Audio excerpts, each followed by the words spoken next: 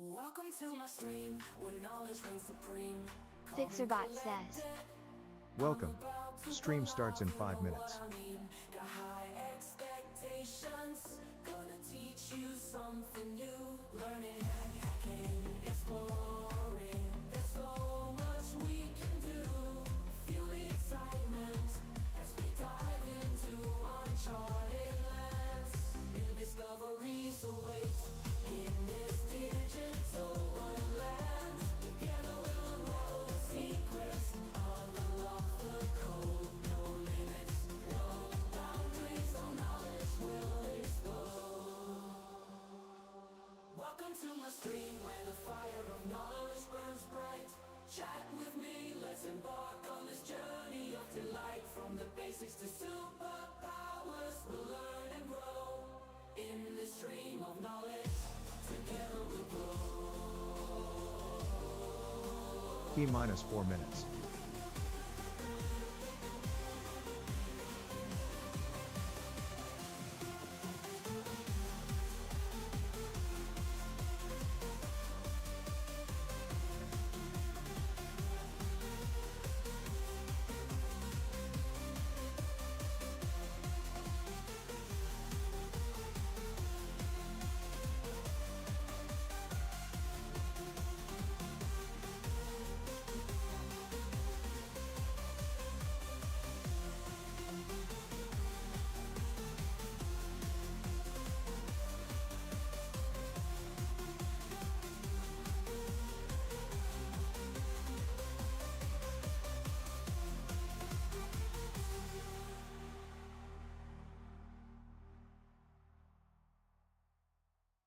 Welcome to my stream, where knowledge reigns supreme.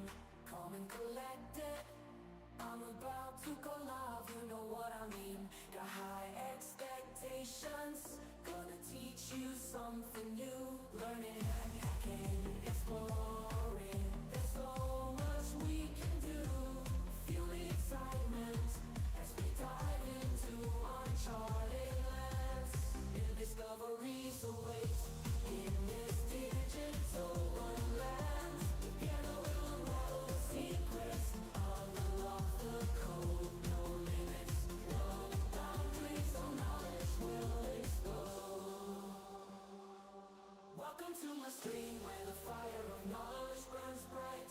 Chat with me, let's embark on this journey of delight. From the basics to superpowers, we'll learn and grow in this stream of knowledge.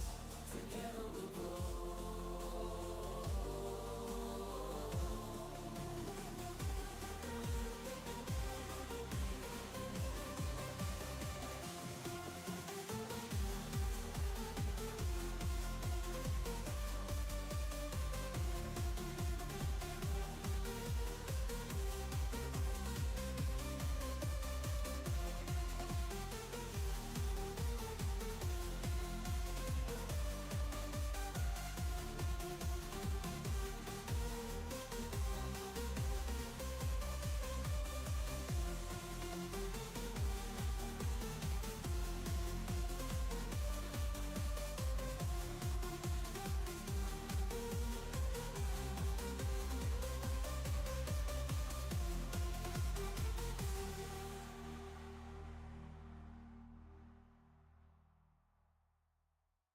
Welcome to my stream, where knowledge reigns supreme.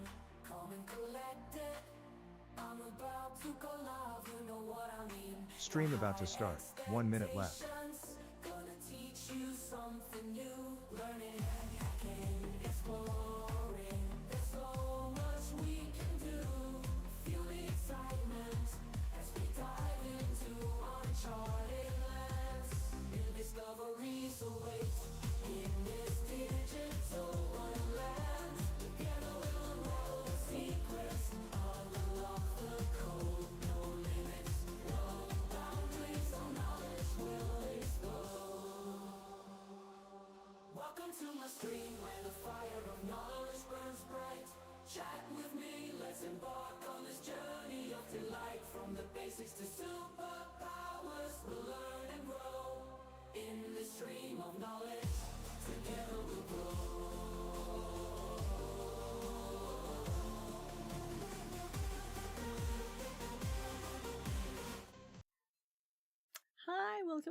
So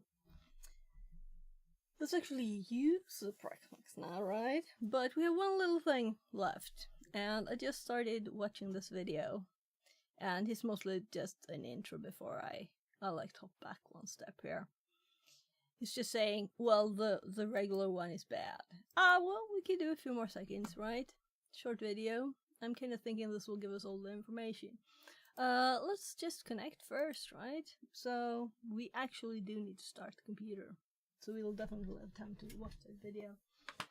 Let's do it. So it's still in this room in case we do need to connect to it.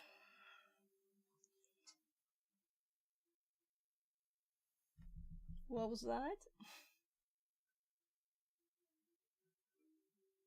So it closed down, it started, closed down, and started. So we did by mistake click the auto overclock option. So maybe we should disable that again. I don't really care if it takes 1 second extra to boot though.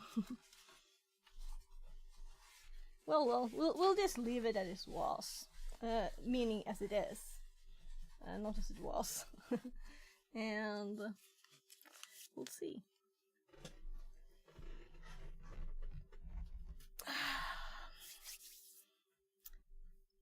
I'm assuming we kind of have this tab up because it's starting to grow again, you know? But what's this? Oh, this is a volunteers thing. Let's just close these tabs. Because it keeps popping up here, you know?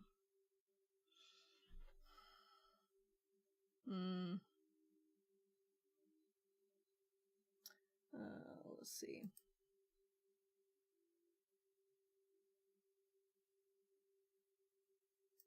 Yeah, I think you're supposed to share a clip. Whatever. And not what I intended to close. I was going to close these because we're actually under now. 76 hours of 100. So why will this not pop away? Will it just be here forever until the April 19th, possibly? So I've moved all the old videos over to YouTube. So what's this? Sometimes I get rated to people. Oh yeah, this was a new cybersecurity streamer. And I was like hopped in there at the end of the stream. I was thinking, check it out, but oh gosh, yeah. Let's we have just a lot of YouTube, LinkedIn ones. I'll just close this another screen. We can close that. The computer should be up now. That's what we're waiting for. So I'm just closing some tabs. Yeah, I'm gonna close my calendar while I'm on my screen hidden too, right? Oh, right.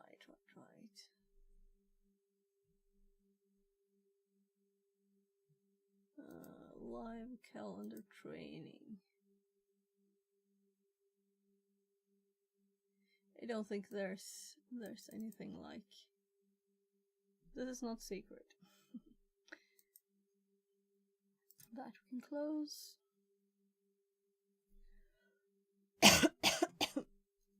So why do I have this up? Well, I found him.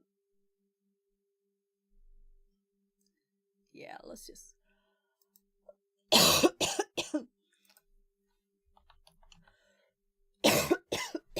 I'm kind of assuming it's up now.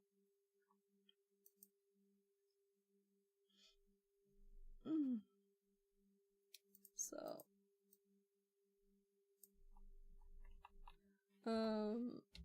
maybe we should have this like a bookmark. Good that we didn't have permissions to hop into the console without logging in.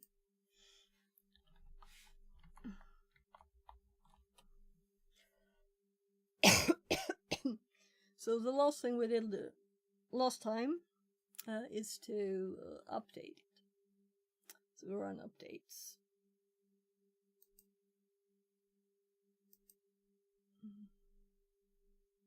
So I'm assuming we do this here. Yeah, and it's no reason to close these because they hop up anyway, right? Let's see, I didn't click this afterwards because I didn't use this interface. I just used the terminal, the little shell here. No updates. That's good. And we changed the repos, removing the paid ones. Minus. And I did this one. So let's expand this so we can see we have the 80 server, Windows 11 in Kali, and the status of this one is that we could not copy, right? And when we installed it, we were planning to use a path through of the graphics card. There's an NVIDIA 970 in this one, and I was thinking we could use that just for Kali. But, you know, for hashes and stuff. But the motherboard can't handle the pass-through. It's not good enough. So it's not new enough, I should say. It's like 2 years or something. So it's 15 years old.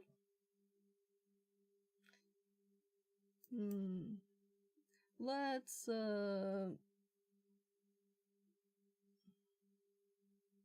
check it out. Where did we have hardware? Display.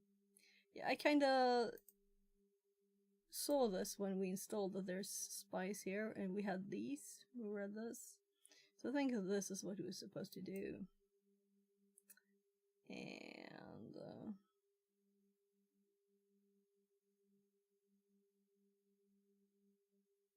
spice clipboard.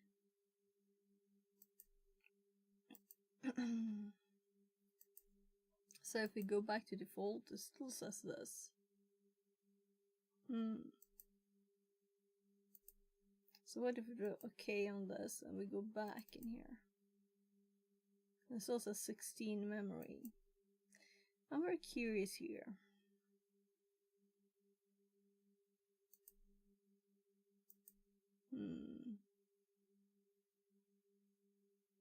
So it had clipboard here before too, right?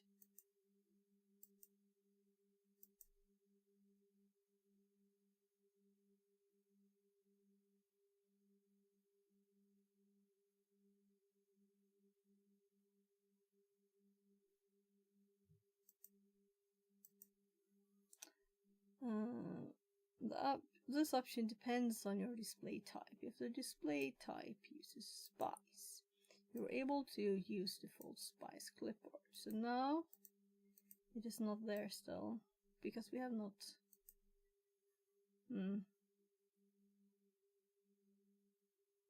Why do I keep touching that?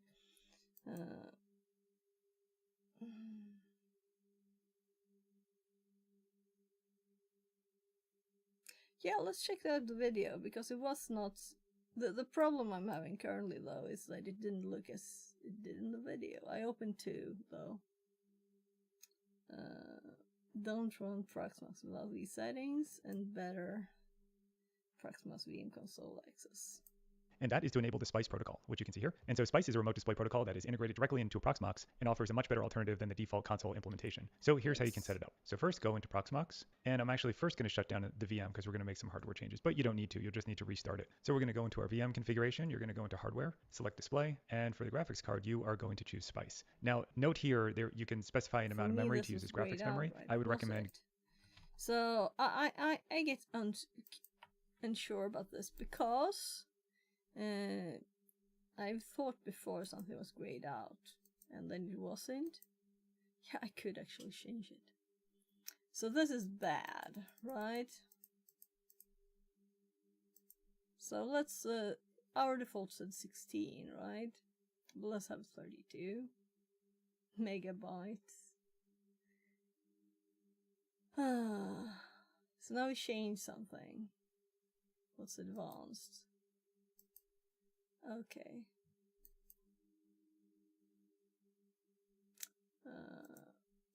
Going with 16 or 32 megabytes, otherwise you might run into problems. I thought more was better, and I threw in 256 and ended up just getting silent failures with black console screens, etc. And it probably cost me an hour of debugging time. So just go with the defaults here and you'll be okay. And then next you're going to want to go down to options, and you can see here there are spice enhancements. So options.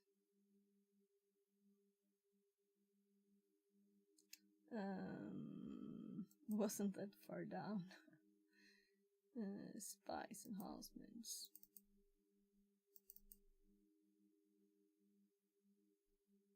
Folder sharing, video streaming.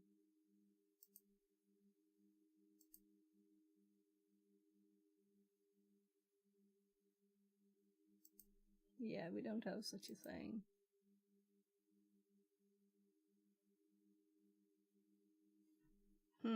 Interesting. This is just 2 months old. And you can turn on folder sharing and video streaming. I'll just say all. Now the next thing you can do is add an audio device, so you Okay. can see here there are spice enhancements, and you can turn on folder sharing and video streaming. I'll just say all. Now the next thing you can do is add an audio Folder sharing and video streaming. I just want cut and paste.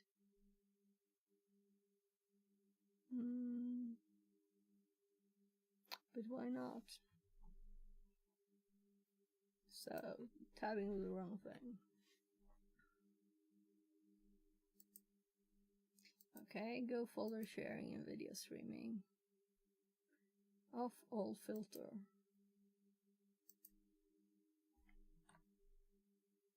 And I tabbed again. So, such tiny text. Why do people make YouTube videos with such tiny text? I don't get it. It's like loss of space around here. Everybody doesn't have 4K monitors, people. device, so you can get sound back from your virtual machine. And you can do that by going up to hardware, clicking add, and selecting audio device, and you can select the audio device So hardware, add audio device. that you want to serve, and then the backend driver leave a spice. And then finally, you can also pass. Okay. So no audio here. Edit. No, why did I click edit? Because I thought I was in hardware and I want to click add. So add. We're gonna put this in the notes, of course, right? All of the things we did. So we should have that up at the same time and do it simultaneously so we don't miss anything. And then I'm like, oh, so what did I do to fix that thing last time I installed Proxmox or something, you know? I remember there was something with this.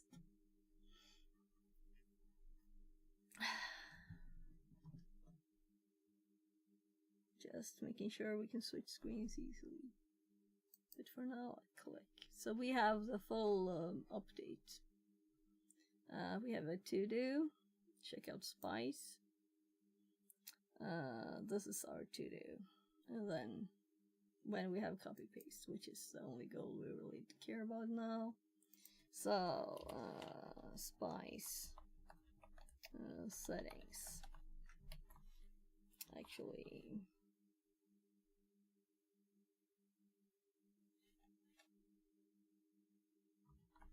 let's do setting up instead because it's more obvious, right? That it's not just we changing two settings. This is something important.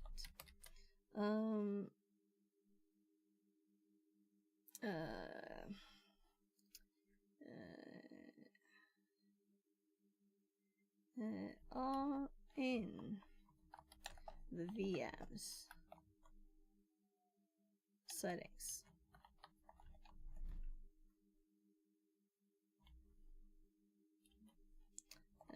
Hardware. And I'm gonna click again on the same thing.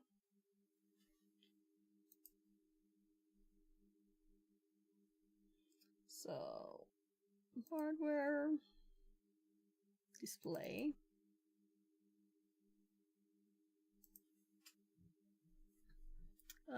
Let's take a little screenshot of this.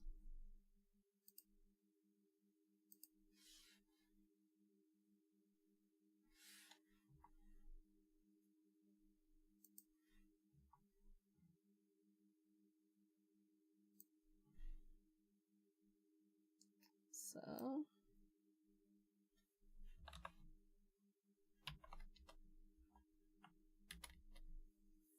and we just, oh my god, why is it not connecting? Because I didn't click load deck. Well, that could be the explanation. So I just pasted this here. Then we go back here.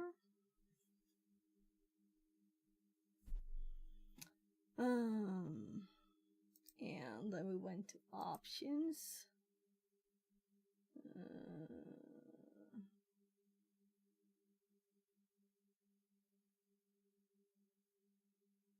Spice enhancements, and then we'll do this one. So first, options.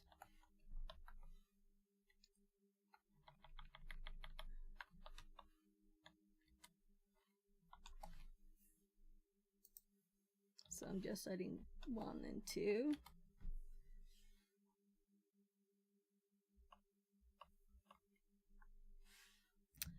So I did write top 2 and sometimes I don't like when it changes stuff. Just grabbing the screenshot here of our current state. We don't have to have the whole thingy-majiggy there. There.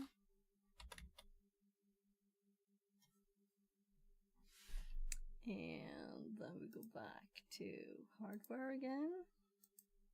Oh look, it did it again! No, that is 2. Do I even care about typing 3 here? Because I will change that anyway, right? Let's not click anything close to that even. So hardware. And arrow down.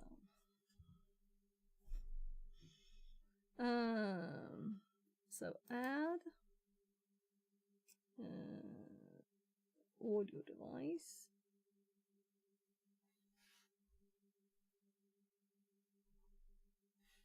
So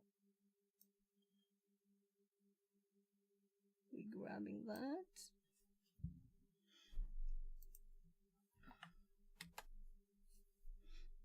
And it's actually good. So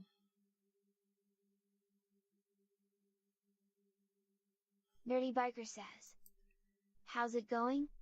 yes, we're just adding the spice settings and adding that to the documentation too, so I remember next time. But I don't think we need to change anything. So we have a video we're looking at here, but it's very tiny. I don't know why people record videos. Add and selecting audio device, and you can select the audio device that you want to serve, Yeah, and so then the we didn't backend driver change leave a it. spice. And then finally, you just can also said pass a add. USB device through. So I like that it's quick, and I did speed it up. So, but this keeping having By to just going escape. back to hardware. Scroll up over here, right? I guess I should put it here. And let's just grab the screenshot here. Alright, let's actually make one where we have the hand on the ad. Why not, right? Like this.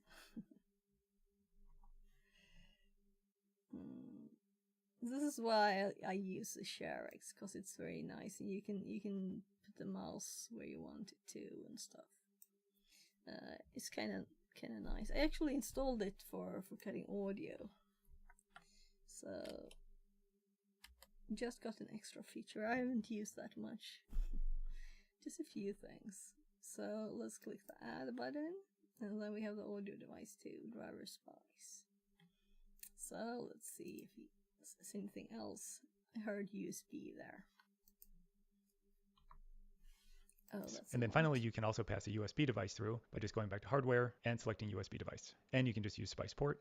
And you are all set up. So this is how you configure your VM to use the Spice protocol. So what you can do now is you can just go ahead and start your VM. And then on the client side, you'll need to make sure you have the right viewing tool installed. And on Linux, that's going to be Vert Viewer.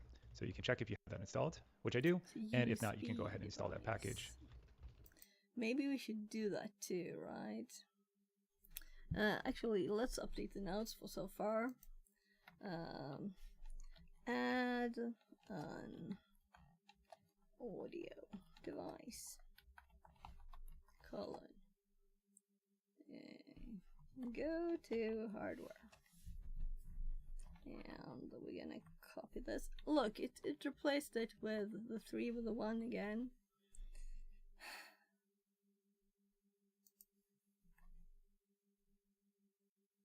And we're not gonna add, we're gonna edit. Yeah. Edit the display. Go to hardware and then edit display. Go to the options. But What is Spice? Amused. Spice is what makes cut and paste work when we connect to Proxmox servers through the simple web GUI here, which is kind of nice, right? So we don't have to RDP or anything, we can just use this. Okay, cut and paste interesting. works. And obviously it added also audio to it, so we will see.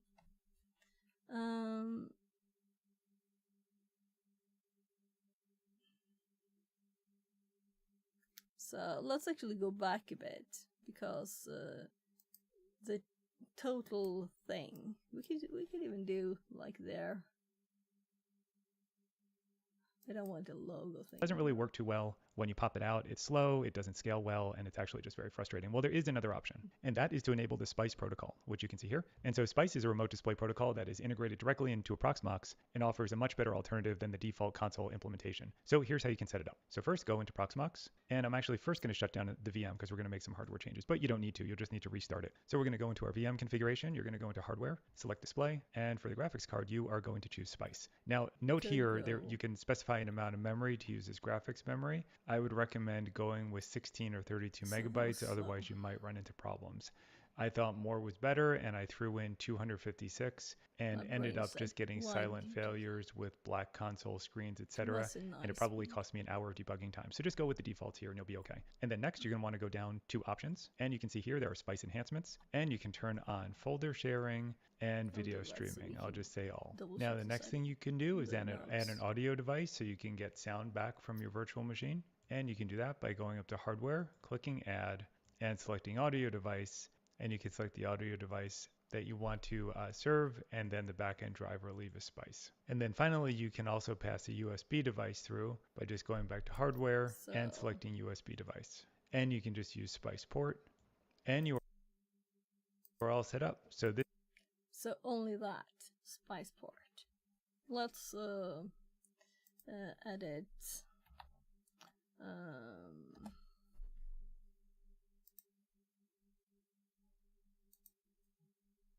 So options, Spice enhancements is what it's called.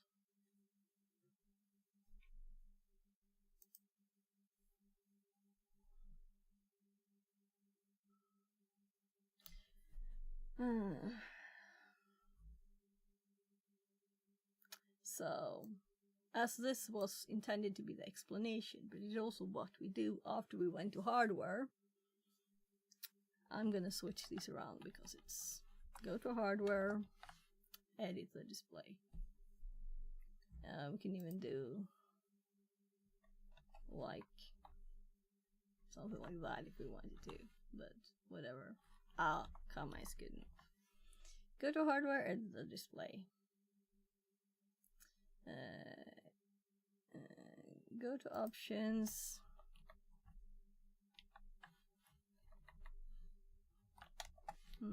Edit Spice enhancements.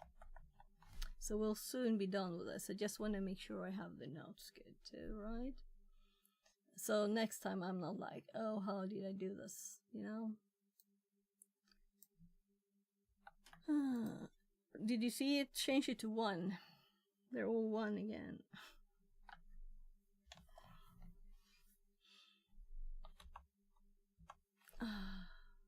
So as soon as I edit the lines, I have to go and set the numbers. So 1, 2, 3. There. And then we go 4. Which will not stay 4 for long, will it?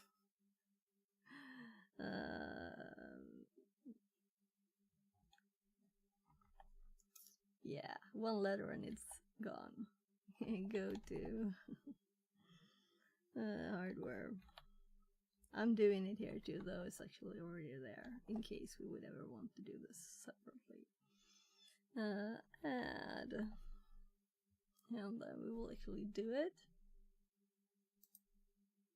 Go to hardware. Add.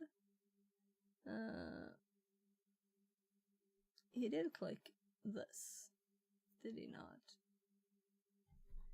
Let's actually double check, because I thought he clicked that with the other one.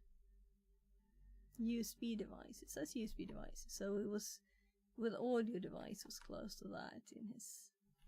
I keep forgetting that I need to escape. So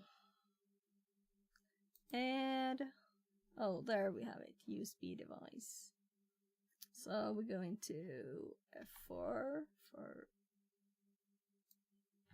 screenshot. Well, we want the full thing. So from up here, right, we want to add button 2 to meet obvious. I guess we don't need the full thing. I'm just gonna paste it. And then we're going to actually click it. USB device. And Spice port. So, again, another screenshot. There. And we just put this there. And then we have to change. Okay. What happened? Undo, undo. Redo, redo, redo. No. Paste. That's interesting. I did already paste. I might have pasted in the wrong place then. Use USB 3.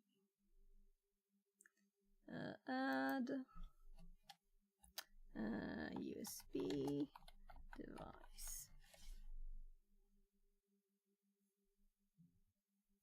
So we click add. So we have also the USB device. I'm curious. Use map device, use Fender, use USB port. So parts of this is mapping between the interface, the console. Now we have Spice not grayed out anymore.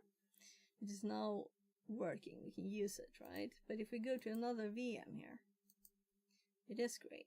So we need to do this for all of them. Maybe we don't want USB, but I'm curious, this USB pass-through, is it from the Proxmox server to the 80 server? Or is it like the cut and paste and display view that we can actually plug stuff into our computer and do it? That's interesting. By the way, I still have Zooms and meetings. So I'm not cutting the image then, I'm just zooming instead. Oh, that's nice with having a real camera, you can just turn it. I think I probably changed the focus too. If I'm blurry, it's just the way I am. No, other way. That was my Google or YouTube search. So they have the Spice and you port. can just use Spice port.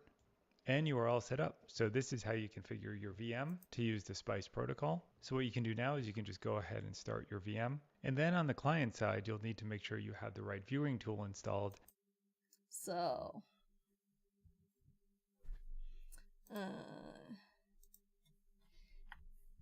I guess the numbers gone again. So we have 1, 2, 3, and those are okay so far.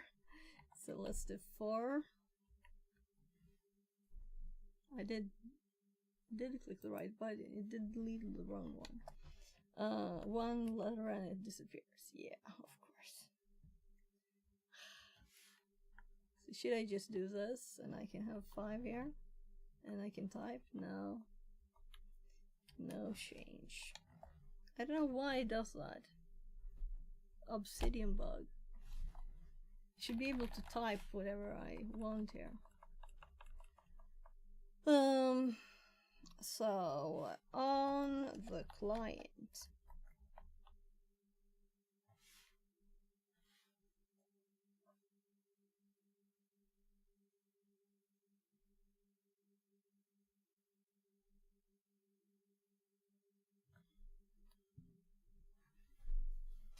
they mean on the VM. So which would be more clear, right? So let's start it. We have to do this again and again because they assumed so much when they recorded. So we start it. And they just skipped because they're making a short, quick video, but they skipped something Now that you can just I go thought ahead and was start your interesting. VM. And then on the client side, you'll need to make sure you have the right viewing tool installed. And so we can't even see the line here. So this must be the VM. I can't imagine anything else. Let's see what they do first. on Linux, that's going to be Vert Viewer. So you can check if you have that installed, which I do. And if not, you can go ahead and install that package. So we're going to make this on the client / VM virtual machines. So I'm just adding notes.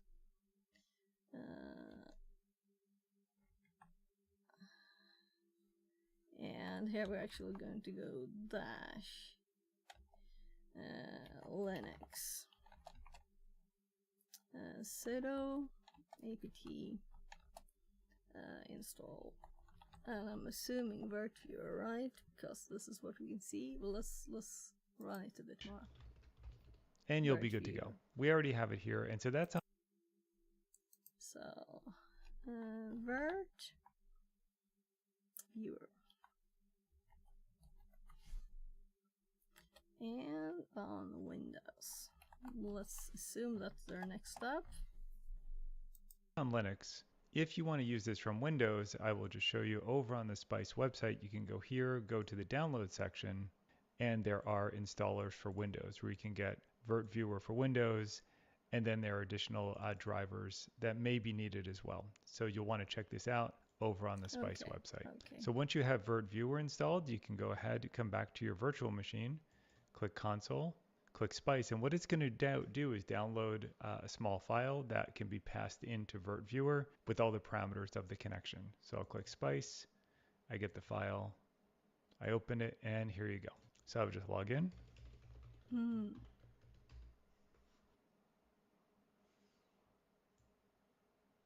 And you can see I instantly get a much bigger, better desktop. The performance is noticeably better with this. It scales nicely, and it makes dealing with VMs just much better overall for just a couple extra clicks during your setup. And that's really all you need to know. Like I said, it's going to be quick today, just a little tip to help you work with your VMs more effectively. But before I go, I just want to add a couple other things, and that is if you come back here to the Spice download page, there's a couple other things to be aware of. If you're going to be running Linux as your guest OS, as your virtual machines, you probably don't need to install anything else. It's the Spice VD agent is already installed a most modern Linux distribution, so you should be good to go.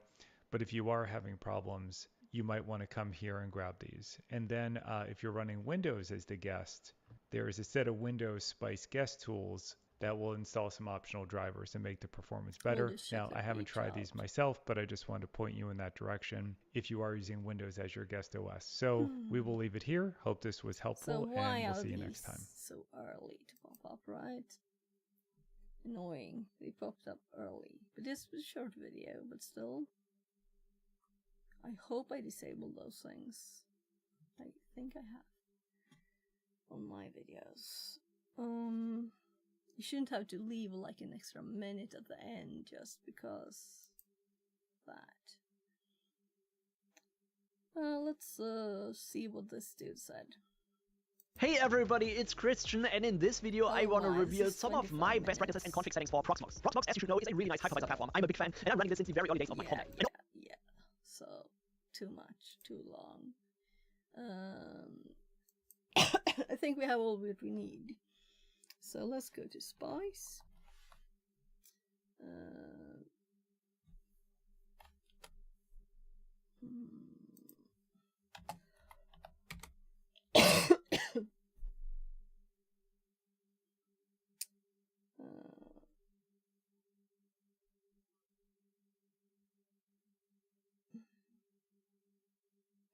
Spice space.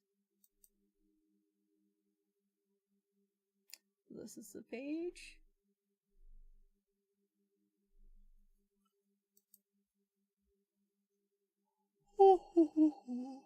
Because I wanted to install AD with my script and I couldn't paste it there, and then I was like, nah.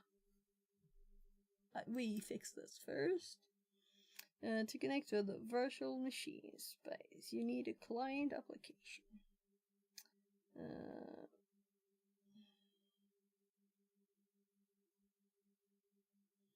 Windows.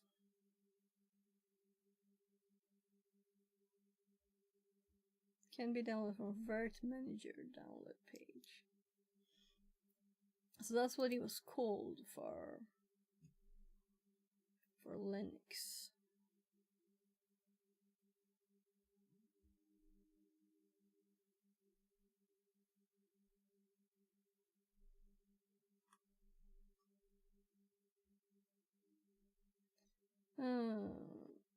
Install it on your OS. So I did click Windows, right?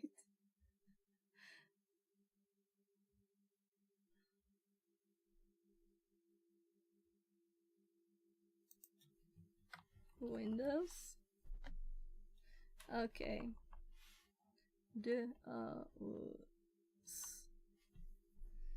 No Windows on here. And this is the link I clicked. Vert Windows installer. So I'm kind of assuming, no, this is a tar file. That's not Windowsy.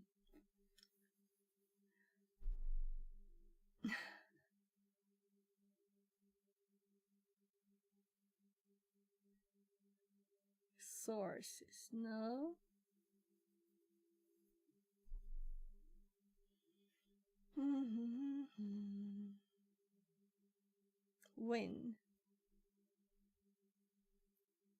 Win here.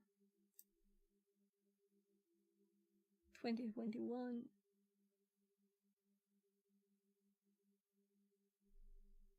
So the Windows ones are not updated. Then my brain says security, not that it's like matters for our little labs.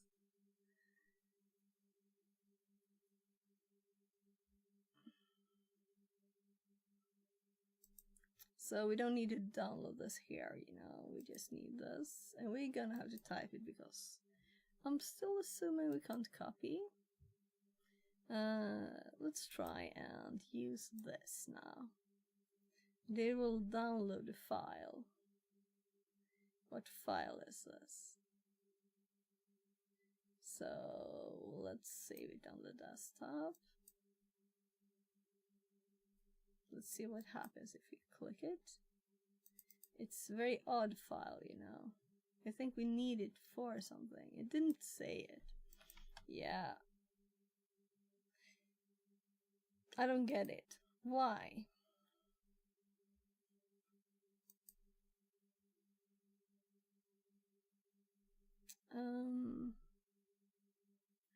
Okay, I got it now. We're not installing anything on the VM. It is actually on the client. I don't know if I like that. Then we actually installed on this computer. So, I mean, then maybe it is not that good as I thought it might be. So, after we install this, will it just automatically work? Yes, we install it. It's an MSI.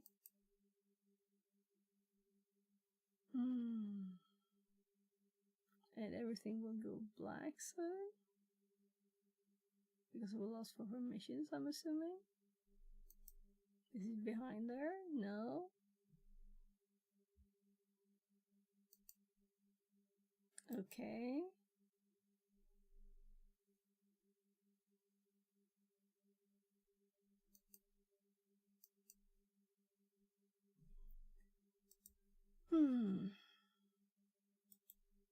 So.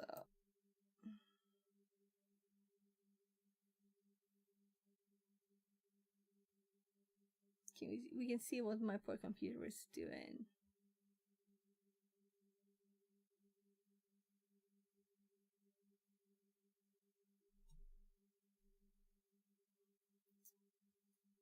Let's try clicking the button again and see if there's a difference.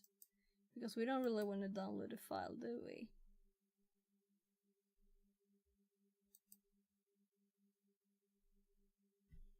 And we can click console too, which gives us that.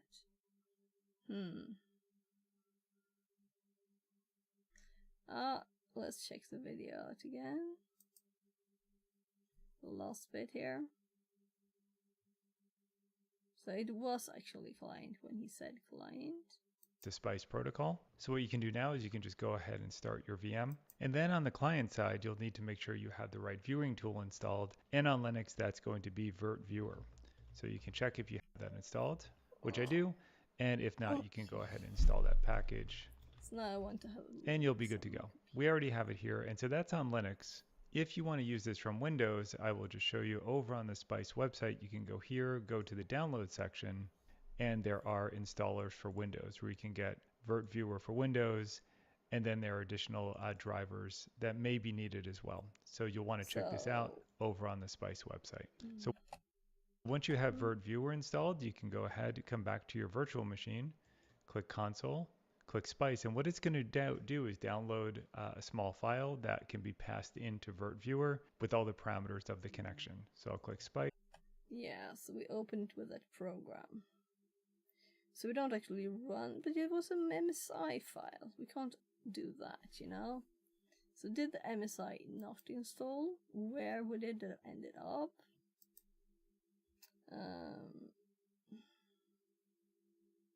I guess the Vert Viewer. There we have it, the MSI.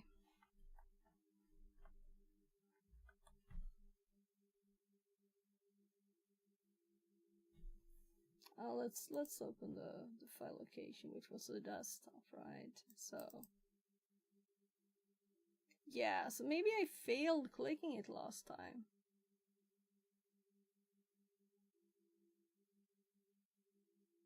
Nothing happened then, did it? Oh, there's the black screen too, right? Permissions. I did click it though.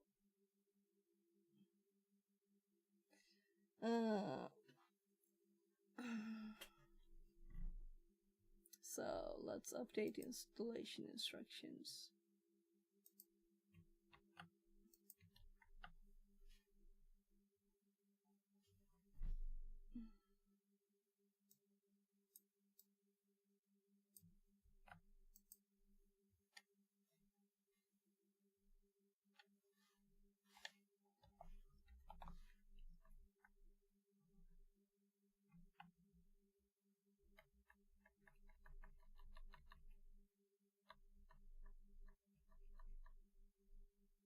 My goodness.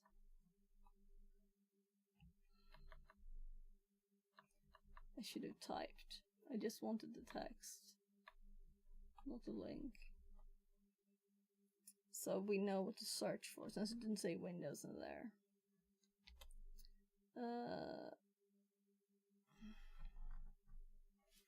And again, the number. Now we have added this line enough. Oopsie.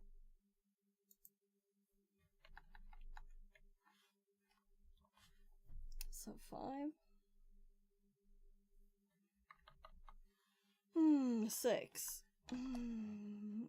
Connect.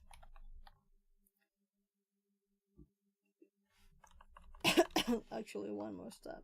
I don't like this. Just to say it again, but maybe it will be automatic.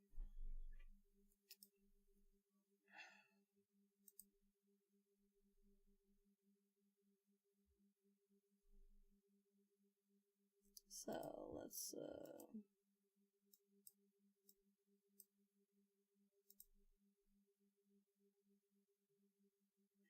so did we install it twice?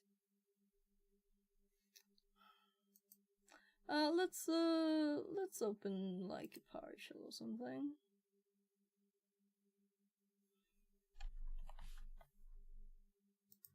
Yeah, let's do Vert tab viewer. Yeah, I thought so. So I guess we go this one. 7-zip open.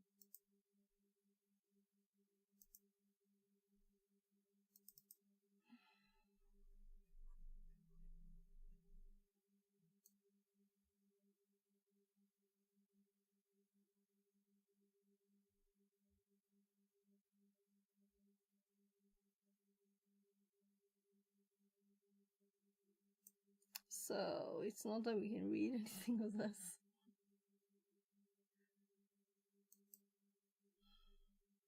Okay, I'm clicking it a third time.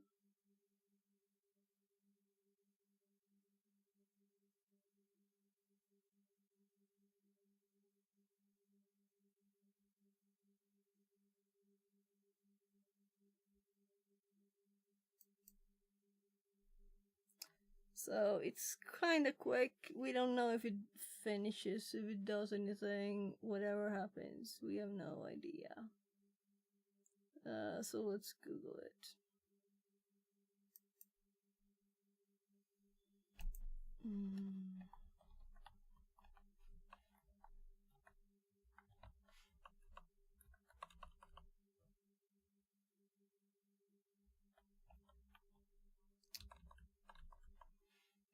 I was like, something is wrong here. That's also wrong.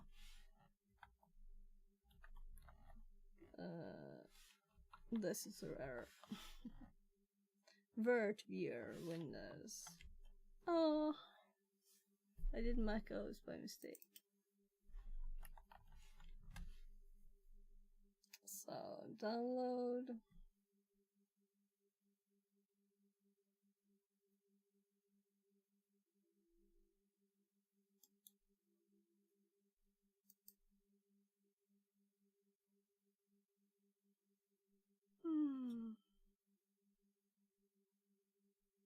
Download and install Vert viewer from here.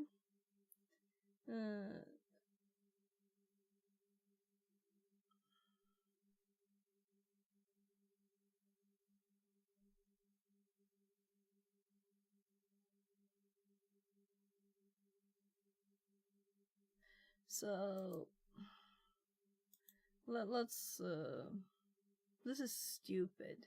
I don't like it. I just want copy and paste. And this doesn't have an extension, so we can't associate it with a program. And it says it will be invalid after a little time, right? So if we were to do like that, we can't even.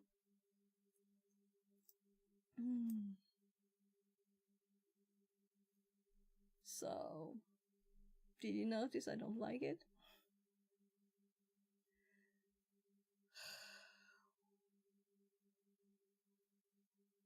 You only have a few seconds to open it. That's what I said. Or it will get invalid. Windows should let you allow you to choose an exe of your choice to open it with. If that program is not in that list, most browsers should also allow you to directly open a VV file.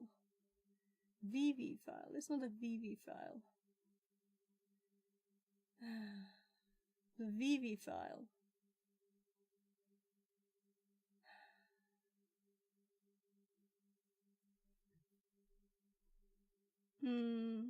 Something is very wrong.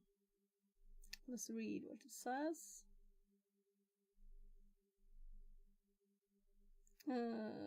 Releases are currently being signed by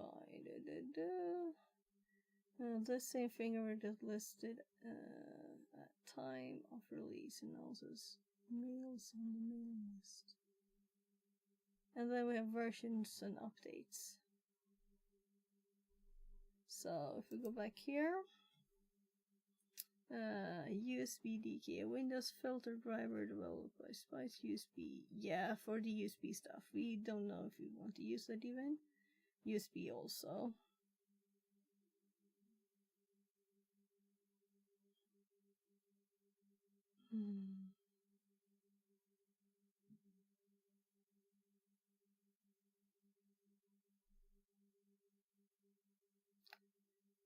Do we go the RDP road? But I kind of like to open it from here, right?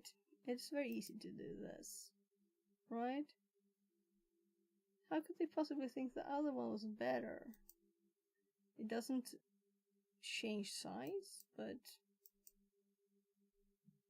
it's nice enough size. Oh, look, this one is called VV.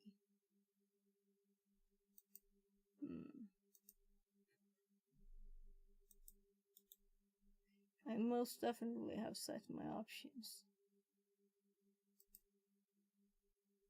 You know, it's not like this is a new computer.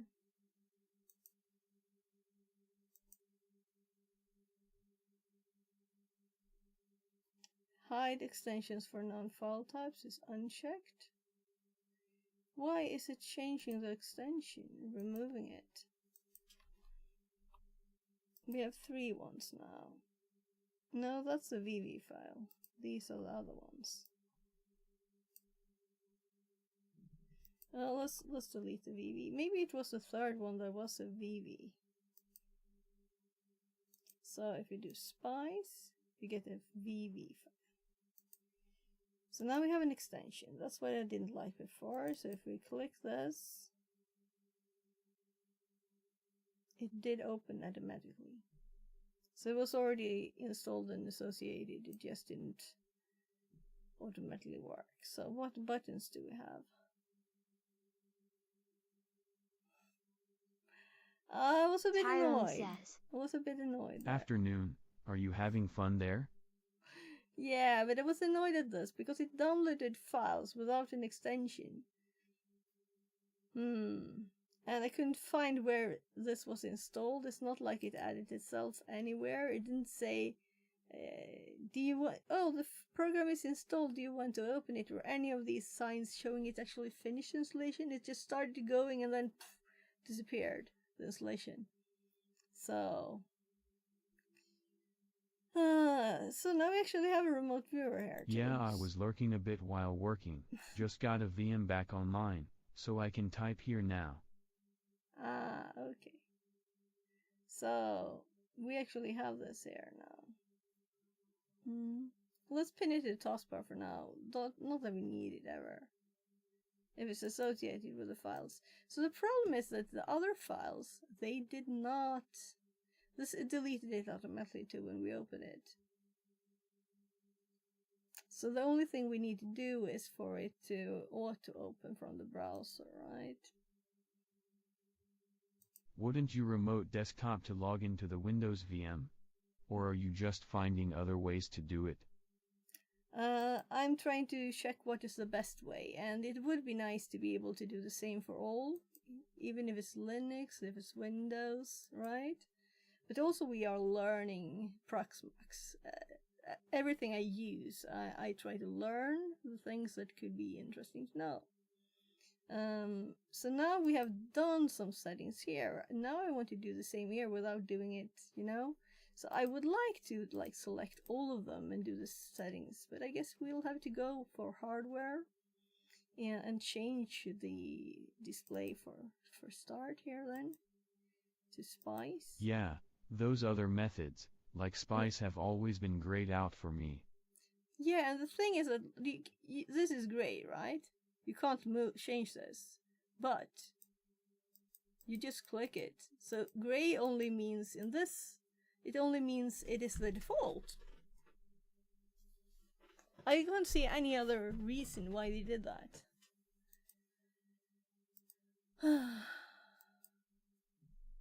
And then we go to options and we click Spice Enhancements. Yeah, but I mean in the drop down when connecting to the console.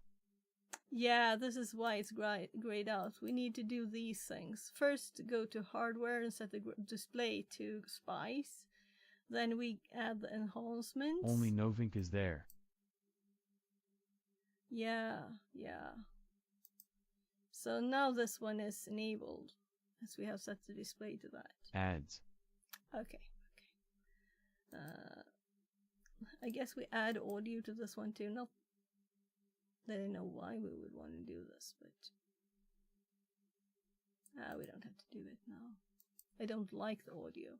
I don't want the audio even. I'm just testing. So display on this one is default still.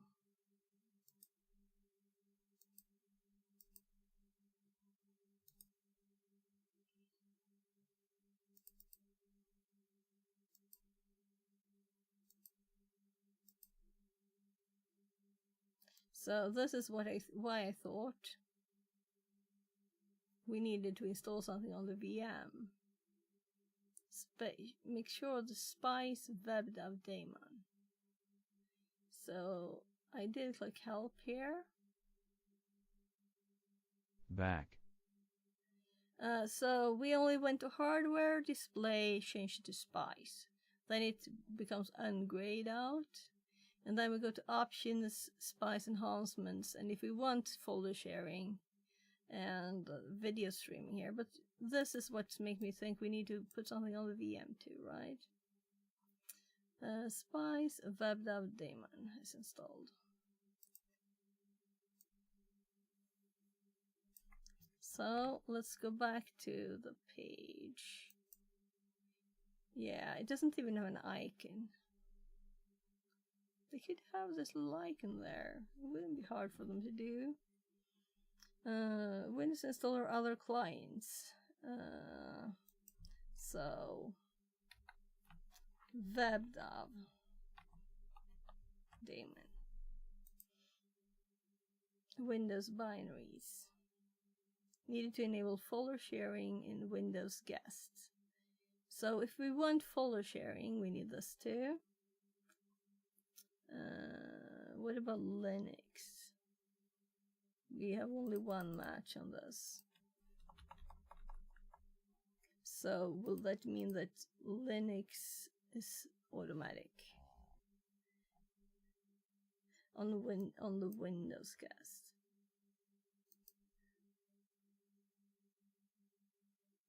Manual folder sharing. Download. Let's click that one. So this is very useful listing. So x86,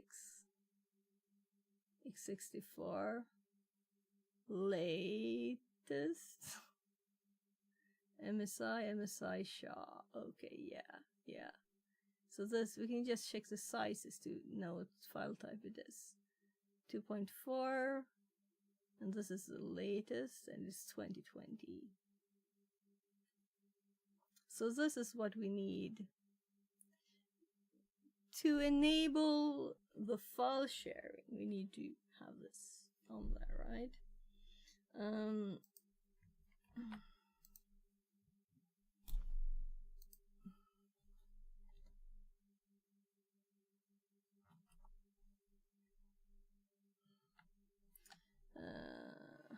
Yeah. To enable file sharing, we also need on the client our PC install the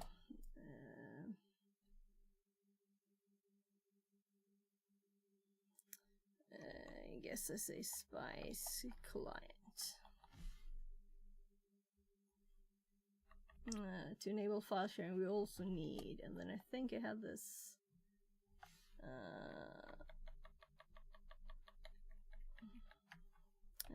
web dubbed, well, web dev daemon.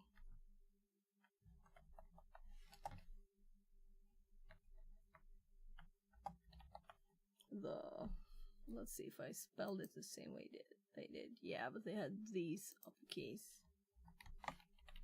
So, web dev daemon.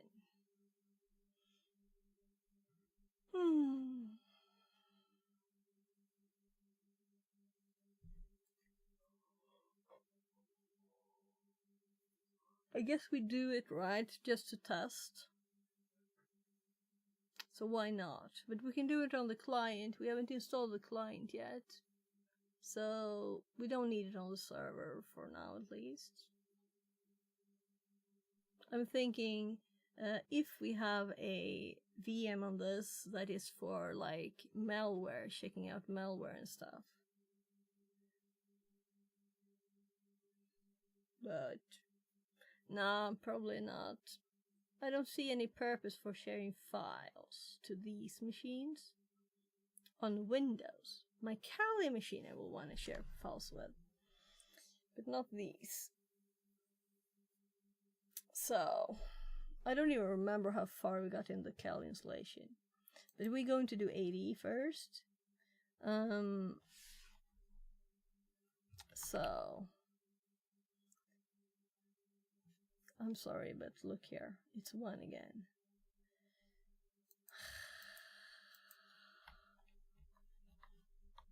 Five. And if I type something here now it's actually connected. Because there's no images in between, so that's why it's possible. Yeah, we could do this. I think I have a solution for this problem.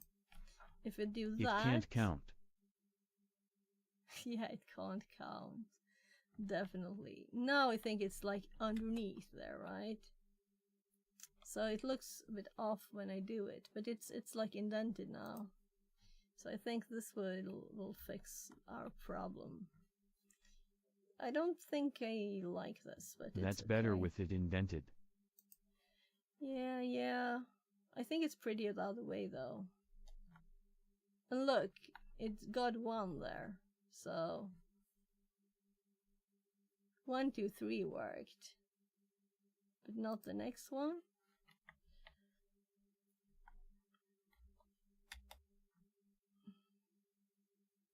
Oh, because there's 2 images. Yeah, I don't like the indentation really for the images. The images I want to be full out on the side, but I can accept it. I can live with it. So if we change something here, it actually changed to the right thing. Good. Come on, I'm trying to delete. 7 raiders from 0 day 3301 have joined. Fixerbot says, Thank you very much for the raid. Welcome in. Raiders. 0 day 3301 brought 7 friends to the party. So, Go drop them a follow. what are you doing? Working on a Tyrone box? says, Hi 0 day 3301. Welcome in, everybody. Welcome Raiders. So 0 we're day messing with 3301 Obsidian. says, Hey messing guys. with us. So if I edit this line now, even if I make a like new line there, no, not if I make a new line there, then we go off. So how come it manages an extra line here? Right, so if I go there, yeah, double enter worked. So what were you doing? Were you doing a box? I know you were working on several before, you know. 6. So this is Proxmox's getting Spice working. And I read this here. Spice web dev daemon is installed on the VM for... is this also for video streaming, or is it only for the folder sharing? Yeah, I thought it was the folder sharing. It's not obvious, right? So let's actually uncheck that, because I don't think I need it. And we don't have a warning message. So why this? Because we changed what is running. So as the VM is running, let's actually... Yesterday hacked uranium. Nice hard box. Now I need a nap. Nice. Okay, you need a nap now. Did you see the CTF? That's later today. Everybody, let's check this out. So meta CTF. They have this little flash CTF.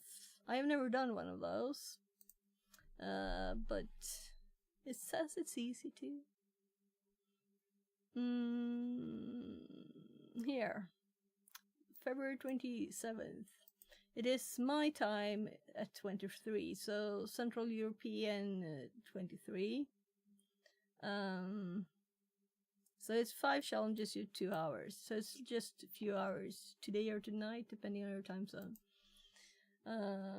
And I think 23, I should probably be able to sit without the kids coming and dragging me away, you know? So maybe it's a good time. If it was now, that would be... yeah. So just for fun, a tip to play with. Other than that, maybe.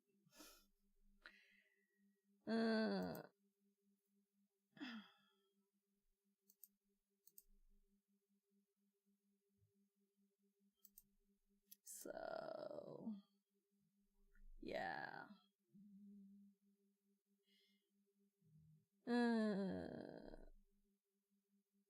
There's where we downloaded the Verge viewer. Have politics tonight, but maybe after. If we can still register. It's only for 2 hours, you know, so you could probably register all the way up to that time.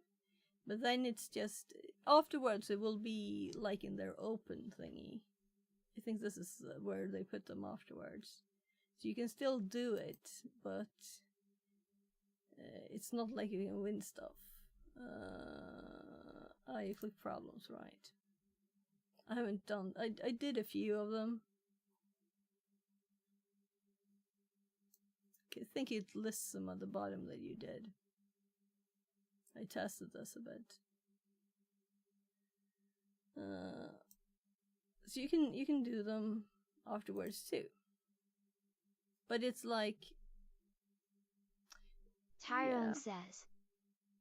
I'm playing with some my video generating locally on my PC. Spent almost 3 hours trying to make it work last night. Then today someone has released a new workflow for it and it worked right away. Oh, there was some kind of bug maybe. So maybe we should keep that one up though. So we're actually looking at a video, and let's see if there's anything more interesting in this one. That can be passed into Vert Viewer with all the parameters of the connection. So I'll click Spice, I get the file, I open it, and here we you also go. got it So I'll just without log the in. VV, but then it opened here. Maybe he has set it not to show the full name. And you can see I instantly get a much bigger, better desktop. The performance is noticeably better with this. It scales nicely, and it makes dealing with VMs just much better overall for just a couple extra clicks during your setup. And that's really all you need to know. Like I said, it's going to be quick today, just a little tip to help you work with your VMs more effectively. But before I go, I just want to add a couple other things, and that is if you come back here to the Spice download page, there's a couple other things to be aware of. If you're going to be running Linux as your guest OS, as your virtual machines, you probably don't need to install anything else. It's the Spice VD agent is already installed on most modern Linux distributions, so you should be good to go. But if you are having problems, keep documenting. Don't be like me and repeat all this stuff 100 times seems good lol. You saw what I did, right? Setting up Spice. And I took screenshots when I did it here. So we can do it on all the VMs we add and not be like, Google. Oh.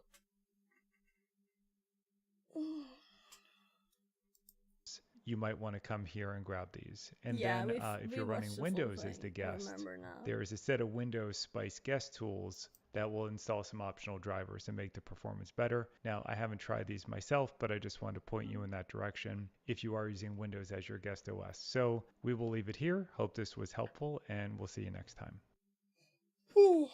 So just before he said that it's better than the default one. So we have no VNC here by default, and it just works.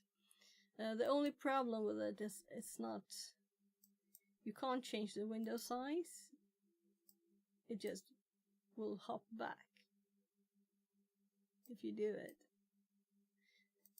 I think you could do that. Nah, not even that. So it's a bit like inflexible in that. I actually did this yesterday or 2 days ago. Well, and then we have this thing too. We have to set the Control-Alt-Delete to the machine. So I'm just gonna restart it now, and then we're going to see if we can connect with Spice as we change settings. I'm like, what's the password? Never stop typing in the middle of a password. Even if it's password.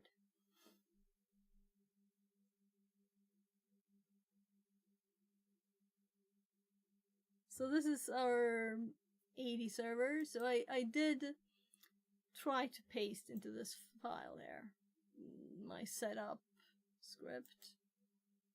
Okay.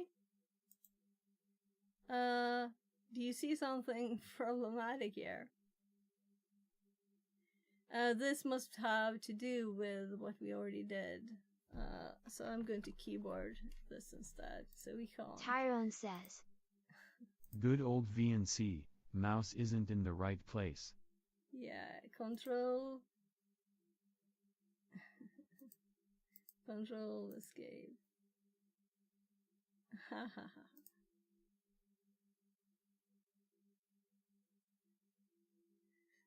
Well, yeah, that didn't work well, did it?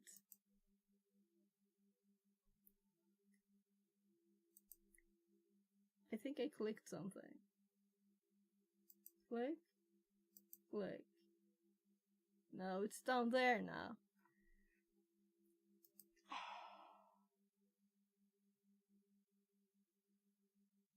Oh well. So I couldn't control escape. Let's control escape again. So keys, control escape. And then we use arrows. Tabs.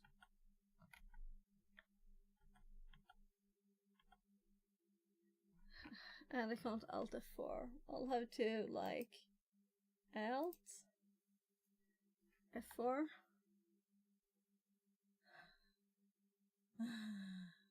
I just want to close the darn computer down without any problems. So F4, I do have it connected to screenshots on my machine, okay? So we'll have to close ShareX down. That's what we used to make the screenshots before. So Alt, let's toggle it to make sure it is there. F4, F4, F4. And this is a plant.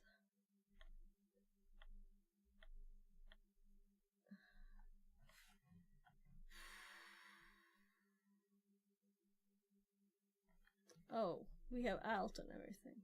Okay, that's why. Shut down. Plant. And this is how we get a comment.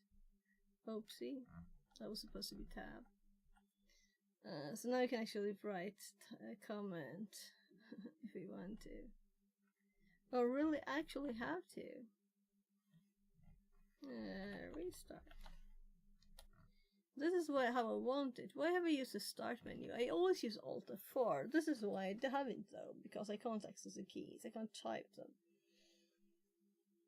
So I wanted to behave like VMware, right? Like my local VMs. I just press the keys and find sometimes both my machine and that machine reacts to Control-Alt-Delete, whatever, you know. That was okay. So now it's shut down the pretty way, right? And we have this here.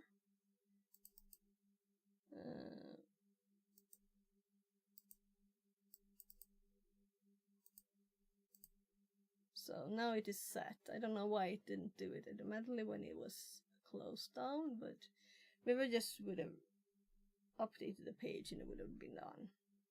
So now we can start it with the new setting. So we have on hardware, we have the display sets of spice, and on the options we have this enabled, the video streaming. We have not clicked anything special to make copy paste work, so this is the first actual test. When we click spice now, we should get a download of a file. So we want to make the browser understand that this file is special. Yeah, not running, but I clicked start.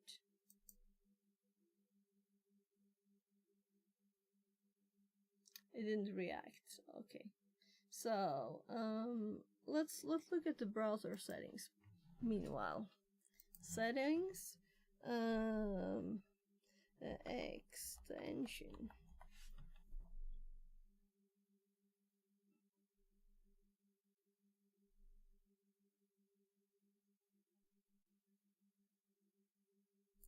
So, I mean files. Download then? What you do when you download different file types.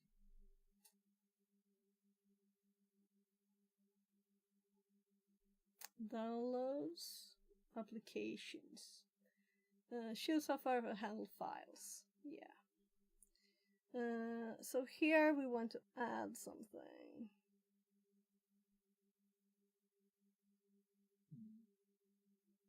We can have it ask.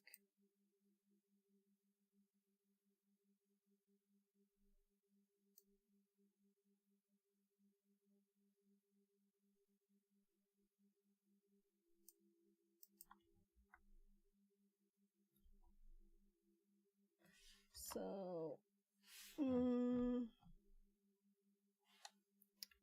view,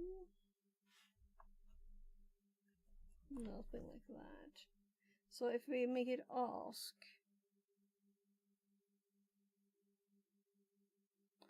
we'll see. Let's try that. I think it automatically saves constantly. So what do you think? Is it started? So when we click this now, we get a question and we want to open it. And for files like this. And then we OK this. And then we can set this back to save files. So now we should automatically open this whenever we connect. Yes. So we click Spice, and now it downloaded and it opened it. Good. So it's like the same functionality, right? So now we just need to know how this works. If I press Ctrl Alt Delete, and there's a Ctrl Alt R to release pointer. I don't like that. That's not acceptable, and also it's very slow movement. Yeah, this is not good.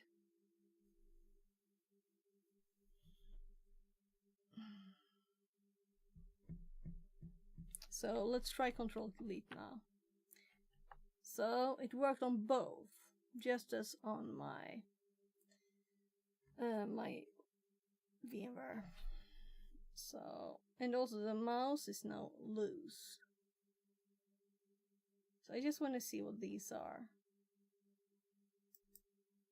Do I have to click them? No mouse over information. We can expand it. We can click, what is this? Display 1.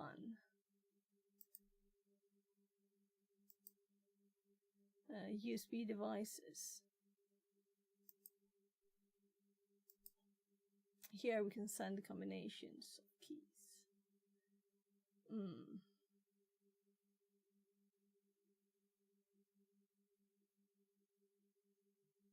So what about the display settings? Display 1.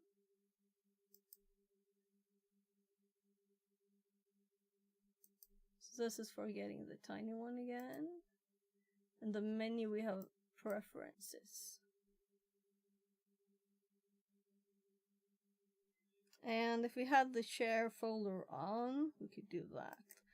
Let's just oh gosh. Control Alt R for release. Good. But I can't have that. That just speed changes.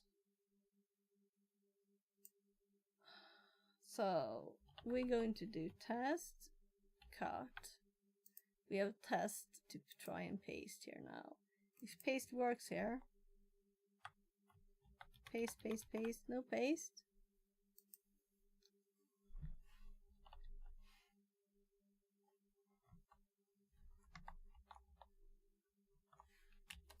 So far my feeling of spice is that it's crap.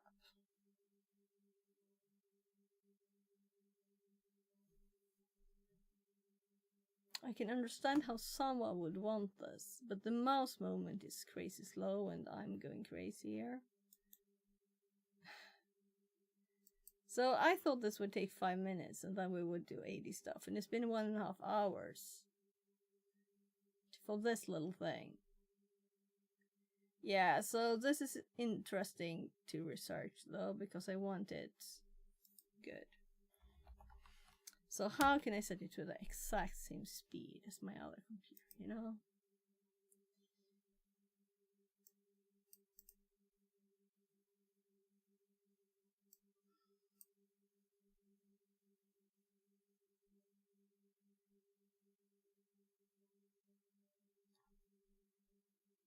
Control Alt R. So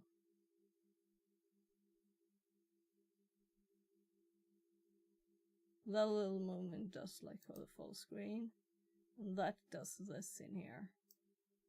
So full, it's still not up to the same speed. I just changed my AA repo to nightly build and it downloaded an older one than I already had. So much for nightly builds. Yeah. And I just maxed the mouse speed and it's still too slow. So I just want to move like a little bit on my desk and it goes all over the screen, you know? And I have 3 screens that I want to be able to go by just moving on my mouse pad. I don't lift my mouse ever, I just move it a little bit.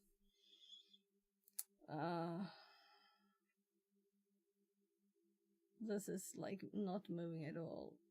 I don't move ever more than that and that with my mouse. And that's for you know, bigger area. At least it's a little bit quicker.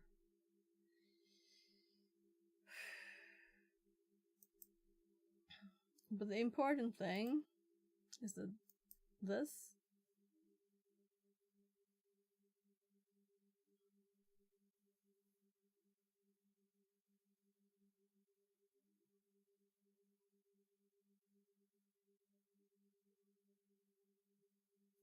I should be able to paste here. Control V. So let's Control Shift R and actually copy what we're supposed to copy, right? So Yeah, I'm on v0.3.18 now, instead of the 0.3.12 from weeks ago. okay, so you went back to your not nightly build. This makes me happier. Good, good.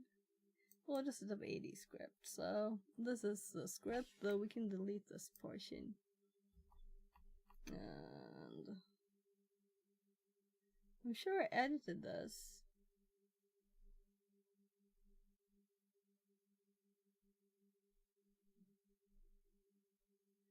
Where did I do that?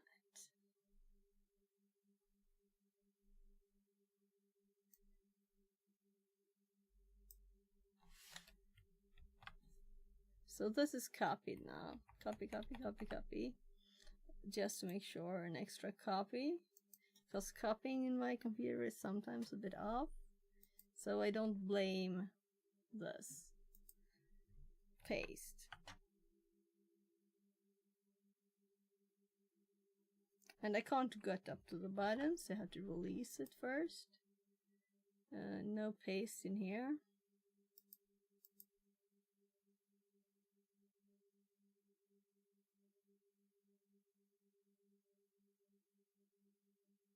So this makes it obvious that this is my computer that passed through, and that's what I was hoping for. So we can connect. Let's say that we're playing with our Kali VM, and we're plugging in a Wi-Fi antenna, a Wi-Fi card with an antenna to this PC. Then we can use it with the Proxmox VM. But if I don't get this, I mean, I can have this clunky setup with as long as copy paste works with VMs that I don't use that often, you know, like an AD server. But my daily normal Kali machine, it has to be perfect. It can't be anything off at all. So I was thinking this would be better than RDP. So far it is the opposite. But RDP couldn't do this, right? But we would need this with Kali. So I don't think RDP can send along devices. Do I have it down here still? No, deleted it.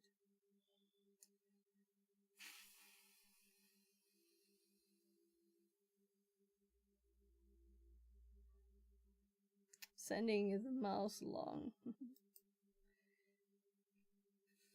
So I can type, but I can't paste. And just to make sure here, I'm trying to paste. There's nothing in the memory. So this is a big problem. And I can't even get out of there. I'm so annoyed at it. So, spice, mouse speed. So I didn't want to spend all day on this. I want to do stuff, not mess with the, like, background stuff. Proxmox configuration.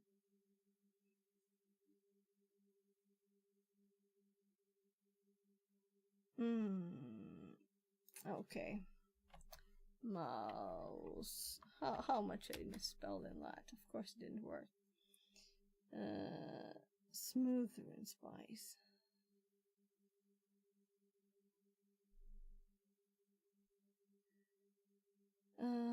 Let's quickly check out the options, right? It did have some menu here. And it was only share clipboard. And share clipboard it's what I want. So we actually have the feature enabled there. And we can't paste. Just to make sure, I have to release the mouse again. This is annoying. We can paste, right? It is in the memory. And this is also not dark mode. Why?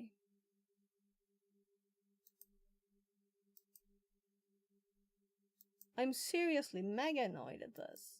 Seriously.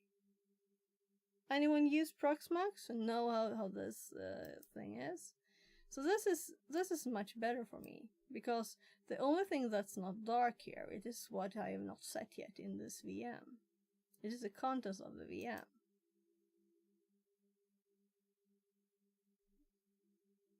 And now the mouse is glitching.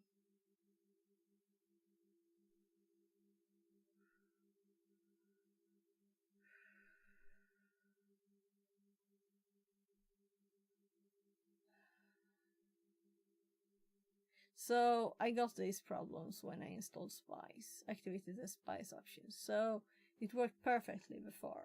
So this I is only not a use the problem console, often. VNC, to get the VM installed with an OS. After that I either SSH or remote a desktop to them. Yeah. So do you use remote desktop with your Linux machines too?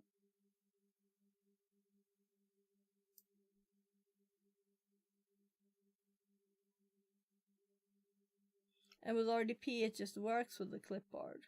You don't have to mess with anything. I don't have Linux machines with a desktop end. Okay, because I want my Kali machine on there. At least it's a test. But it's no problem to do that. We can do that. We can do RDP with the Kali, no problem. Yeah, Kali would need to do something. Not sure what. No, we can just install RDP on it.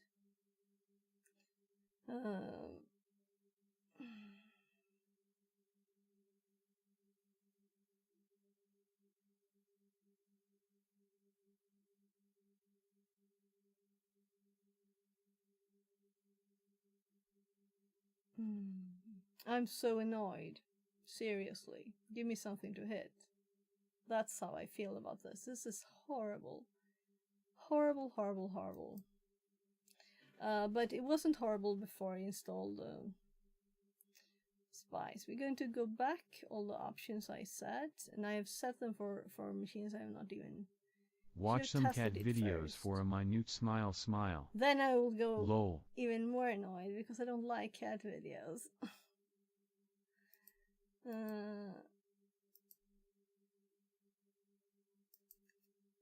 Nor do I.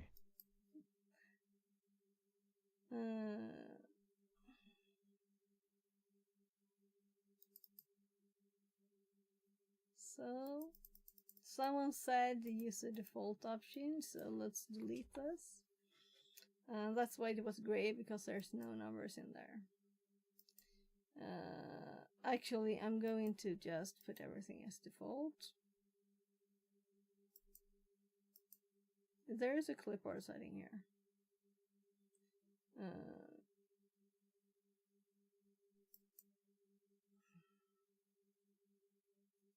Yeah, I think there might be a better solution. But I'm a bit annoyed at myself for adding stuff to the other machines before I had tested it. This was stupid, right? Because it worked fine before. So we're going to have to shut it down again. I guess we go into this, because at least the mouse is synced. So we can click the was up in the other corner of the mouse. Deep breaths. Shut down. And it is a plant, and I want to type the reason, but it won't let me if I don't Alt F4, which is the normal way I would do it.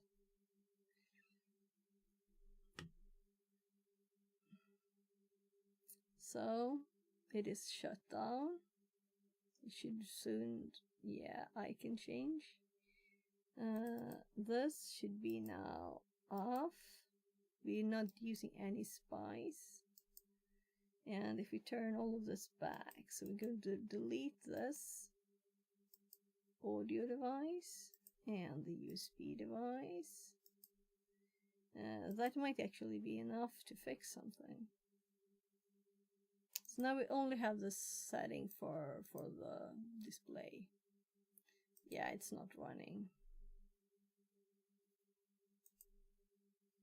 I'm giving it another chance here. So we're going to do all on this, and we're going to start it. And we have to start it before we start the screen, which is a little bit annoying. Because I want to maybe start it before I even start the machine. And see like the empty screen. We can do that with the NoVNC one. And we have a white line here. Why on earth would I want a white line?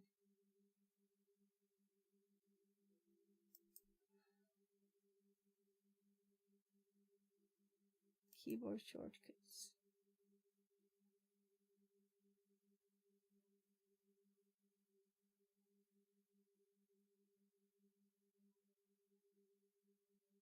Okay, so there's a Control Alt Delete, Control Alt Insert.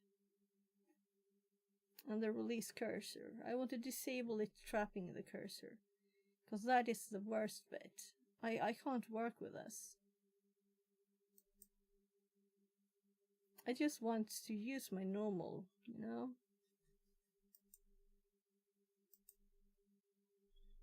So, Control Alt Insert.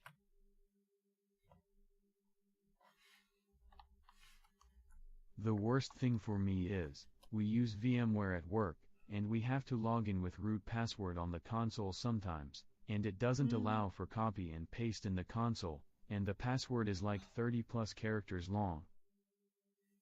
Oh my god. Yeah. I totally get that's horrible. But let's try a quick paste test again here. Blah68CK68100 says, Hi. Welcome back. So the spice I can't get out of the window without pressing Shift Control R, and that annoys me a lot. I'm going to do a paste test, confirming that we have stuff to paste. And letting the very slow VM, which is okay because it's not good. There's no great hardware for this, okay? My last session did not slow normally. So, paste. Paste, paste, paste. Can I ask what led you to use Proxmox for ad environment?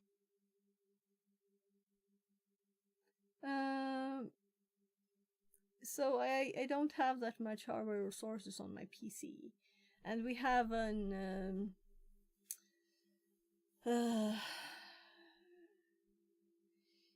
so if I start too many VMs, stream crashes. That's the problem. So I was thinking we'd try this way, but now we kind of confirmed that this did not work. Though, and also this annoys me so much that I would never use Spice just because of this. It's trapping the mouse. So instead of going bye-bye on it, let's give it one more chance, right? So we've increased the speed. The speed is okay. I can probably live with that. With the trapping, that is, yeah. So Spice trap mouse. spiced mousetrap. We really got mousetraps.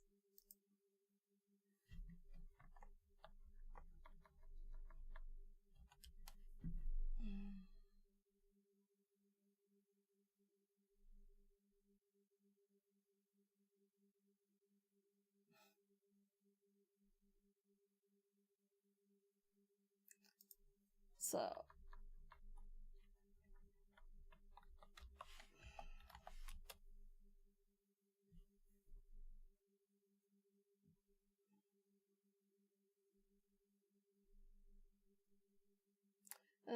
this is ChatGPT time. I install Proxmox. Do you run Proxmox bare metal? How else would you do it? Run Proxmox in a VM?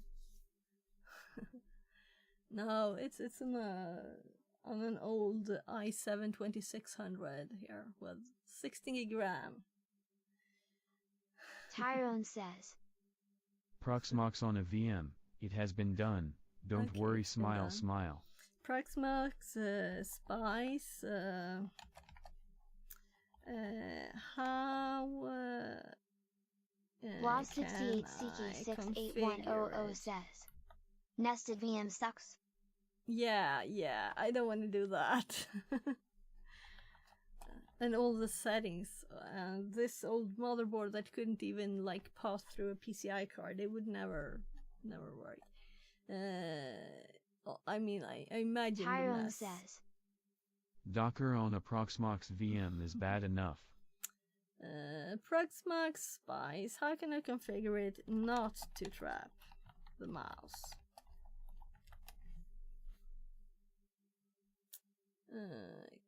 Client mouse mode, also called absolute pointer mode. And set display to Spice. Options for the VM. Use tablet for pointer. Yeah, so let's just throw this over to the other screen and go in here. So we didn't change the display. We still have Spice here. Blob 68 CK68100 says. I'm thinking of running Proxmox on my Raspberry Pi 5.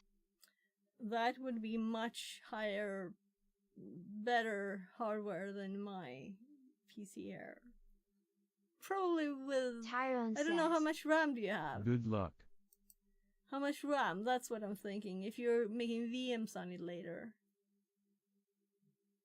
So my Raspberry Pi 4s, they have only 8 gigs.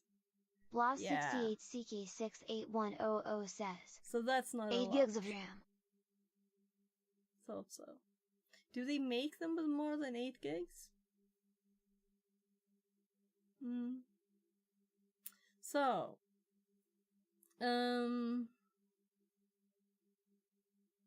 Yes, they do 16. there's 16. Tyrone says. Would be nice if you could run it on a Pi though. Yeah, would be very nice, and I do imagine it would I be run very warm. Proxmox on AI7 7700K with 32 gig RAM. It's like more than double mine, I think. So mine is 16 gig RAM and it's an i7 2600. Yeah. So if I had that's like my main PC, by the way. So that's what we're using. That's my main PC. Blob We can 68 CK68100 says. I just want to experiment with the technology. I don't want to look, scale it low. i7 7700, 32 gigs. So that's my main best computer.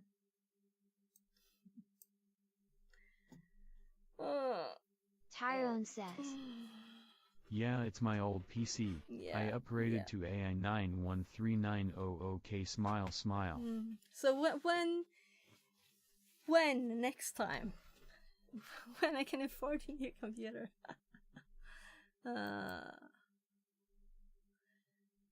I kind of used up all my money, and I'm not getting lots of money in, so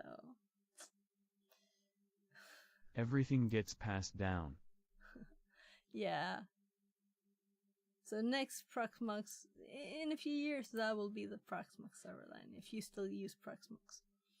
So let's do the things it said. We still have the display set to Proxmox. The next step is to go to Options, and I got a new monitor for Christmas, and gave my old one to my son. Okay. Use tablet for pointer, yes. This enables absolute positioning, so it is enabled. Spice client settings. If using Vert Viewer or Remote Viewer, mouse capture is usually not required with tablet mode enabled. Use Shift F12 to release the mouse if it gets trapped. So it didn't really do anything.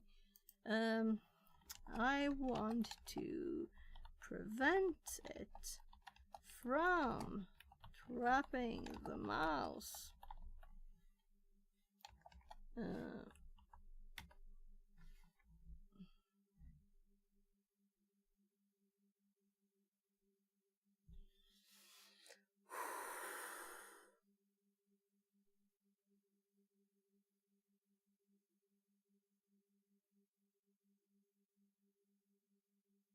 Or remote viewer. What's a remote viewer? Disable grab in preferences. Toggle mouse grab with Shift F12. So that's an easy test. So it is grabbing the mouse, right? So we click Shift F12 and it is still grabbed. And I have to release it with this to get outside. If I click up here and I do Shift F12 and we then click here, and I'm still caught in the window.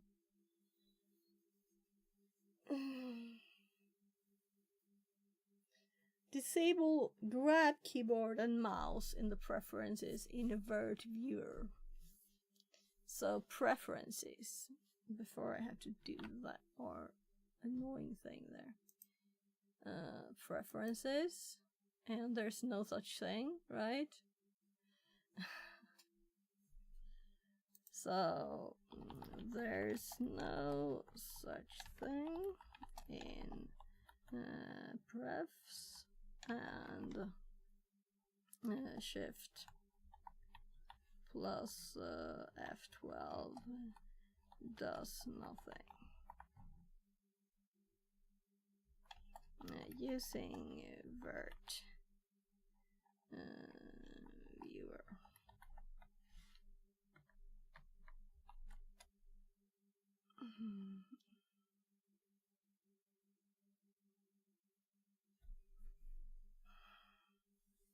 So I've gotten this instruction 3 times, right? Run a remote viewer on Vert Viewer from the terminal. Yeah. So now we at least found that it was installed, right? I was going to look at the command line. So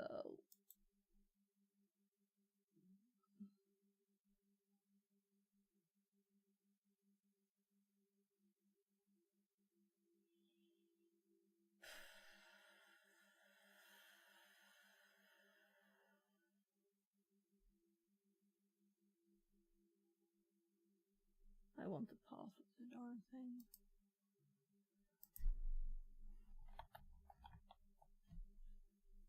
So now it's popping up.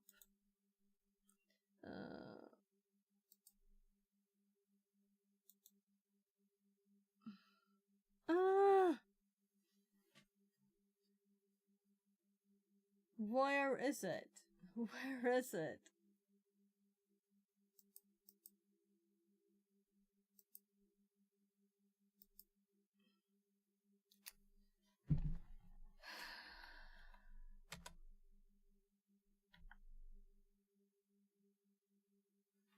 So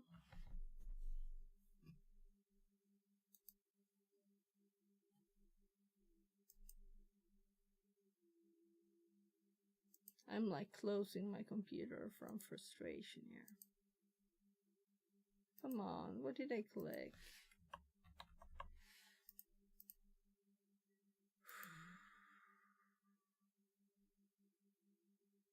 Remote viewer. I just want to see the path to it. Law68CK68100 says, I hate Windows. I get you, I lol. hate Windows. So let's check apps. So I'm thinking it might be Windows installed. And this is from 2022. It's not a new thing. I'm like,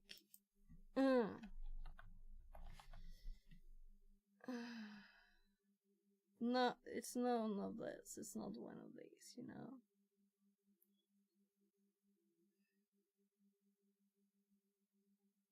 This is my camera's program, and this is normal.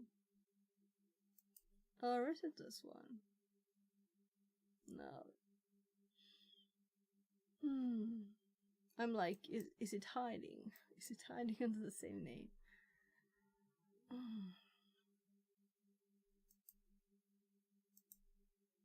So let's hop to ChatGPT and ask where the file is. I can't even find the file. Executable. Oh.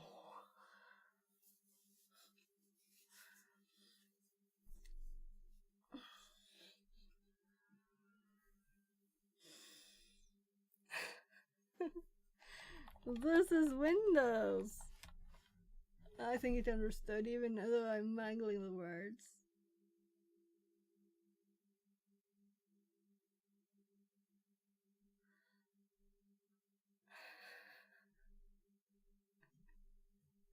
I don't think so. I don't think so, but we will look.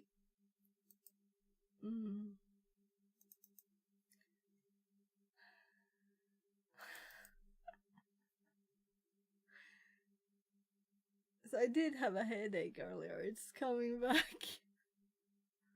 It's my walk yesterday. I was walking for quite some while, and my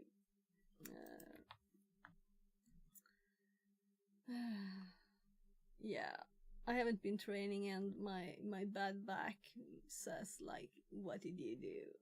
You know, I wouldn't be surprised if it started to a bit. Nah, nothing here. So it'll be in Windows hidden stuff. Microsoft. Okay.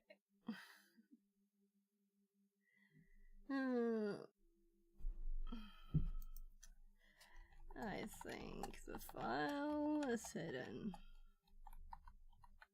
in Windows install programs stuff to be.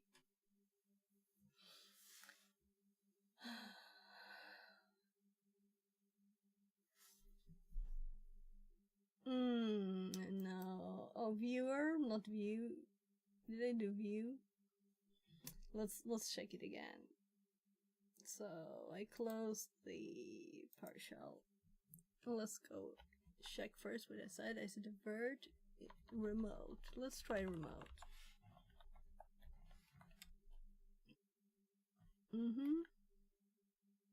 And .exe wouldn't help. We can tab it. Nothing. So I have already tried on the command line. So they are not. Meaning, if we could have had them in the past, we wouldn't have had to find them even, you know? Update our local programs. We can always try that. And I didn't check for spice, did I?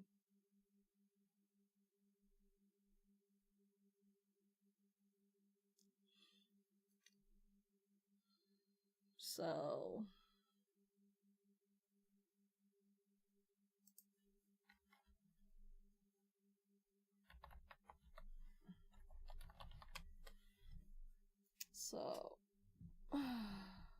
it hopped into roaming too. So it wants local programs. There's no programs there.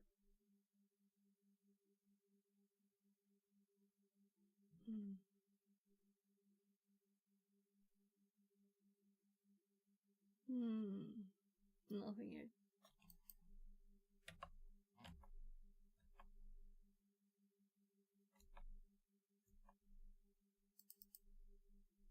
Just to check. Nothing there either.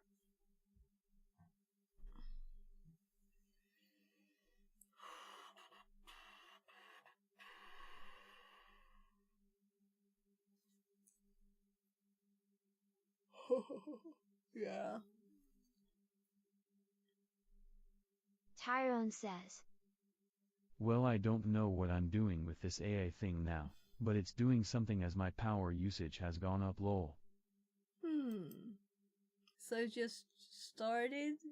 You know, it's just that it's actually intelligent and it's actually aware, so it's grabbing all the resources from your computer.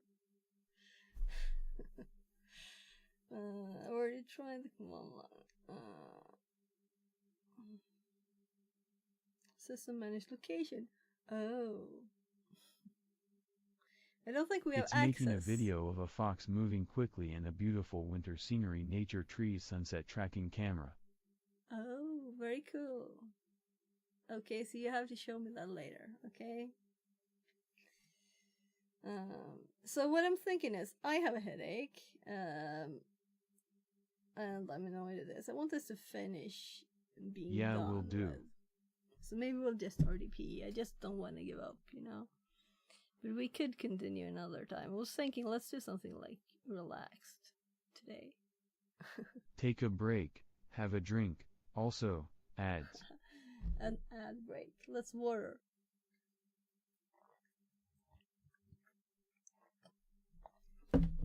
Water is always good if you have a headache. Make sure it's not that, right? Open command prompt.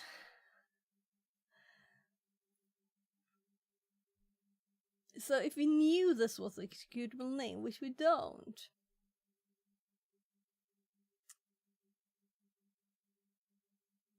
Vert viewer.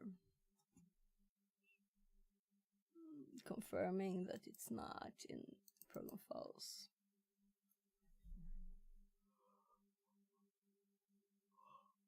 Oh, it's actually there. Finally. We found it. So I tried all the other things. So we have a bin directory. Nice, nice. Finally.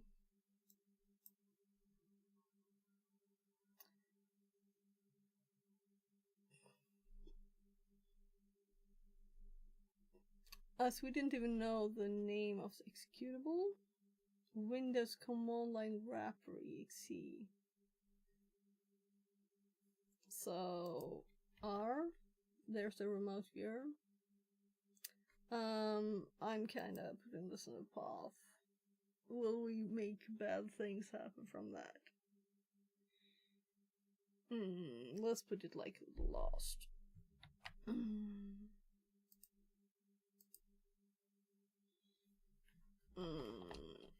I'm tired. You give me the environment. So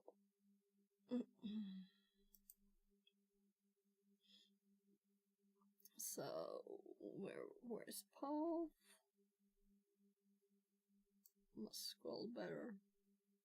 There. I wasn't expecting lowercase. So let's edit it.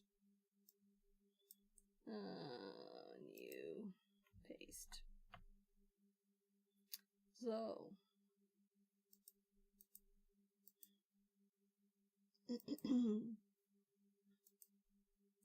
and let's we didn't have anything up still, that's good. So I'm gonna CMD because it's better. No, I'm not throwing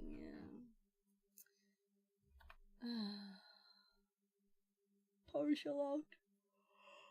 Remote.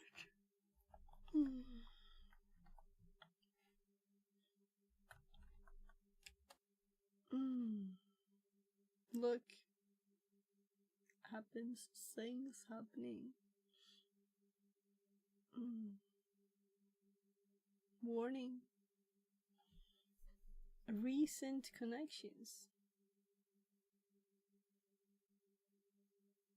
Look, so it's put them on H, downloads. So, unable to connect because it's old now. So,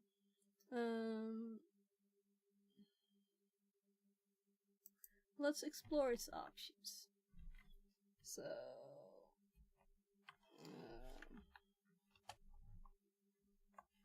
so maybe that. No. So it's suggested to do, let's see.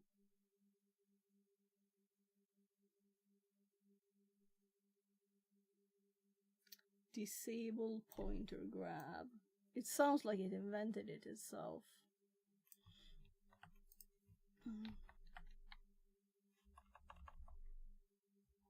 So, disable pointer grab. It sounded like it's totally invented it, but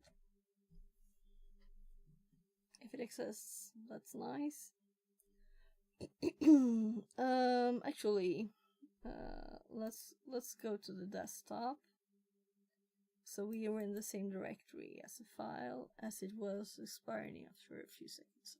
So I'm going to cd desktop.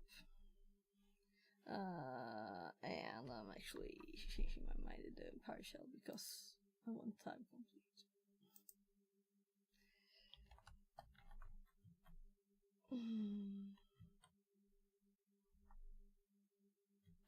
No.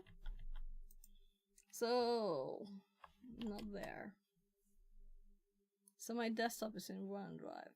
That's why. So.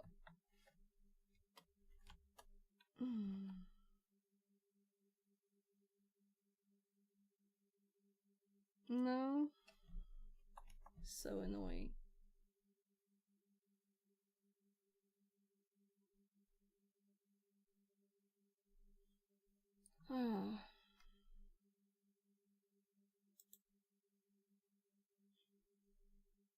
Let's go to one of these. I don't know what I'm thinking really. Let's do it just graphically, right? So I actually went like a half an hour earlier than I had planned from work because of the headache, and I felt I couldn't think. So maybe this wasn't the smartest thing.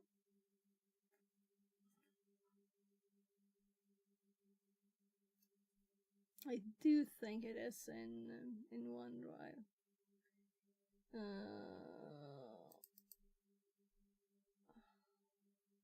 But it's not like in documents, is it? Yeah, it is.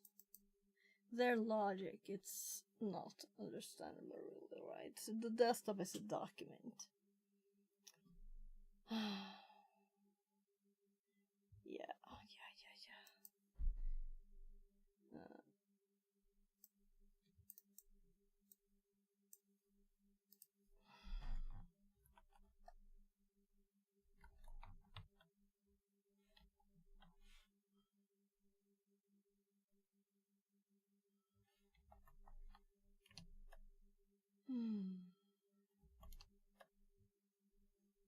Oh my god. Look at this. Right? So the path I get here is documents. And when we look at actual files, it's called the Swedish version of that, which is document.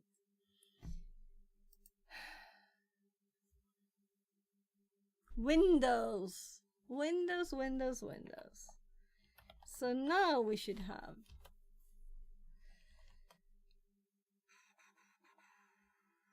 a desktop, which is a shortcut.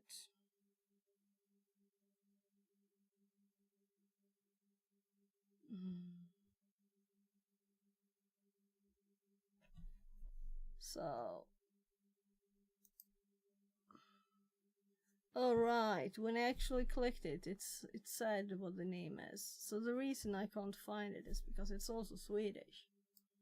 So sometime when I created my first OneDrive share of my desktop, I had Swedish Windows, and it's still there, and it's horrible, and I don't want it. Because I never knew the names in Swedish Windows, you know? I don't know why you would want different path names.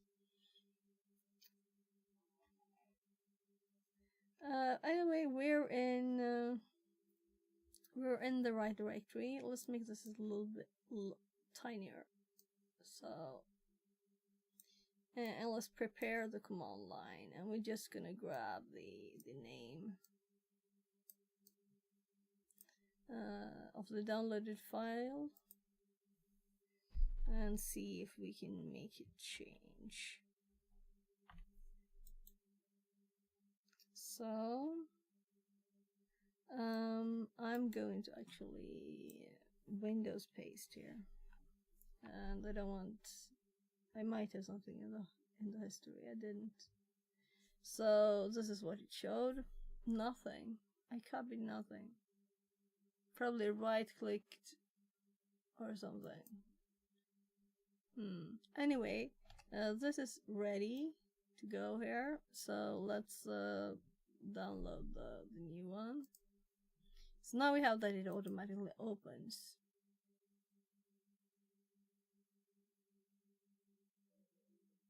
So we'll just close that and check what the file name is. Moved or missing. So it does that at once when it's opened. So we're not gonna move it then. We're not gonna open it. I guess we go to the options again. So many steps for such a tiny thing. Settings. And what did I search for? Download. And then we have the files, and I said ask. And we do the same thing again. And we click this. No? Come on. Ask. But it's in there in the list, right? That's why you have to remove it. It should be at the bottom. No? Spot order. Virtual connection file. Always ask. Maybe that's nice for now at least, right? So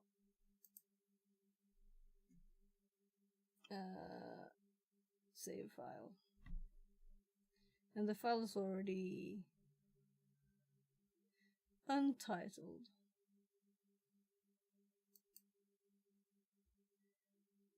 And now we can actually copy the name, save it,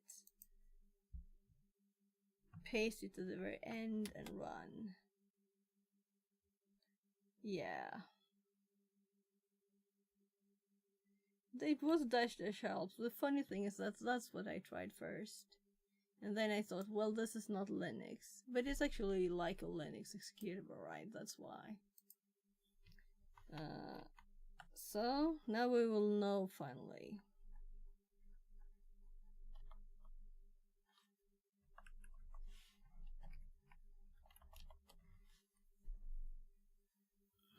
if this option exists. So helpable over to GGG. So there are more options. V version, zoom, full screen, hotkeys, auto resize, key map, cursor. Let's read this. Customize hotkeys, auto resize, remote keys, cursor display mode, local or auto, adjust mode, quit on given condition. Display verbose information, display debugging information, set Windows server, check client session. So every time we have to Control C it because it stays in there. Wapinion says, Hi Fix-It just dropped in for a quick hello. Hi, how are you? Welcome in. So we're trying to find an option, or if there's a way to disable this Not bad. mouse, grabbing the mouse. Not bad. I want great. So why not perfect? What's up? I've got a bit of a headache, so I could probably say not bad too.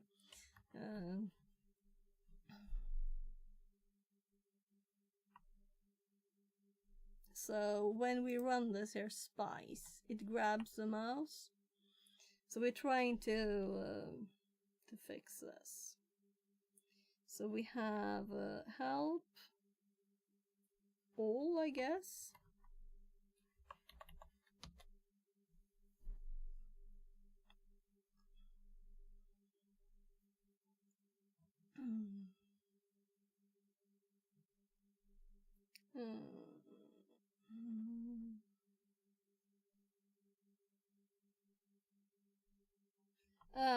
I don't. I'm too tired to read it all. So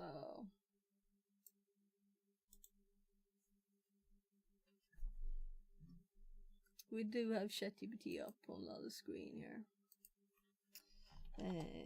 I found the exec and here's the help.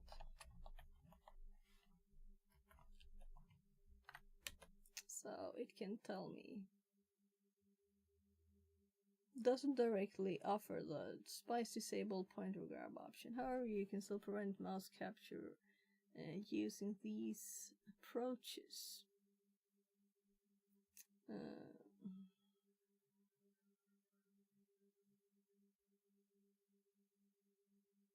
Cursor auto.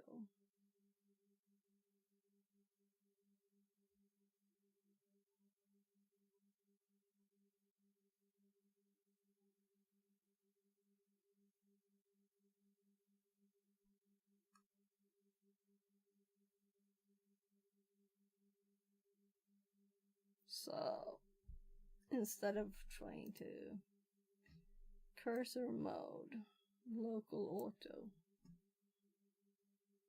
Okay, let's try that. So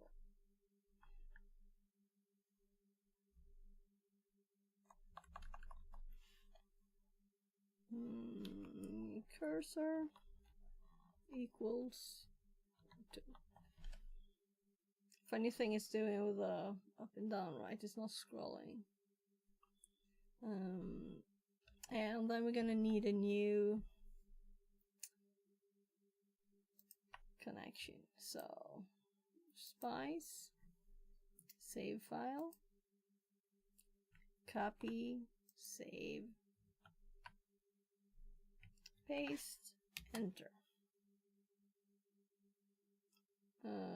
Help, unknown option. Oh gosh, there's a dash in there. Where's the dash from? So imagine it's not dash.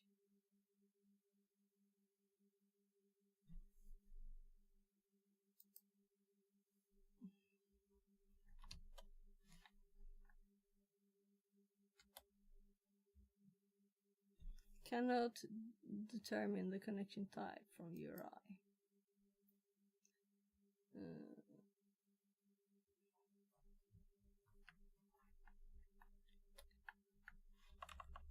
So we're going to make a new file. I think that was the correct name of it. That it actually had the dash. Yeah, it starts with a dash. That's not nice for the command line. The bad luck we had there, right? Save. I'm ready with the Control C here. So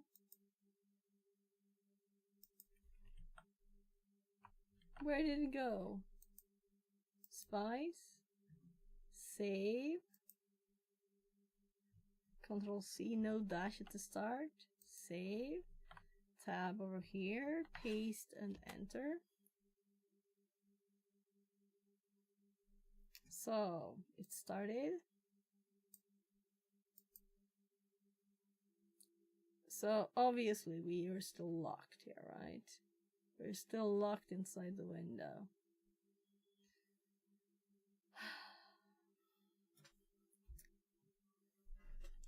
And I have to get it out of there. So imagine if you were to like play a game on there or something, then that might be nice and you might want that, but why has it as a default? And why have it at all?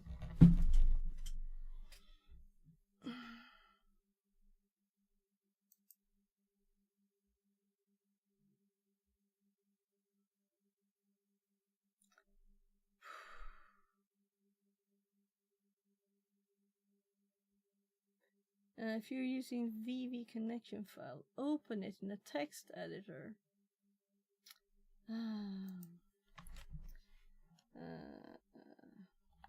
The VV files are only, let's see, I think the VV files are only accepted for a few S. So I wouldn't have the time. But we also want to say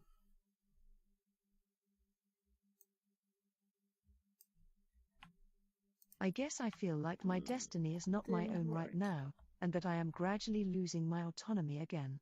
It's a long story. Oh. My main PC has a broken hypervisor, so I've not been able to CTF. Blah blah wine etc. lol. Oh, that's tough. Yeah. So I was a bit down, like when I noticed my bank account the other day. 2%, actually. I'm kind of like, I don't have a lot of money. That's the thing. Like almost nothing. Oh.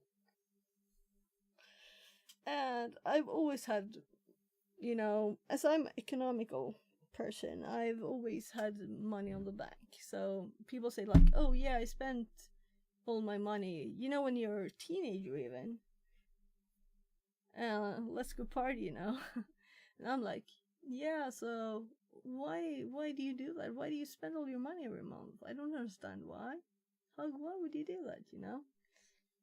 But now I'm kind of like, well, I do have my company money, and it's a personal company, so it's like really the same. But still, it's not. Yeah, I had 350 Swedish, which is like $35,000, like before I got my kids. Just normal salary, putting some of the salary away, you know. And then I've used that, but it's out now, so I only have the company money, my company money left, and I've already moved from that too. So I was a bit off too, but it's just one thing to do. Either you like find a better job with better salary, or you work more. But I can't. It's the kids that limit me, you know. So I need remote work so I can work from home. I should be doing that too. I was thinking of, should I stream or shouldn't I do it, you know? Yeah, I hear you. Yeah. So you don't have to say as much if you don't want to. What's the thing that is annoying? And maybe you could fix the hypervisor in your PC and at least do that. So this was the copy paste test, right? We haven't managed to make it copy paste either. And that was the whole reason to use it. So I'm kind of thinking we're done, right? It was crappy. It is crappy. I am disappointed. The program we're running now is from 2020. Like, right? It's not really a thing that... I'm very curious. I know that Theo installed Proxmox and is running it, right? I'm curious about his setup now. If he's already peeing in, and then that's... I'm assuming that will just work, you know, but I didn't want to do it because I want to try this first. So...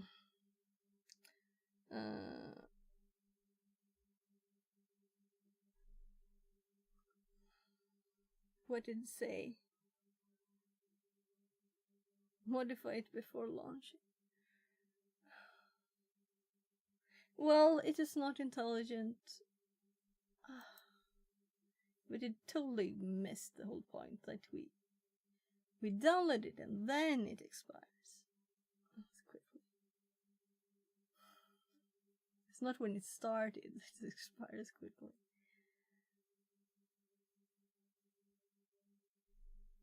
Yeah, so we're saying bye-bye to that. I'm annoyed at it. So let's just check these files out, delete these. Oh, I can, but it's happened in the middle of lots of other stuff which I need to make sure my logins work, etc. And a bad rebuild could cost me a lot of time and money if I mess up and can't get access. Oh, okay. Yeah, be careful with it. But you can always use another one, right? So if you're using VMware and that's what's messed up, you can just use another one.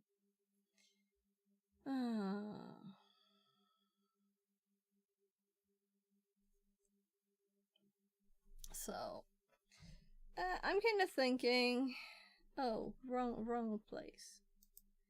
That we might just delete this because I have not managed.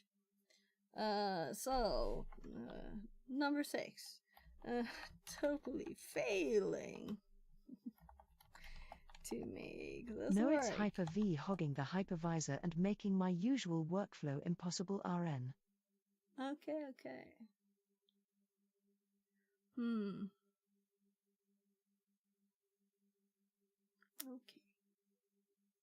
Yeah, that's a bit messier. So I had on my computer, I had like Linux running. I keep saying the wrong thing. Yeah. I had Kali running on my machine and also Ubuntu, I think. And I had my VMs running nicely. Then I tried to install... yeah, my brain is not working fully. The headache is like... oh.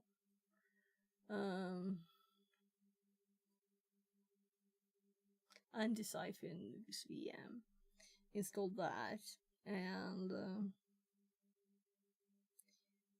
I had to try disable. It was one of those things when someone wanted to show me how great WSL was for Kali, failed, and broke my ability to continue the way I was working. Yeah.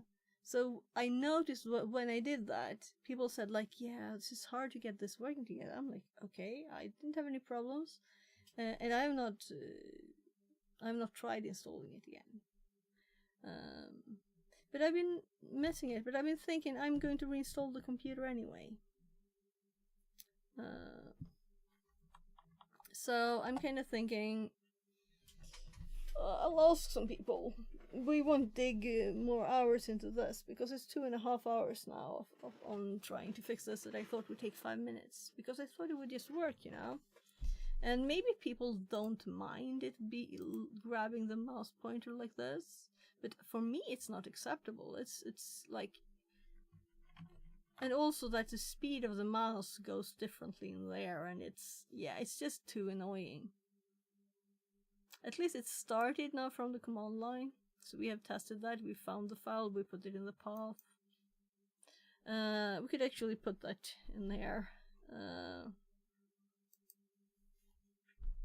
Like here. Some shift enter. Put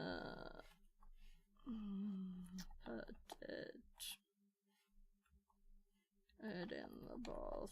So we know to go back if we want to. So I'm thinking, yeah, I don't see any reason to run So this. yeah, that's me. Also big cleanup and reinstall for a more focused approach in 2025. Might even invest in a laptop at this stage, as the desktop is quite noisy even at idle. Okay.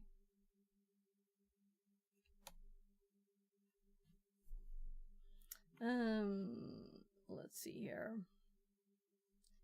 What time is it, by the way? 17. So we're going to disable all the things here that spies, because it didn't do anything. It made it worse. The no VNC option here is better. It has much better functionality, as we didn't even get copy paste working, right? So hardware, yeah, we're going to close it down.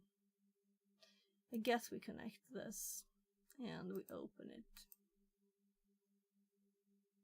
and we close things, close. We don't want to see any changes.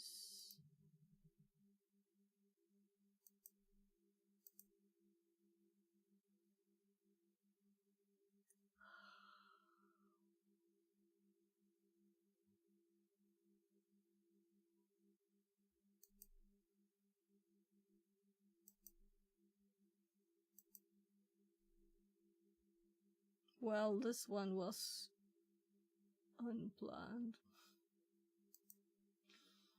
This is me saying I'm annoyed. Putting it in the logs. But it's unplanned.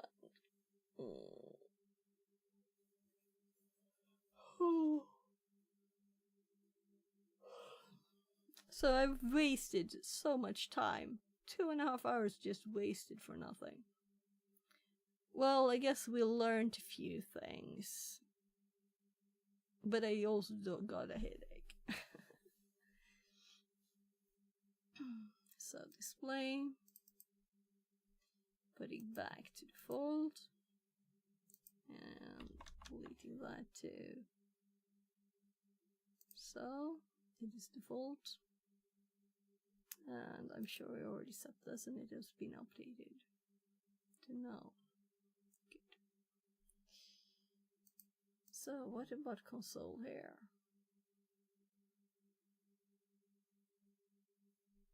So what if we start now here?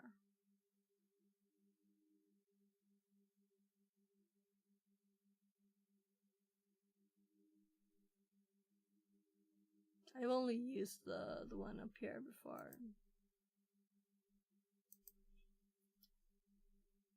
Well, and this.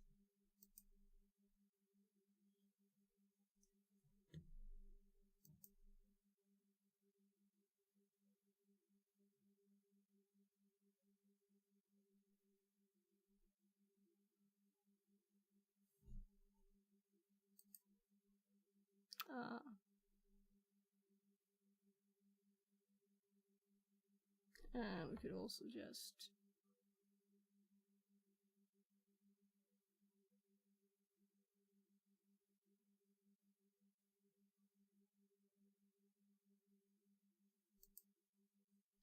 and this wasn't as bad. I mean, now when I have worse things to compare to, this is kind of nice. Right? And I can click how much I want here. I can go out here and I can click, and its mouse is stuck there, right? But not my mouse. So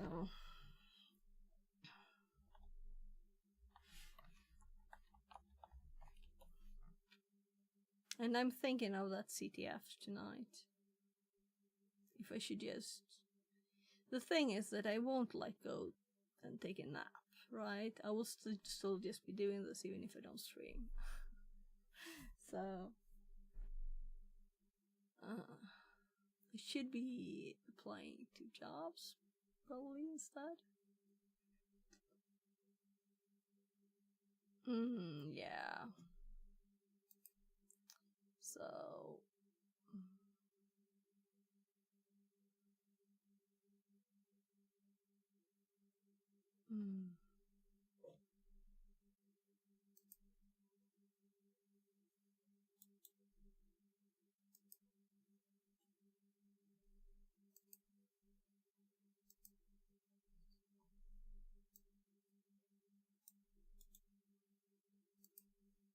So by the way, have you noticed there are no mouse problems now when we have disabled spice? So now the mouse in no VNC works perfectly. I just wanted to test the paste here, right? Because that was why this is not good enough. That's why it's not good enough. So I don't even remember how to install RDP now. But I guess we could just go back into that thing and look. Do want to do it from PowerShell though, right? We want all the things in PowerShell. So let's just we're actually in the browser, right? So it's just open a new tab and RDP install PowerShell.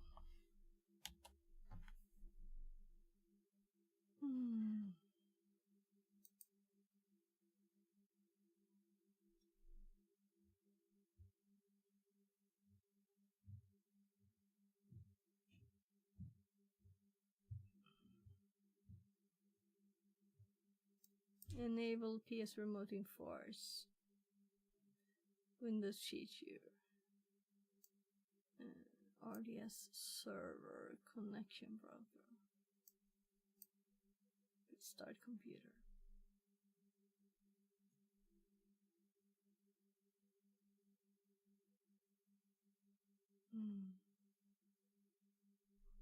So let's get 2 different opinions, right? Not just one.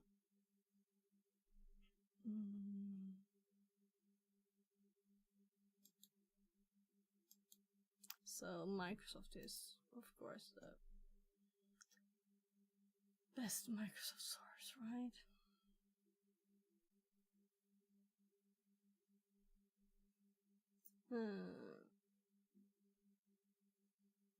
How to install an app from Windows Store.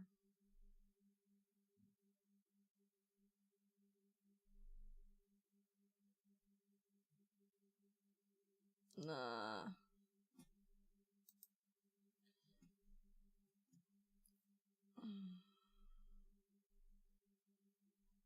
So, server.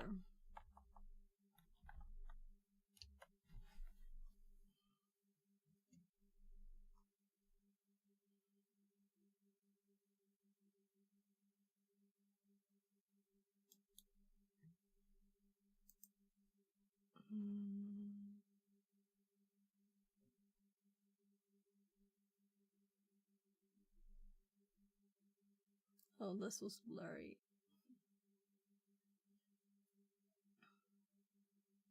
So here we have a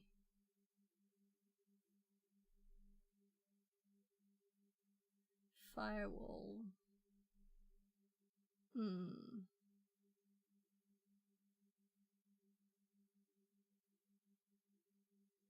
That's interesting too. And here we only have enable PS remoting force. And we have install Windows features and restart computer. So what does this one do?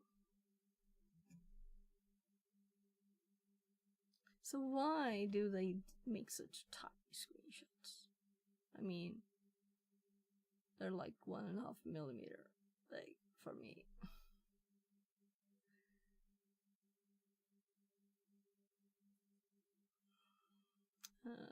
This one is also using the same one that we saw. Will it use, talk about the firewall too? Other ways.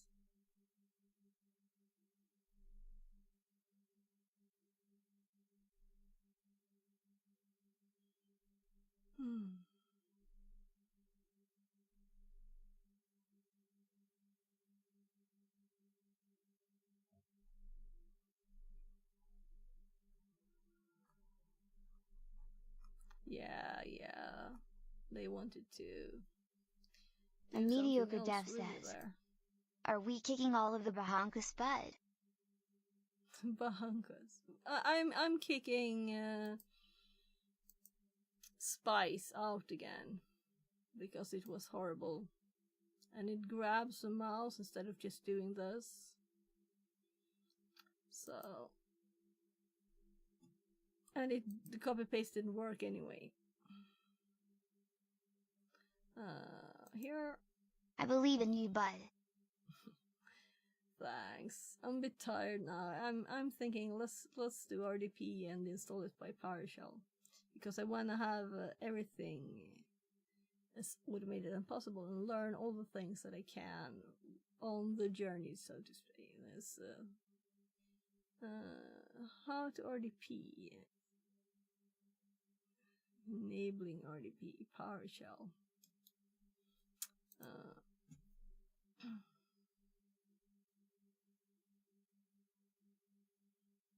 So this could also be interesting in other ways.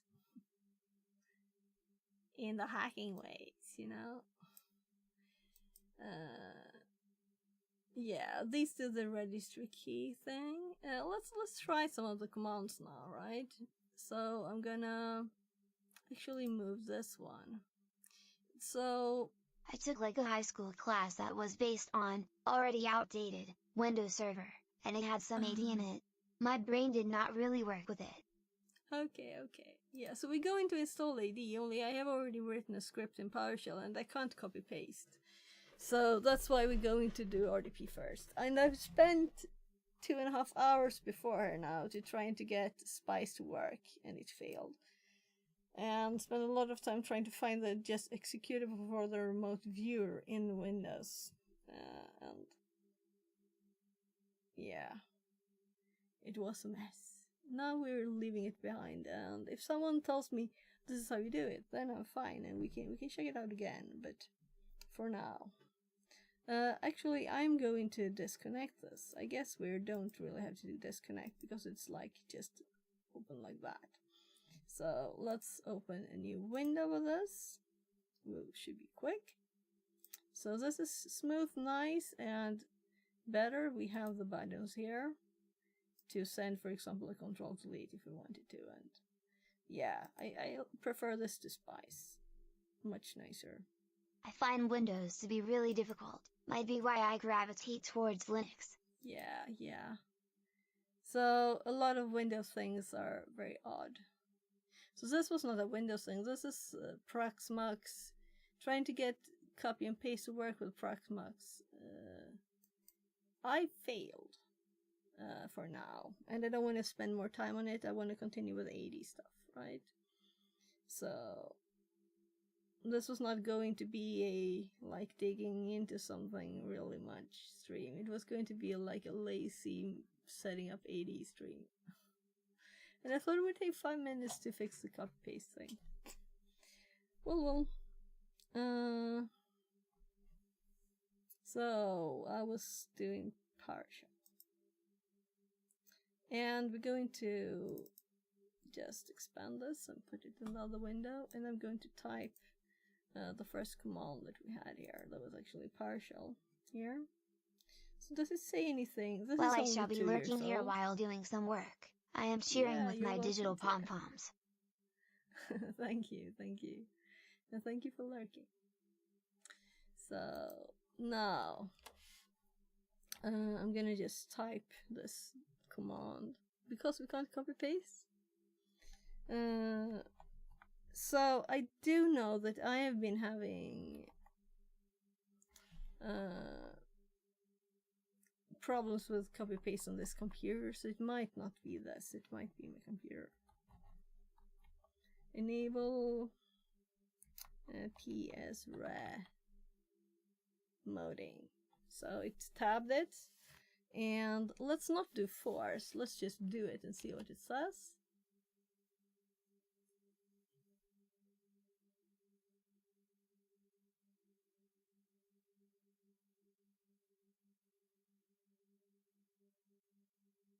So it has seemed to work fine. So the next thing it is saying is to install stuff, and I don't really know why, and then I'm not doing it, right? So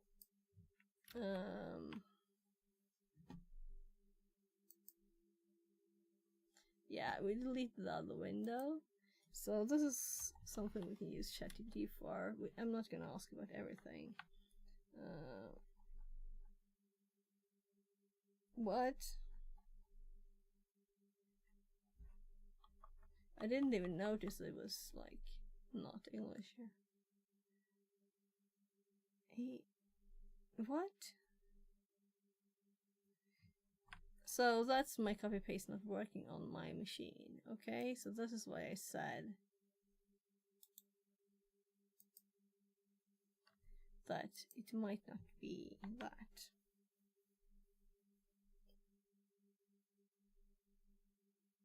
No, it was this.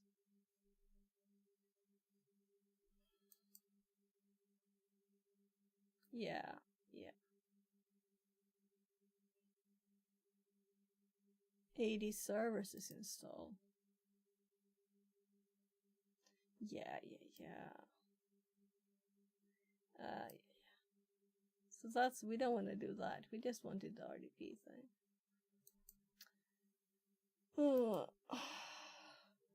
So we already have a script for that stuff. So I did, the copy worked, it's just me that was, what, installing 80? That's not what we're doing. What are you talking about? Rather here, configure.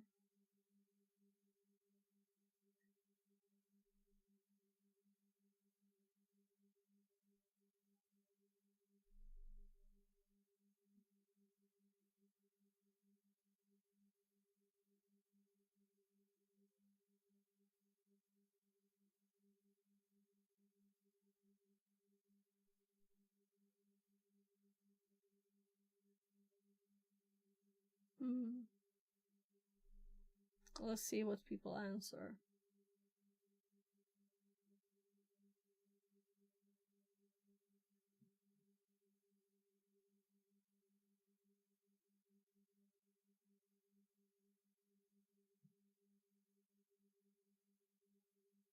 But you did not install all the features.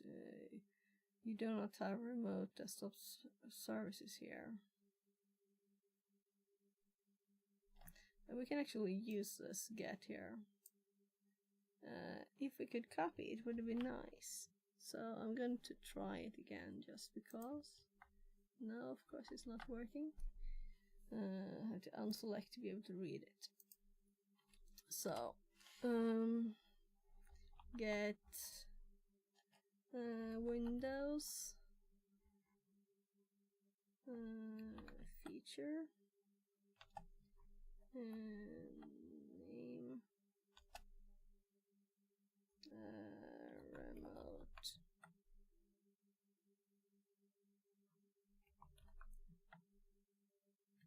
I'm trying to tab.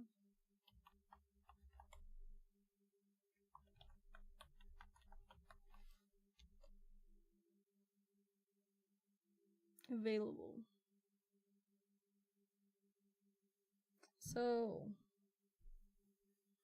So we did run the other command, you know.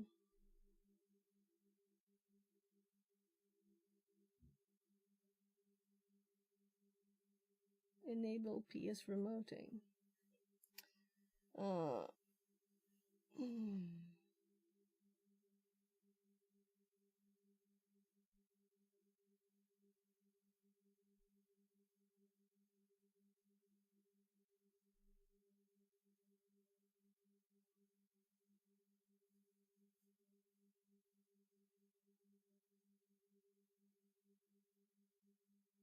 Desktop Insta.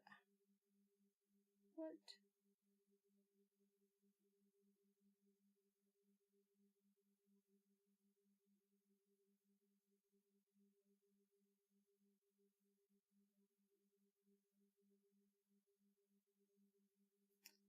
Yeah, I'm tired. Yeah, I'm definitely ChatGPT ready because I'm tired. Let's see if it can actually do the thing we ask it this time. It's not its fault if it doesn't work, but it keeps suggesting things that it already suggested and you already told it that they don't work, then doesn't help the general annoyance level, right?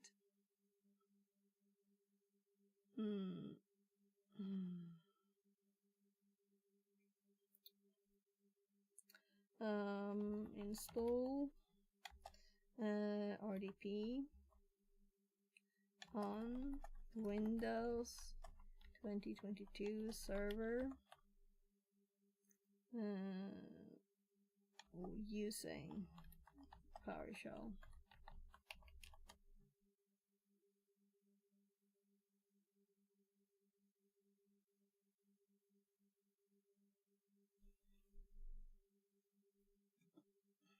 So this is the one that we checked. Include all sub feature, include management tool. Nice. That's kind of what they did with the listed stuff. Enable. And here we have the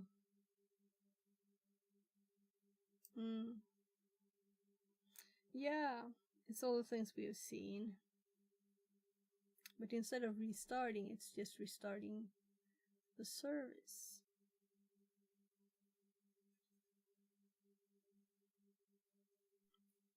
So we'll have to type it though, we can't use a script. Let's put this in the notes, and if it works, we will keep it. If it doesn't work, we will delete it.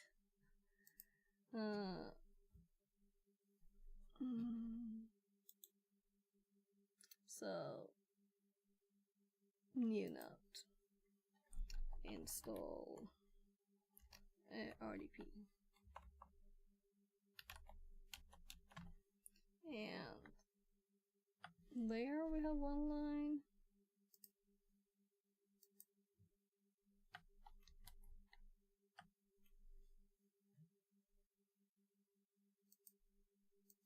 So I'm actually going to copy more. It also reached its limit here. 3. At least it seems like a good answer. Yeah, right. I remember.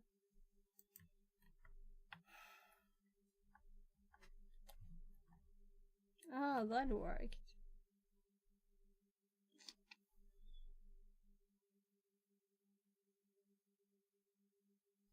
So if I pasted without formatting, it didn't stop on the stars. So it's pasting in here, that's the problem. It's not the copying.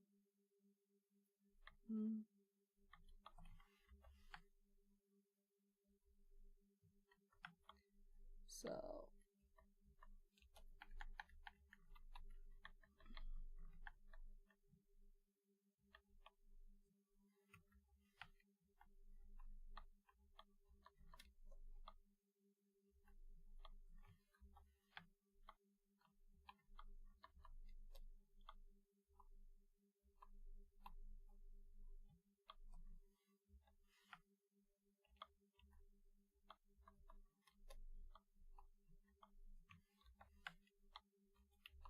I don't know why it keeps adding that.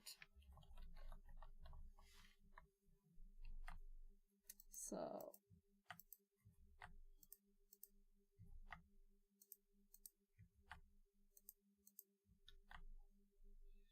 I'm gonna have to type it all.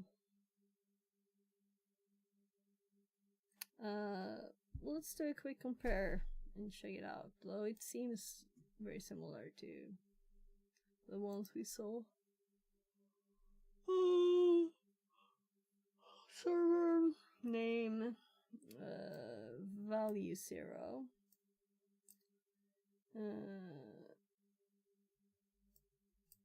Wind stations. So here are more settings, if in case you wanted.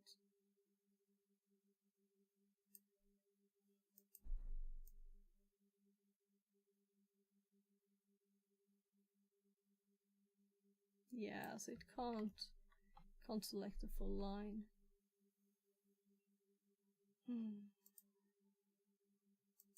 But this works, right? You can select. So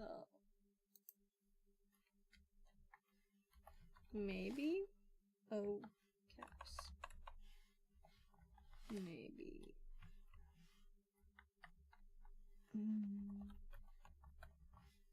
So we're gonna go quickly and check on my kids, and then we will check a little more, and then we will run it.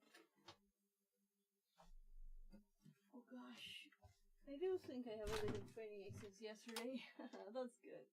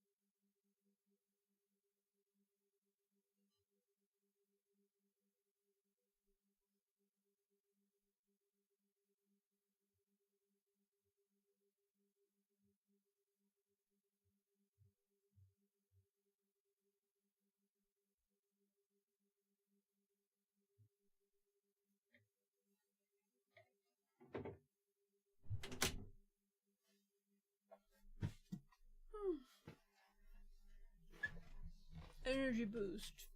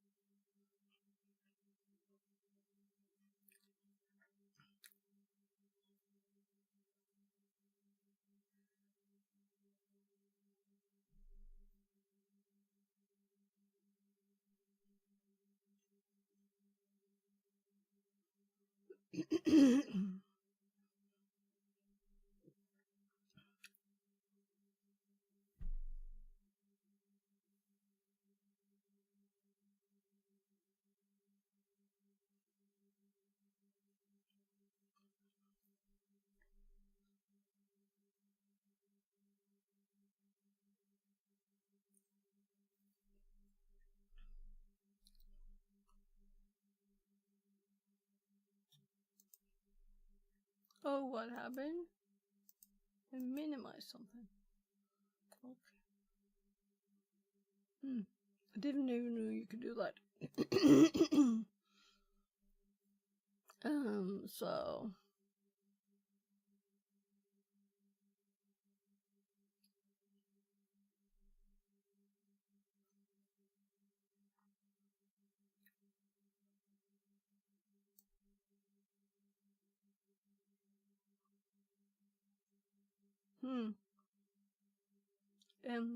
M value 1, 2.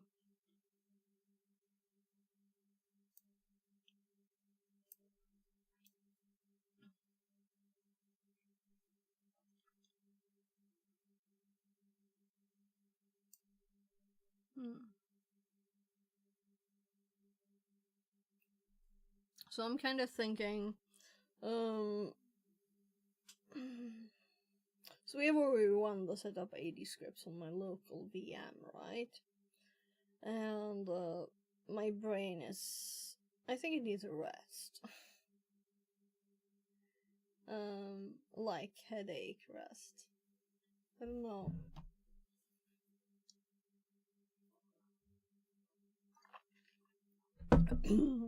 I should probably like even sleep. But I'm not gonna do so, of course.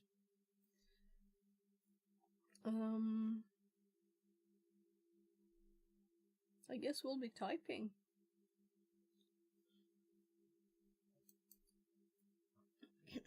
First, I'm just gonna check my calendar.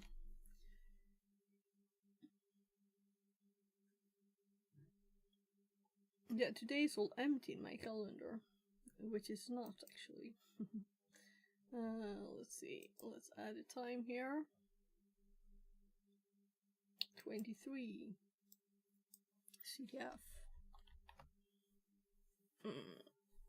I'm not showing my full calendar, Google Calendar, so that's why I'm not on screen. So this will actually be on for 2 hours. And should I put like some link or something? Nah.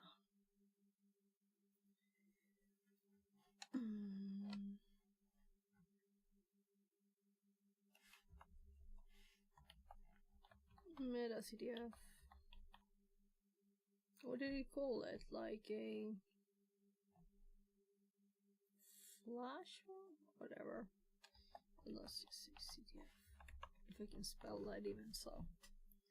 Yeah, I do have a bit of a sore throat too. I don't think it's that I'm talking too much. So a few more checks. We did this check. What do they do? Yeah, it's the same. It's just very blurry. Oh, And then the firewall too, that we do not do.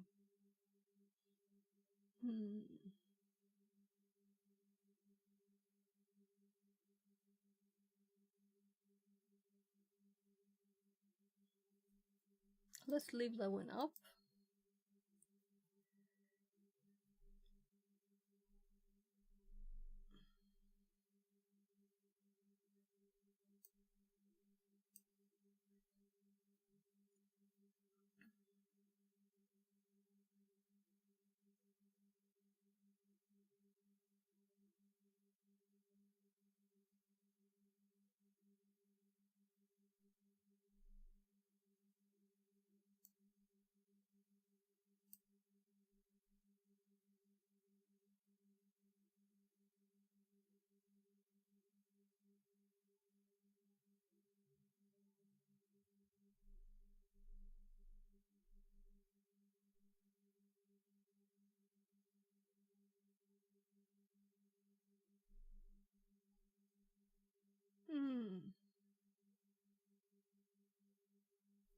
Yeah, I'm very tired all of today, really. So we run out of the normal ChatGPT, but we can still ask stuff.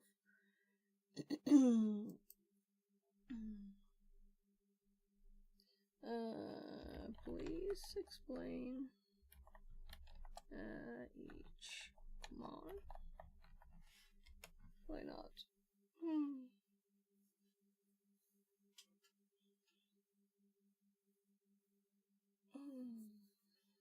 Yeah, so the walk yesterday, my bad back wanted. So I'm thinking I need to start moving again after having the shoulder inflammation is like almost gone, hopefully, and my little toe is okay, kinda. So I went on a few hours walk yesterday, and my neck is well, gave me a headache. That's it. And it's still there today, so that's why. And still Windows feature name remote sub services. Yeah. I don't think it really understood what I asked it.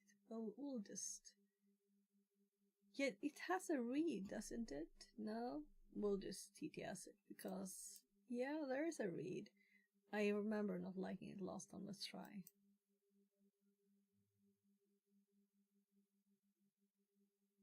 I tried it once before.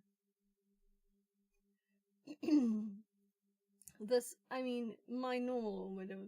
Here's an explanation of each command used to install and enable RDP on Windows Server 2022 using PowerShell. Wait, rid of it there. So, it's trying to be human. I don't like that. I want this. Here's an explanation of each command used to install and enable RDP on Windows Server 2022 using PowerShell. Install the RDS feature. Install Windows feature name remote desktop services include all sub-feature include management tools. Install Windows feature, installs a specific Windows feature, in this case, remote desktop services. Name remote desktop services, specifies that the remote desktop services feature should be installed. Include all sub-feature, installs all sub-features of remote desktop services, such as licensing or gateway services. Include management tools, installs the management tools needed to configure and manage the remote desktop services. Enable remote desktop. Set item property path HKLM system current control set control terminal server name FDNITS connections value 0. Set item property, modifies a specific property of an item, in this case, a registry key. Path HKLM system current control set control terminal server, specifies the registry path where the remote desktop settings are stored. Name FDNITS connections, refers to the registry key that controls whether remote desktop connections are allowed. If set to 1, RDP is disabled. If set to 0, RDP is enabled. Value 0, sets the registry value to 0, which enables remote desktop. Allow RDP through the firewall. Enable net firewall rule display group remote desktop. Enable net firewall rule, enables a firewall rule. Display group remote desktop, specifies the group of rules related to remote desktop, such as allowing RDP traffic through the firewall. Restart the service, if needed. Restart service term service force. Restart service, restarts a service. Term service, refers to the terminal services, RDP, service, which needs to be restarted to apply changes. Force, forces the restart of the service without any prompts, ensuring that the service is restarted immediately.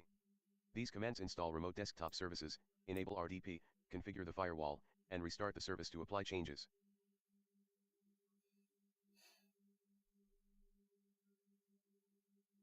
Yeah, it sounds like it should work, right?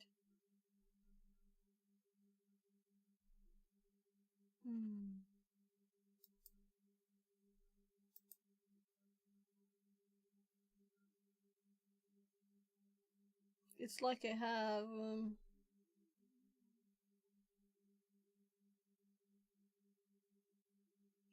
like my head's in like a box too. It's not just headache, it's like odd with my neck thingy, but I haven't felt this in so many months, so I'm like, I guess I should be glad that it's not been there rather than be like, oh my god, yeah, I remember this, you know? So I've been in kind of good shape. But my shoulder made me not train anything, and I need to train for my neck and my back to be in good shape. So we're gonna run the things. I keep dragging the wrong thing. So I'm just gonna type the commands.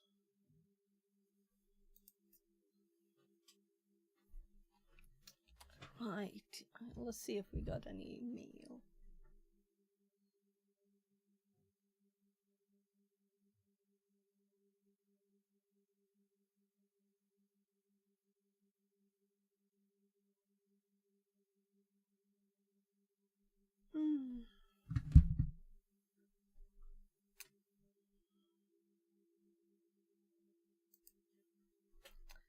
So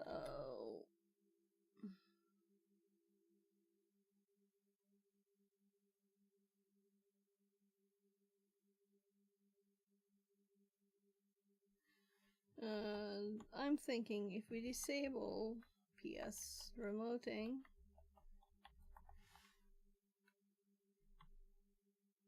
I spelled it right, it should make it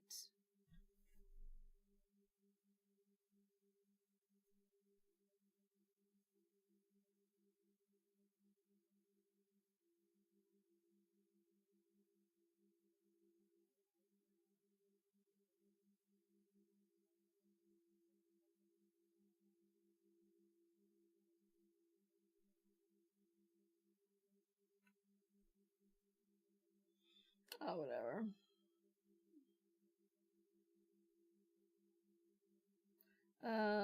But really, let's close it down. So we've been messing with settings and starting it several times, and we do have snapshots, so we can just revert it to this one. So yes. So we're just rolling it back to the last one we did, and then we run with this instead. And it's still started? No, it is not. As it was not started then, I guess.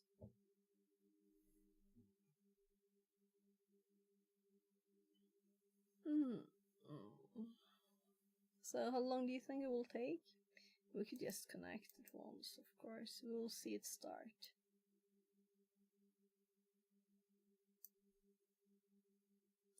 Proxmox.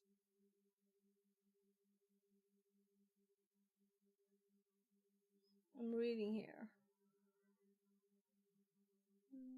VM name. Node.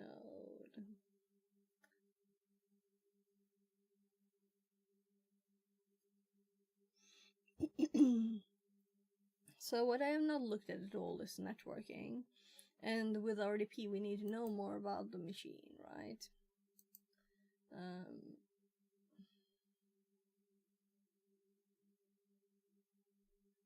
There's also something with firewall there.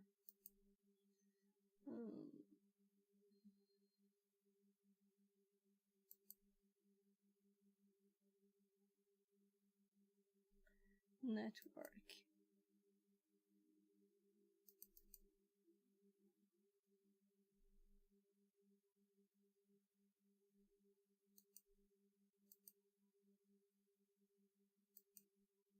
Oops.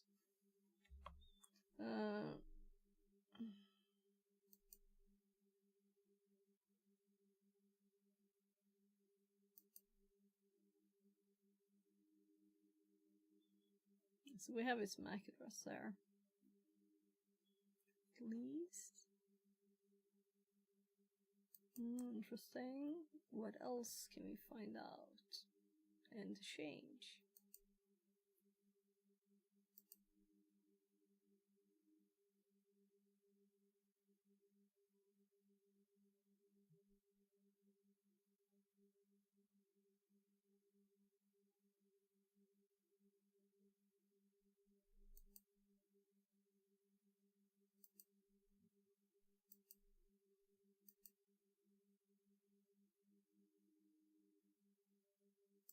So let's check this one. So here we have a network too.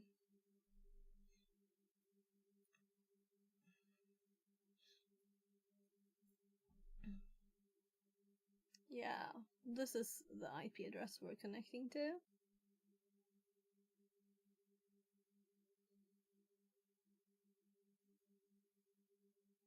So if we hop over to this one, alright, I have to click did.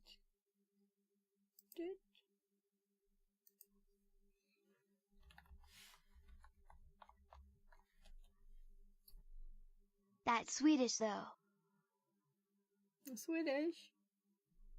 What was Swedish? So I have Swedish keyboard as I'm Swedish, so also the locale is Swedish. Do I look like I'm so tired, right?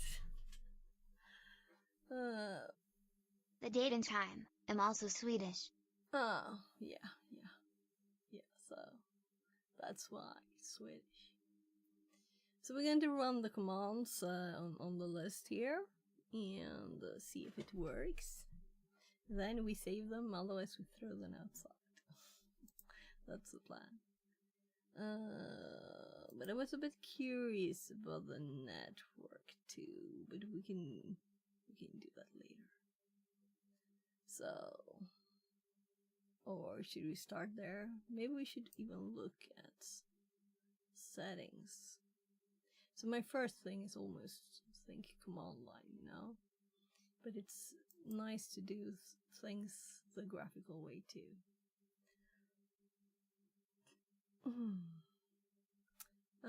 You're connected to the internet. Okay, great to know, but what is my IP address? Hardware and connection properties. So, this one actually got an IP address here. So it seems to just have received, it's like passing it through just to the network, to the actual network. I'm just gonna quickly check my firewall. I need a tab and another window so I can check the leases. So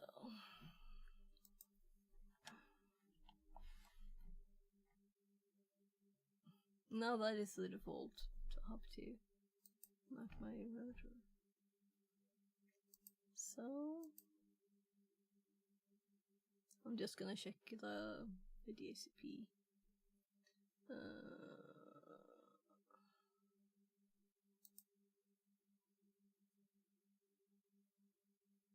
No, it's probably in the dashboard and I'm blind. There, DHCP. Oopsie. View leases.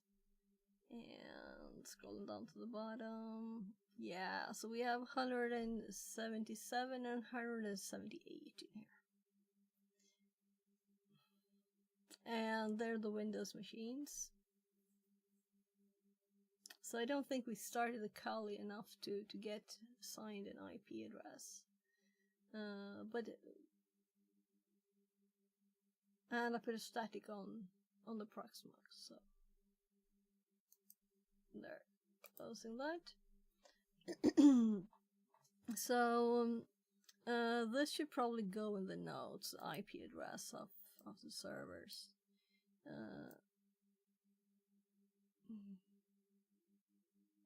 Like, maybe we should even screenshot this, but we want it in text, right? So, oh gosh, it can't do more than one thing at a time, because I wanted the Mac too. So, let's go down to lab, and then we have,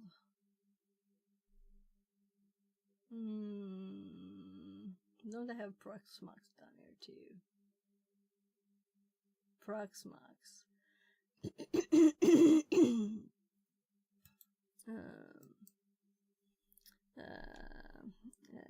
VM network settings, right?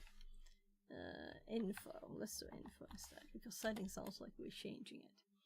So this is the Windows 2022 server 80, and this has so let's do Mac. So I forgot I can't copy stuff. That means I will only do the 2022. I can almost remember that year. Yeah. There's like a 2025, but it's not like all finished, I guess. Or is it? 168.0.100. So I'm old enough that I kind of think like, well, it's still 1990, right?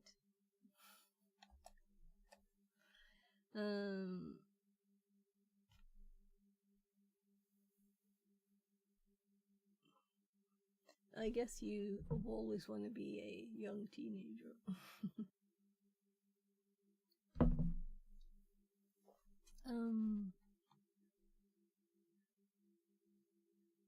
No, I don't. I'm like, is there any reason to write anything else down? Nah. So Windows. Oh, I say after being a teenager, it was horrible enough back in the day trying to understand people XD. Oh no, I liked it. I liked being a teenager.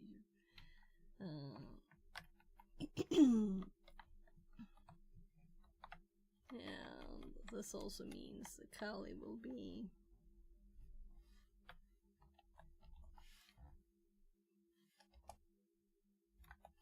so they're all VMs. I guess I should skip the VM. It just sounded so empty with just Kali. Kali.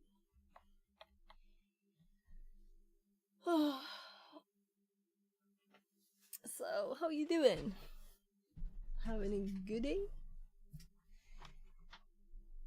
Let's see here. So, alright, sorry, I just closed the window. So we could easily just click here, you know. We're not gonna do that. We're gonna go partial. And we're gonna type. Why? Don't ask me why. Because I want to know that this works, right? That's why. That's why. I want to know that it works. So we did reset it to the snapshot, meaning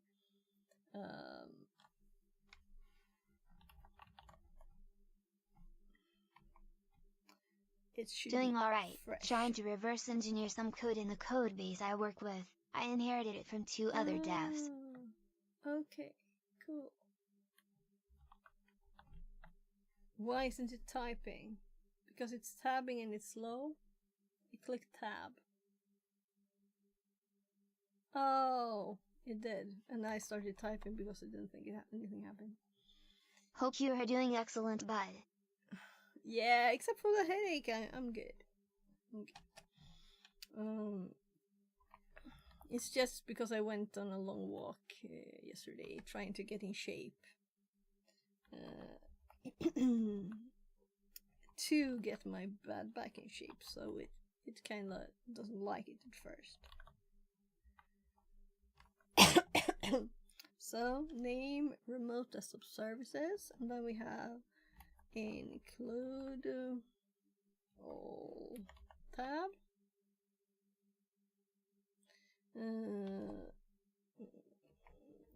Include man.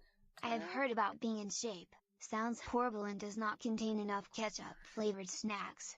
Okay. Yeah, but I was in a car crash a lot of years ago, and my back is like a bit of a mess sometimes. If I don't train, I feel it, you know? So it's like pain or train. I prefer training. And I also love walking around, just run away like we did yesterday, exploring, like walking in the woods, exploring what we could find. We found like some nice views, some lakes. Well, one lake. Dang, I am so sorry to hear, and to be honest, walking and training is nice. Yeah, it's nice. I like martial arts too, so I kind of stepped down on that when that happened, though. But I've been doing a little bit again. So, collecting data. It was long ago. It was 2004. That's long ago.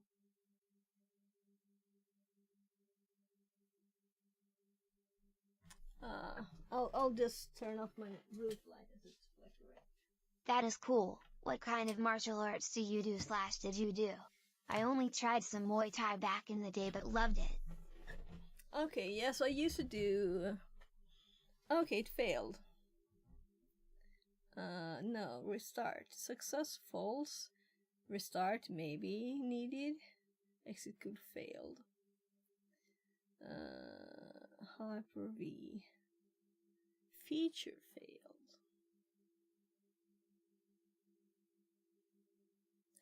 Okay. This is a new problem.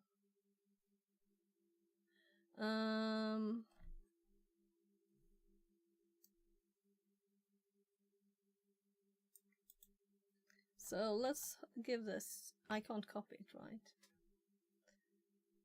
So now it's annoying. We're going to have to fix this.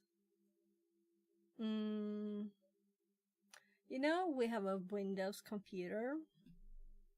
We can do low-level communication with other devices. We have networking, right?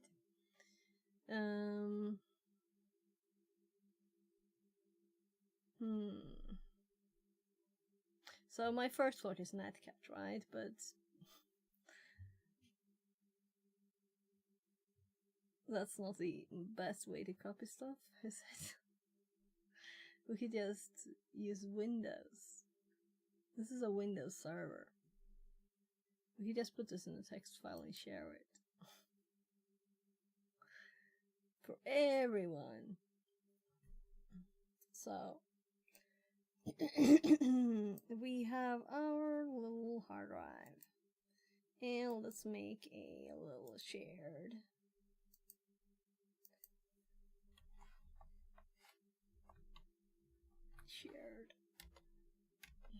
And we're gonna make a new text document here. Let's call it log. Let's call it error. Gosh. So I did this after the reset thingy here.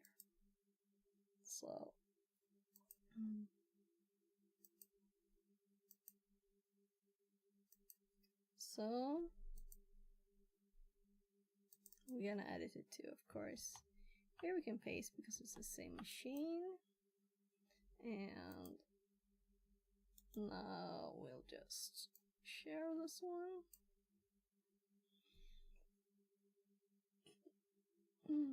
Location sharing.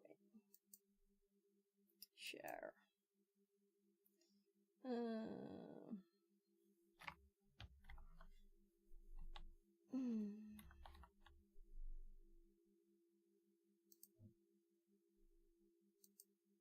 So what does it have?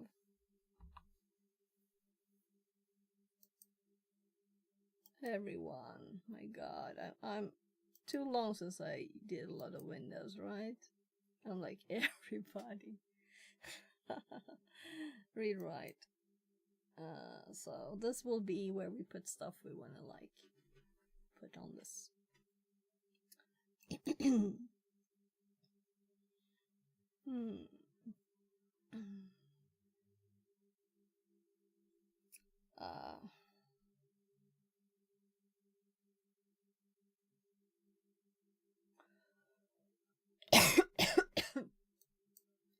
Oh, let's do it.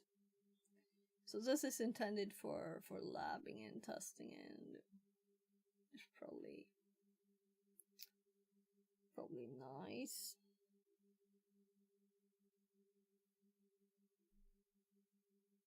Show me all the network shares on this computer. So done. Close. And then we go over here. We can do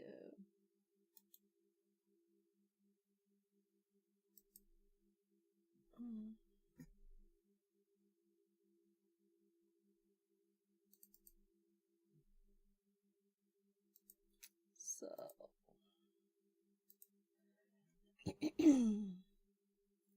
let's see. So we should probably change the name of it too, right? So this computer is currently trying to open network.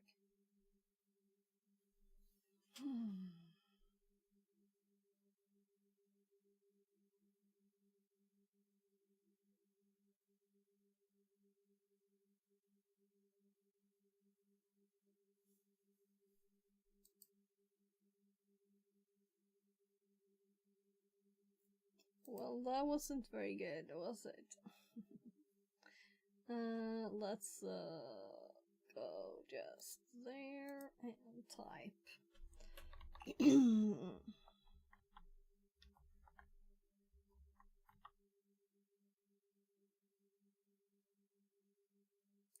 $77, I think.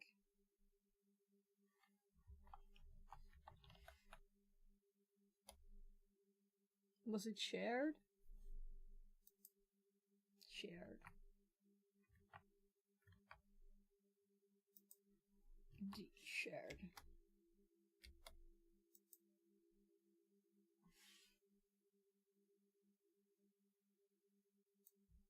So why is nothing happening there?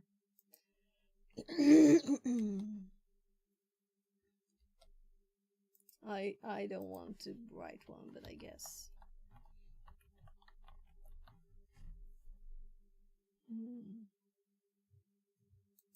So let's actually give it a password. Yeah. Yeah, I want to try again, please.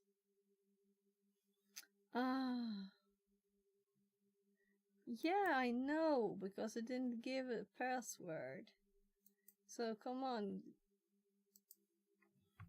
So I do think I copied that, right? So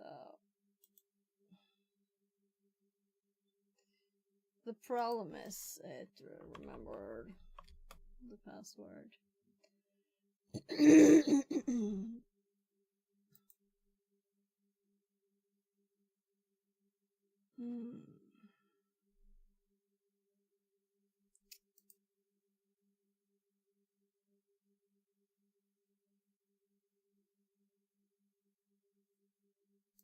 So turn on network discovery and file sharing.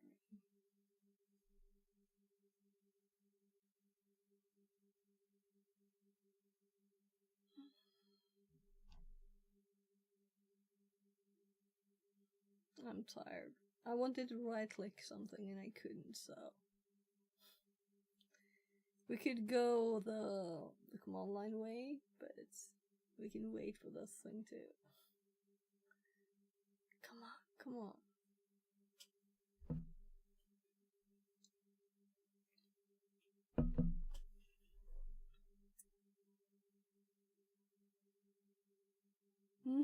Nothing. Oh well. We'll do command line. So, I guess we could PowerShell again. And, so, I'm like, I do have Windows commands in my notes, and I don't remember all the details of the connect commands. So let's go to the notes. You can join me looking for notes. So we are in Windows. We want to go Windows.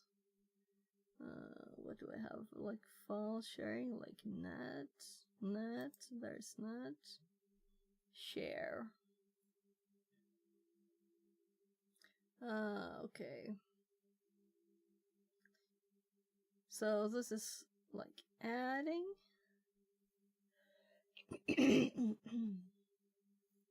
So that's not what I was looking for. I'm looking for something. Let's search for net use, and we need it in those. Here, user password.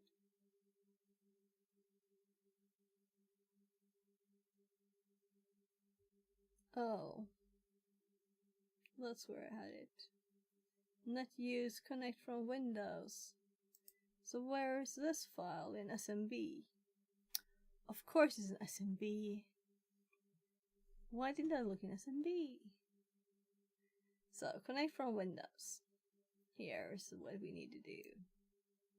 But we can't copy. Yeah, we can because we're on our machine now. I'm like getting I think I can't copy anything anymore. So yeah. I think we can also just administrator, and I kind of think that it will automatically shared. Yeah, here is 168.0.177 shared user administrator, and it should ask for the password, and it is not visible. So command completed successfully. So now we should have this, so we can hop there. So we can read the little file. So now we have communication both ways by files. So if we need to copy and paste stuff, we can do it. We can actually put all the scripts for installation of AD and everything in there. So this is a workaround for the copy-paste problem, but it's not a solution. So the reason we did this was to give this to ChatGPT. So Firefox, where are you? We're gonna give it this.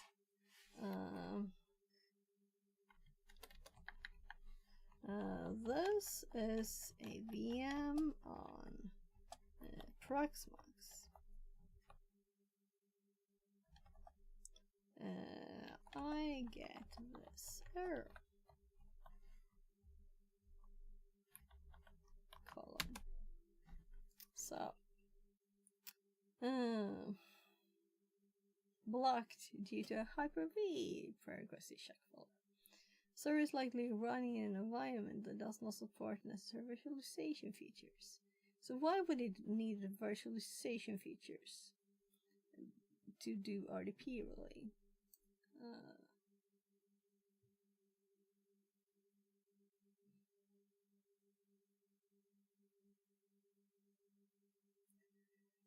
If Hyper-V is not needed, you can disable it. Yeah, we don't need it. Guess we pull that to the other screen and we go to... I'm like, what did it look like now? There it is. There it is. So we're gonna make a shortcut to this window to share it here, to remember that this exists. By the way, it thinks it's going 2.5 times speed and that this is a video. This is really the only problem.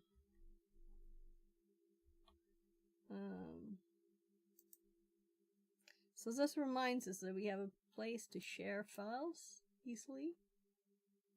And this one I want down here.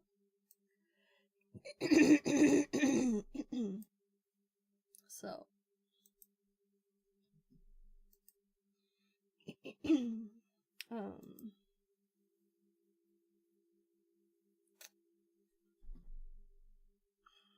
I'm gonna type, I guess.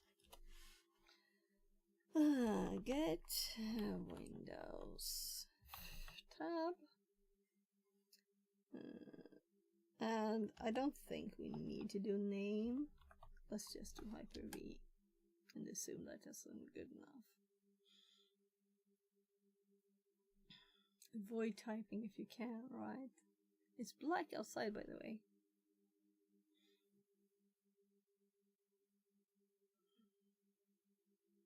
So, if it's installed, then you don't need. I don't think it's installed, but we can always try. Windows feature. Hyper-V. 0 day 3301 says. Yeah. UPC, that was a long nap, President Sleeper. Oh gosh, you slept all the time. Did you sleep all that time? So I still haven't... I gave up on getting copy-paste to work. So now we're having problem installing RDP instead. A mediocre dev says. Was it a good nap? Yeah, it must have been a good nap. Must have been. So...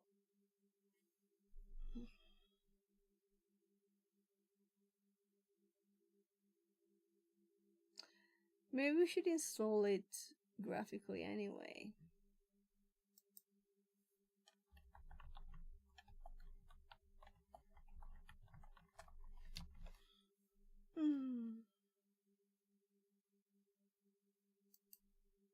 Yeah. Let's try doing the GUI way. Right? This failed, and maybe it will give us more information the GUI way. Though I want to do it 0 day 3301 says. Yes, I needed it after 40 days. Eat, sleep, hack, repeat, lol. Ooh, 40 days?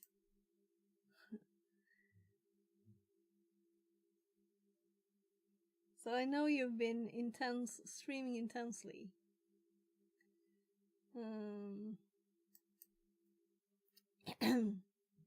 So what was I doing?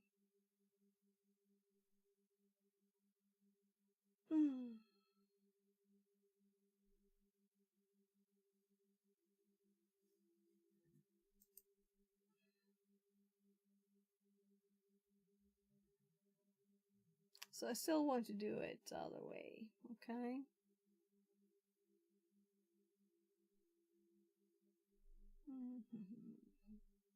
This is debugging. So why can't I scroll?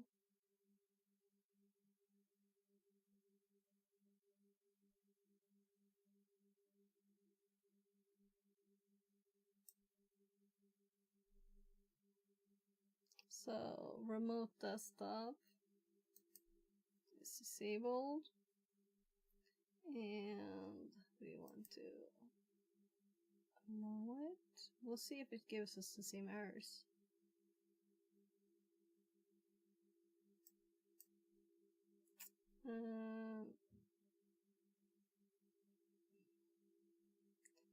Whatever. We should create a user too, but this is for testing only, so I guess we apply, we okay, and now remote management is enabled. But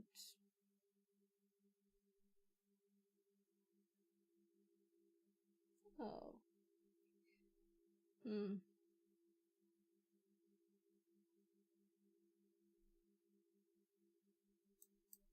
that's interesting, right? It says remote desktop.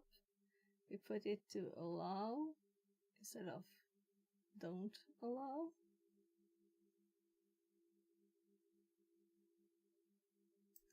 What if we select users too?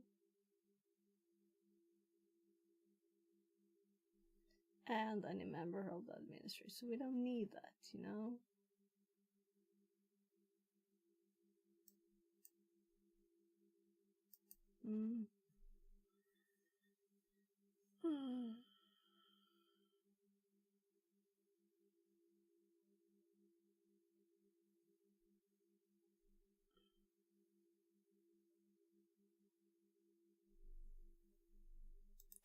So do you think this would work with only this? I mean, it's a tiny change compared to what we did.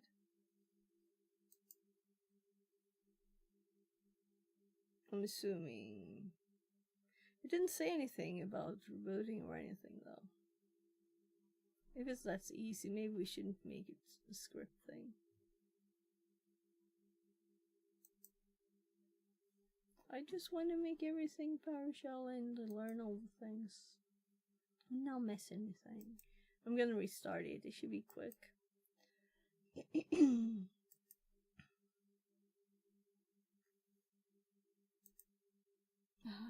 Why do I bother changing it?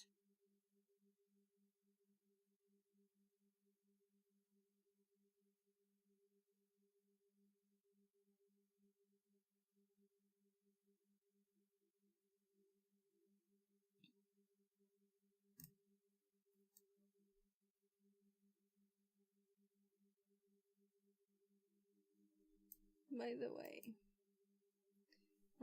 what if we update this page? Well, let's wait until this is started, right? I'm thinking we should be, but we already have the IPs from the DHCP, but I would like to see them in here, right?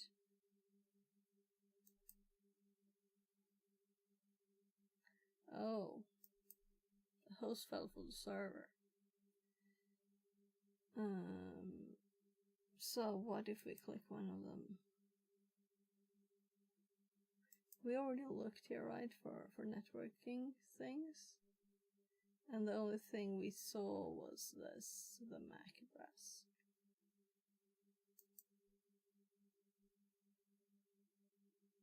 Yeah, that's why we went here. Check networking.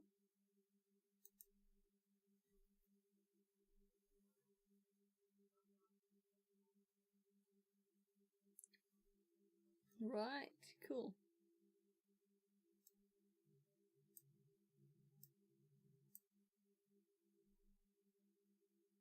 So this one uses 8 CPUs.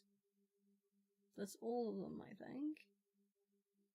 This one has 2, this one has 2, and this one has 4, I think. It's supposed to be. But I was interested in what this actually uses, both of RAM and of CPUs, cores.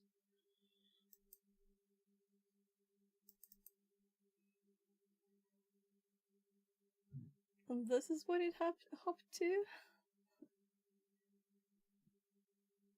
Well. Oh. Oops. So I could do this every time we need Control Delete. I don't mind, but I would love copy and paste. So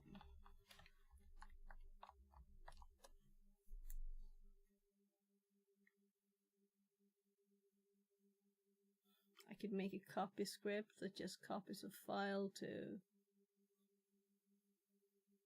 Yeah, we could do stuff.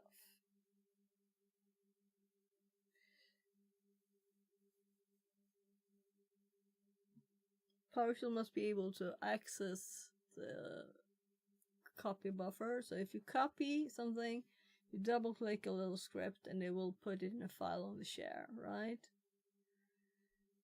We could do that. But why work around when we can actually do better things, right? So,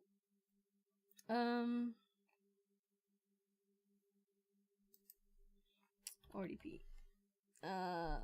I'm actually going to go big cam on us here because I don't want there to be any actual server information for something I'm connected to. No, it's gone. It's all gone. Good. So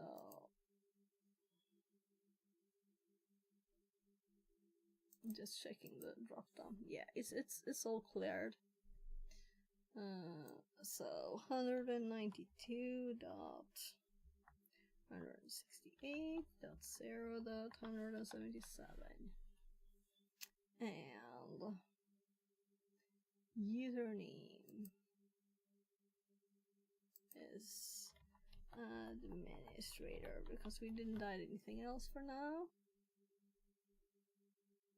And we can allow save of credentials. So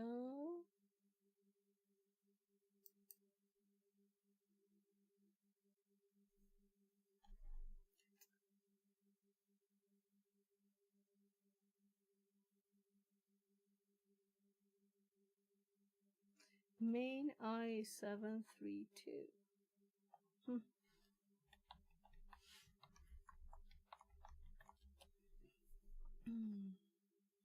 So yes. So let's say that this was crazy easy, right?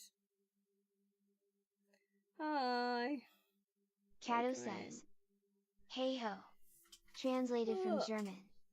So I was looking for how to install RDP with the script, and all we got was an error message. And I was like, well, let's try graphical normal way and see if we get the same error message.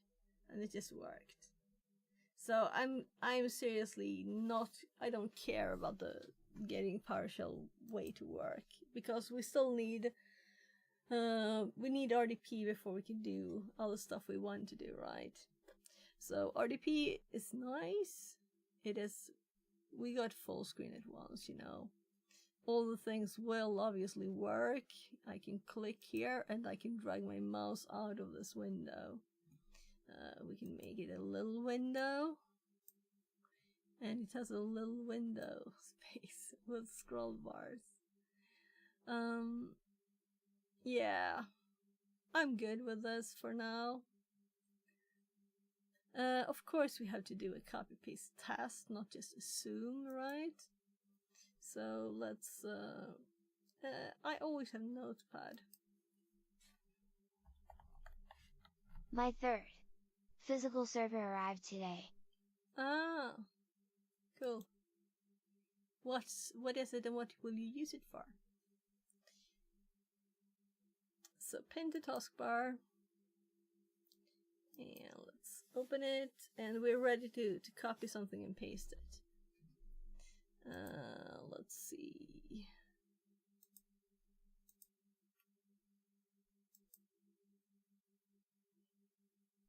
So this is our notes on installing RDP in PowerShell, and it didn't work. So I think we're just gonna skip that because this is like works. It'll be a storage server with a whopping 2x 1TB HDD and RAID 1 LOL. Okay. Oh, that's so much data storage. What are you gonna use it for? I'm thinking here in the dashboard. You'll never need it, lol. Yeah.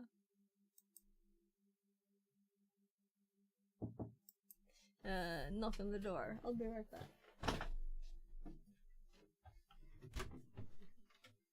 Hello.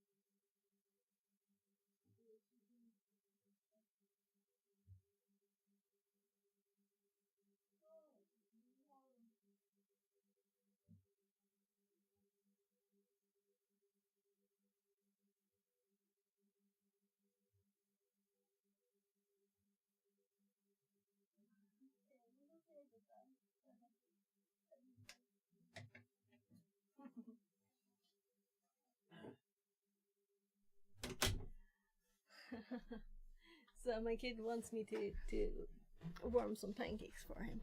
I'll do that in like 5 minutes. So so one of the articles we looked at was like recommended settings for RDP, but this is just to access our local network test servers, right? So it's not like we need a secure setup, but we can always take the opportunity to learn. What I wanted to look now for was really, is there not a setting right in here, right, where we can set this not to start every time we start the computer? Not that we're supposed to do it often, but we will, right? Because that's the way life works. So I think we can do this in settings now, right? Let's try the GUI way before I do something else. Also, we got a nice big desktop instead of having its default thingy. And here's our share for sharing files. We can just use this.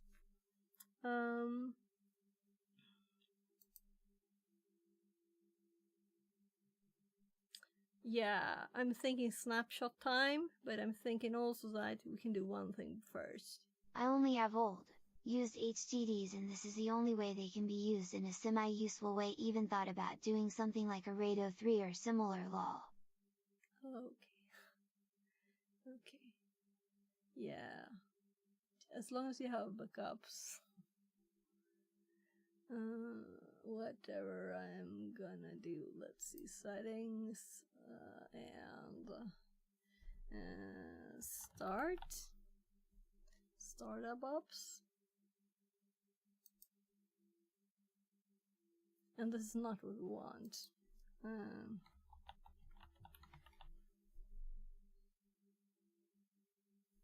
So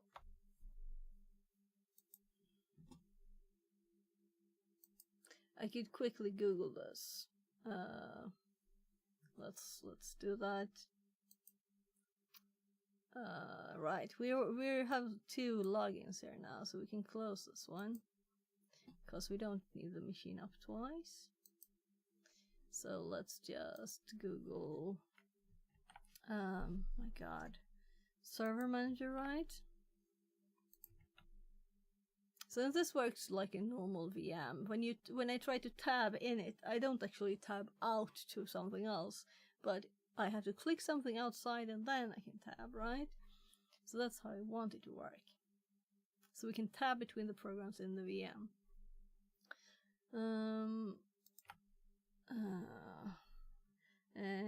Or to start Server manager off.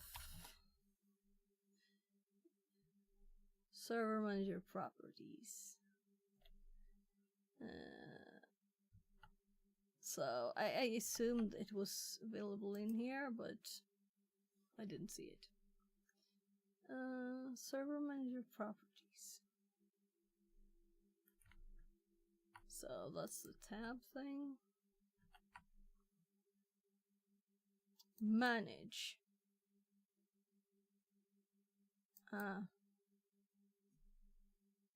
Okay. So it is old. Server summary computer information. Do not show me this console and log on. It's probably similar now.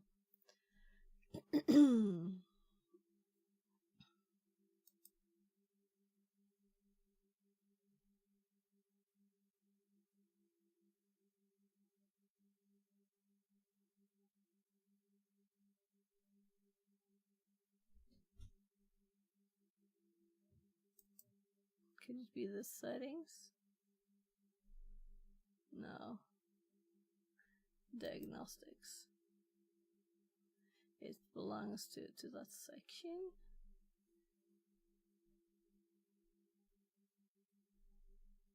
Best practices analyzer. Performance. Yeah, I'm gonna go check what on earth it said again. Maybe we should say the Windows version too. Register method.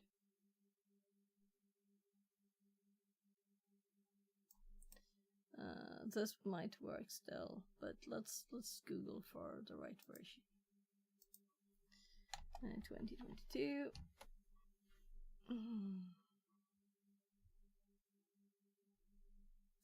People have made YouTube videos on this. So this is just less than a year old. There we have manage. How didn't I see that? Manage. I didn't see this. Rules and features, remove, add servers, server manager properties. This is what the first article said. Do not start. There. So we'll forget it to next time, but it's not worth putting in the notes. Or maybe RAID 5? I'll remember it. 1.8 TB of space? RAID 5? Did you say I had 2 drives? RAID 5. I'm going confused here. I don't remember my RAIDs anymore. So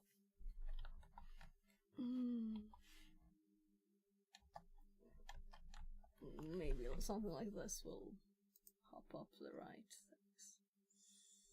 So I want a table, please. Quick table? No quick table? Here. Minimum number of drives for 5 is 3. Yeah. I thought you said you had 2 drives. It would be a RAID 5 in my case. 2x 500 GB RAID 0 and that plus 2 1 TB drives in RAID 5. Oh my.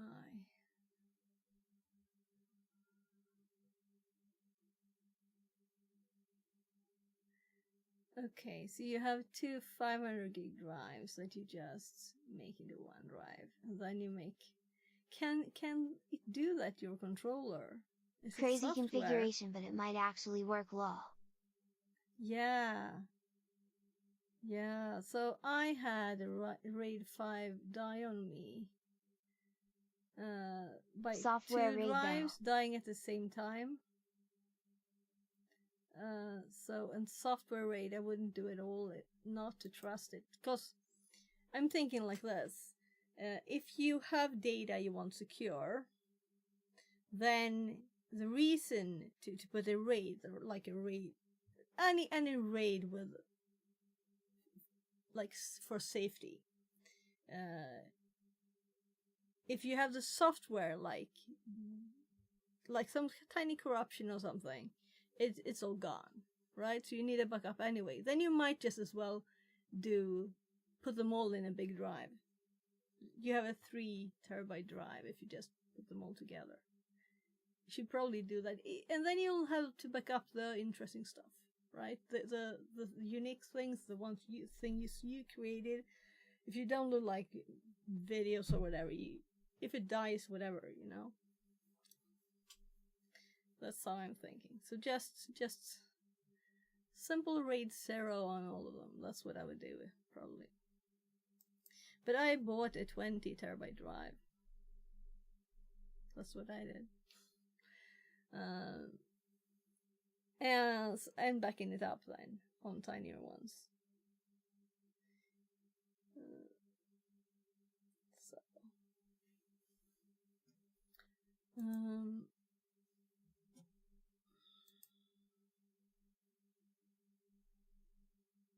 You could also do like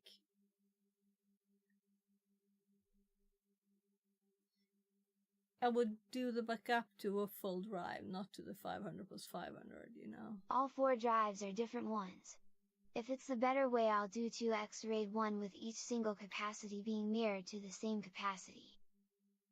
Okay, yeah, that sounds safer, but still, if it's software, I'd still have a backup somewhere. I wouldn't trust software RAID ever, really. Not to have a backup, because if the computer like dies, it's gone. If it's hardware, at least you could probably get a same board and connect it. So 1x RAID 1 500 GB and 1x RAID 1 1 TB. 1.5 TB space.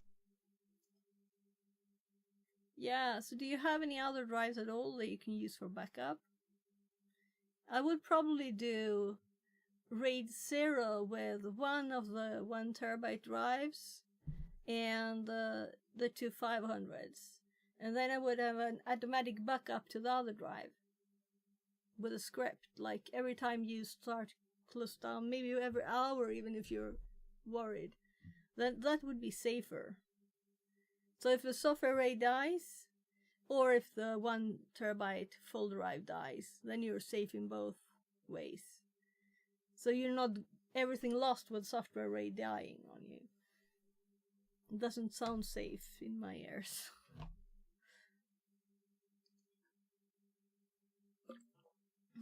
Yeah, I'm gonna go make my kids pancakes. So we did this. I think it's actually time for the snapshot, right? We have like 3 things we did. Or 4 maybe. So let's shut this down. And finally I can just use the computer. We should have done RDP at once. A mediocre dev says, "Have a nice pancake." Yeah, I'm just Shadow microwaving says, them for my kids. I'll be back in 2 The thing minutes. is, it's only a backup thing.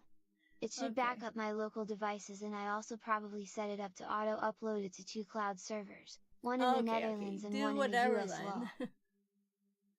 Okay. Then you have backup. I said if you don't have backup, I wouldn't do that. So if you have backup, go for it, you know? Let's shut this down. It's backup exception law. Yeah.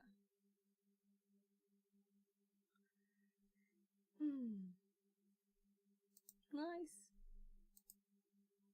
So, whoever recommended that I do RDP was right. Obviously, right? Oh, look, this is in the background. Administrate. That's why it was me, I guess? Lol. Oh, possibly, yeah. So. Or were there some second Persian? I think it might have been more than one, but thank you for the recommendation. So I did want to lab with it, but I couldn't get it working with copy paste anywhere.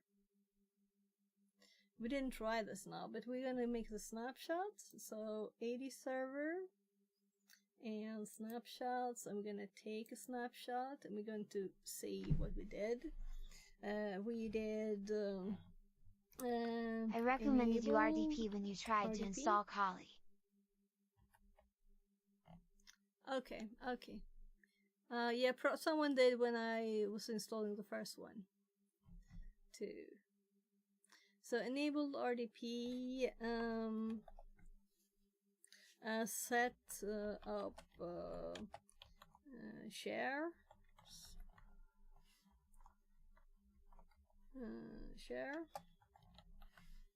and disabled server manager auto. Oh gosh, it's going to want to have dashes in all of this.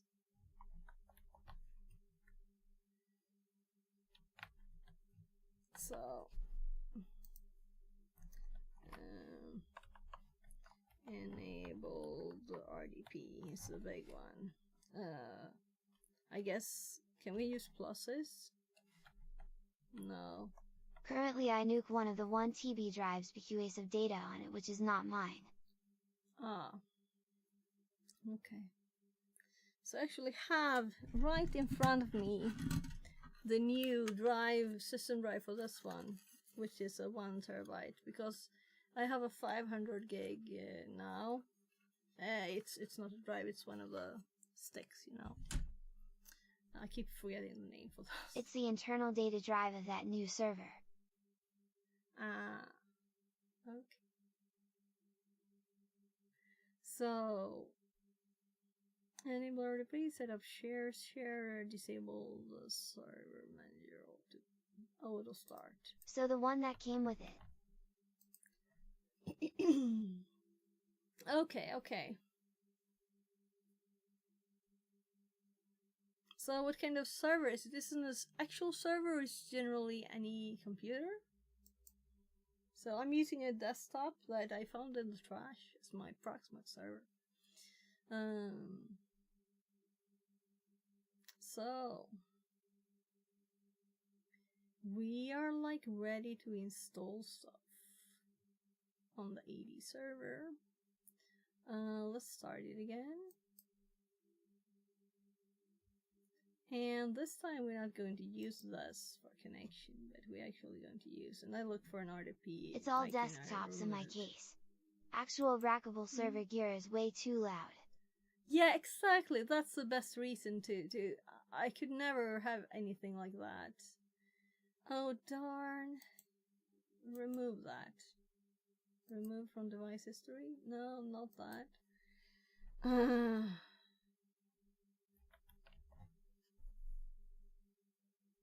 So here I was going for removing this from the history. There. And this is the one I want to connect to. So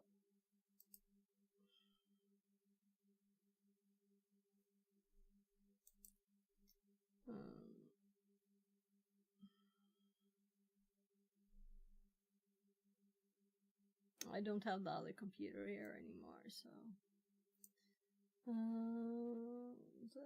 computer cannot be verified. Don't ask me for this connection.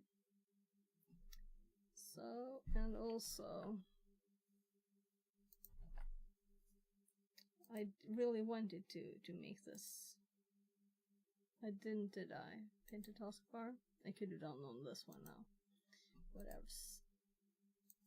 It's black. I even have a Wi-Fi dongle now, lol. So, Wi-Fi server. So this was, one is on network cable. Yeah, I have to go and fix that thing. Make food. Yes. Go fix that up.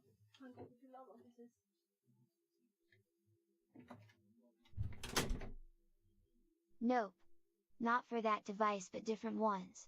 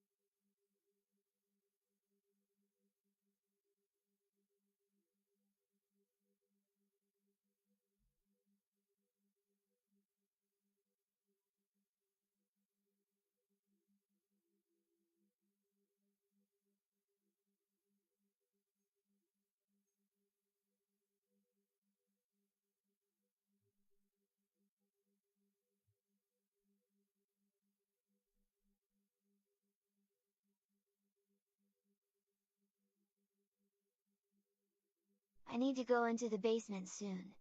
There I have some PCI, non-E, SATA controller. I might use that for the smaller, 500 GB, RAID one because I don't have enough SATA connectors on the mainboard. I'll need 5 to 6, depending on if I keep the DVD drive in there and keep it usable. The other connectors are 4x HDD and 1x SSD for the base system.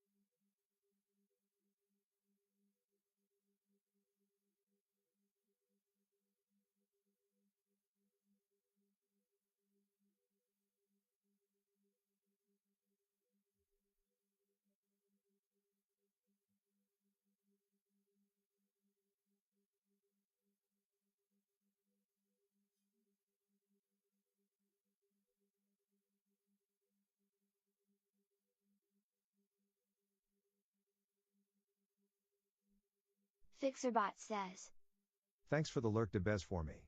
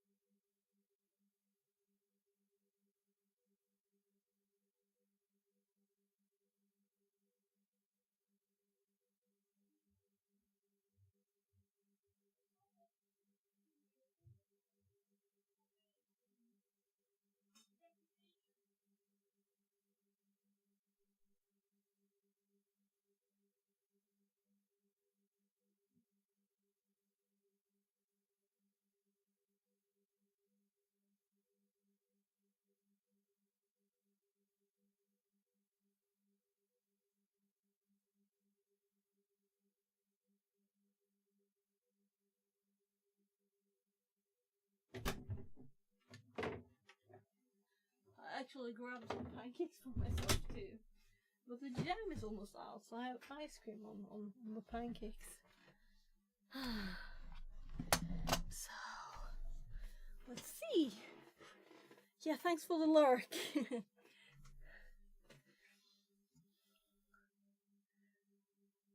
Yeah, I heard about the basement. PCI. SATA controller.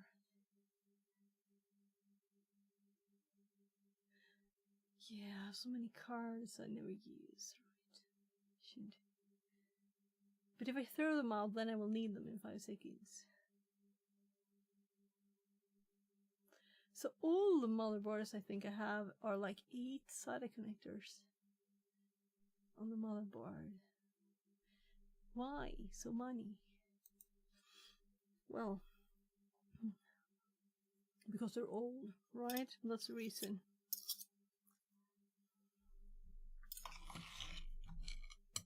So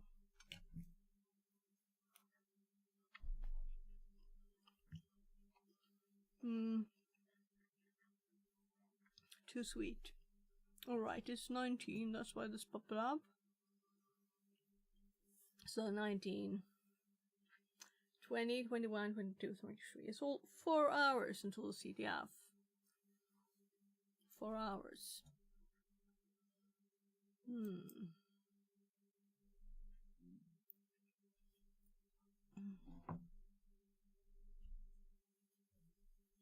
So we're gonna set up the 80, but that takes like 2 minutes.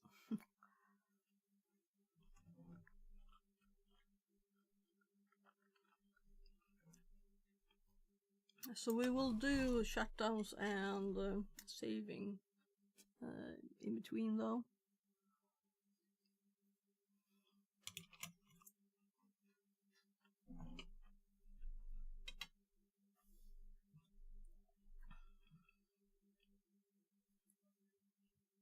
So as this installation didn't work, I'm going to actually delete the file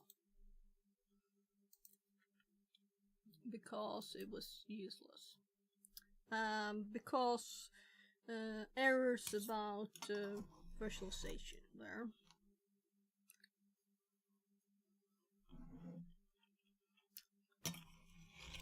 And it didn't take much time to do it manually, right? I just wanted to know how to.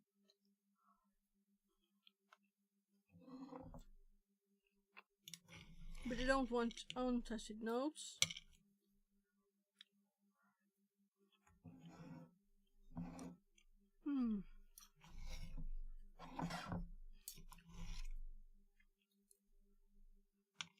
So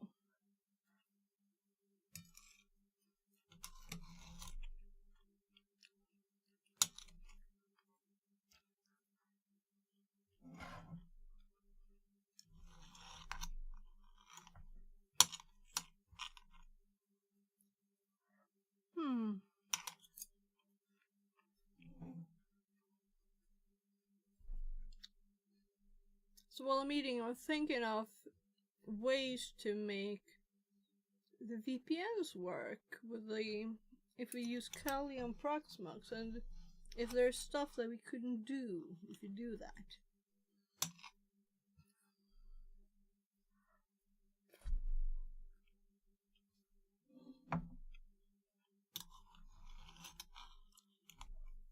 I shouldn't have had sugar too, only ice cream.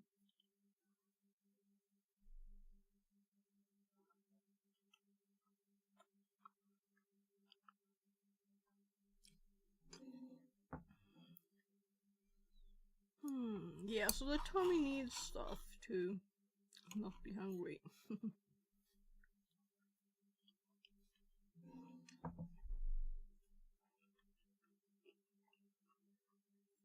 I should have selected something healthier than this.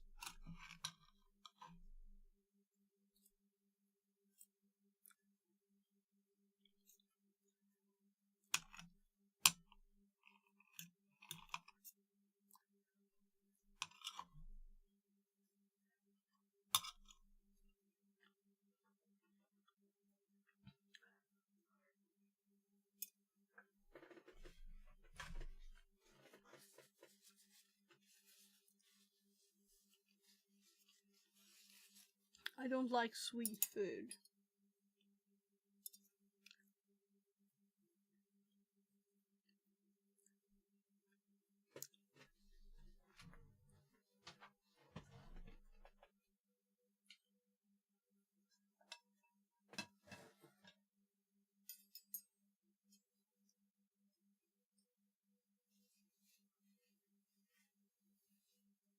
Zero Day 3301 says, do you use Spice's remote desktop connection?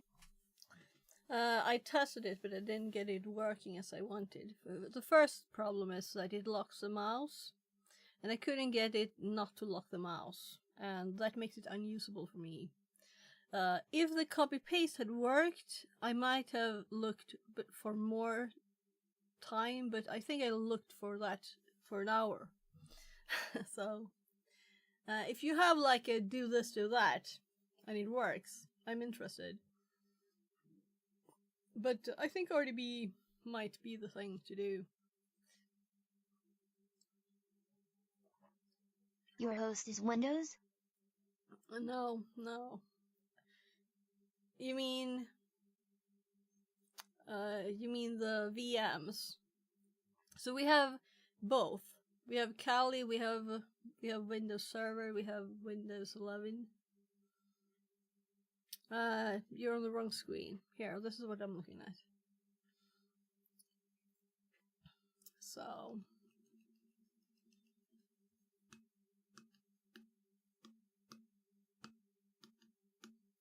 80 server, yes, it's Windows.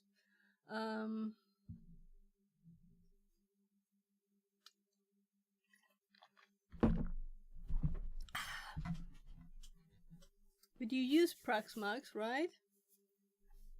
So I disabled it again. I backed Cursory all the Conservation options. says, best view ERSO and stream boo. Remove the space. So Absrido 67. Zero Day 3301 says, okay, then you need Vert Viewer to access over Spice. Yeah, we did that. And it didn't work very nicely. I guess I could enable it again. But I don't think I want to. It's in the stream.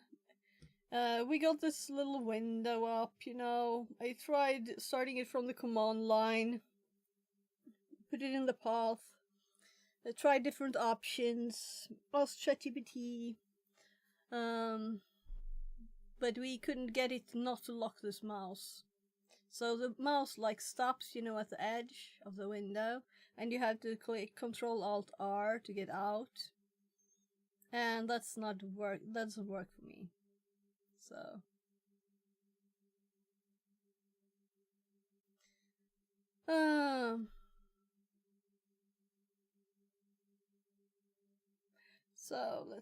let's continue. So the next step is to install AD. And now hopefully we have copy paste and everything working. So here we have the machine. We also set up a share where we can put files back and forth. So because for me it works best with Spice to get copy paste, audio and multi-monitor. Then you need to install Camera Guest Agent too.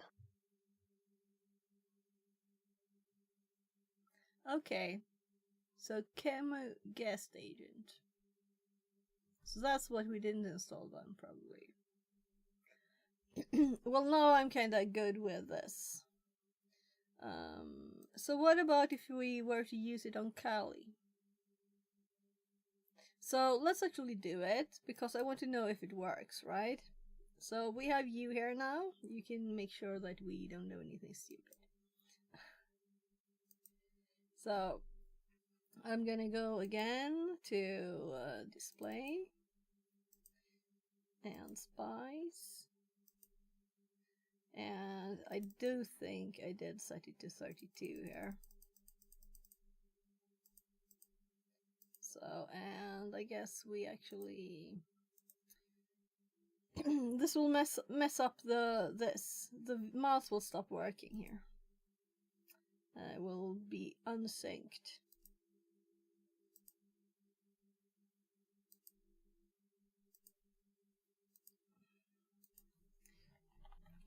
should have done this from RDP, but now I did this because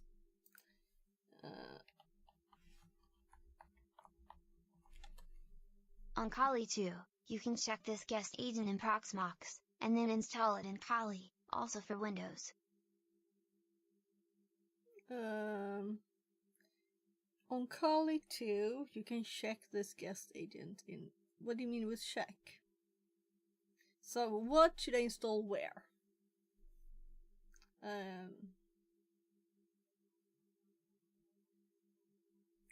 So we're just gonna shut this down. And I will not be able to use this at all if I install Spice again, or use Spice again. At least it bugged out when I enabled it before. I feel my teeth feel dirty now when I eat the sugar stuff. So, not updated. The VM settings, display there is a checkbox. What? I'm just gonna change something so I can Ah, click sorry, OK in twice. options. Yeah. I know. I've done this. I made instructions for it with screenshots. So we did this and this. Would you suggest these settings?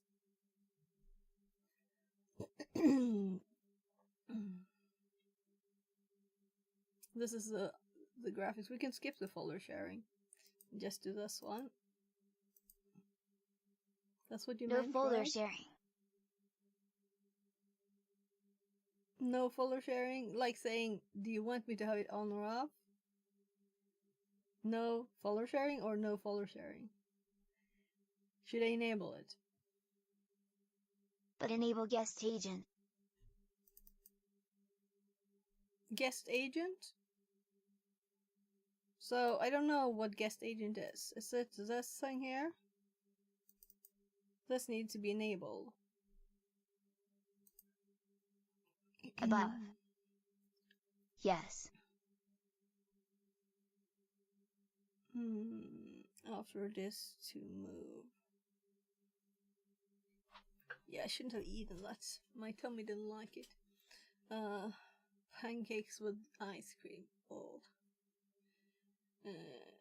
The camera guest agent is installed in the VM, and this is not, right? So we'll have to do that. Run guest trim after disk move. Okay.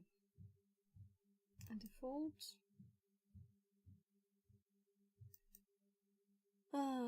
So is this good? That's okay. Now in the VM you need to install the agent too. Yeah, let's make a screenshot of this too, right? But first we need to start ShareX again. I was trying to do Alt F4 before, so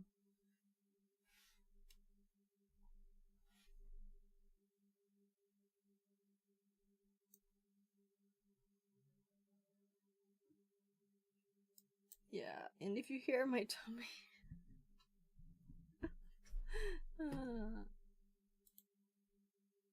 So here we have the screenshots from before, right? Totally failing. So let's put the screenshot here.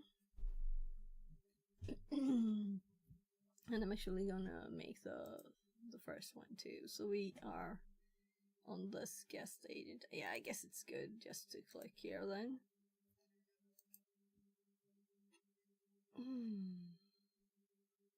Yeah, so I guess we start this and we download something.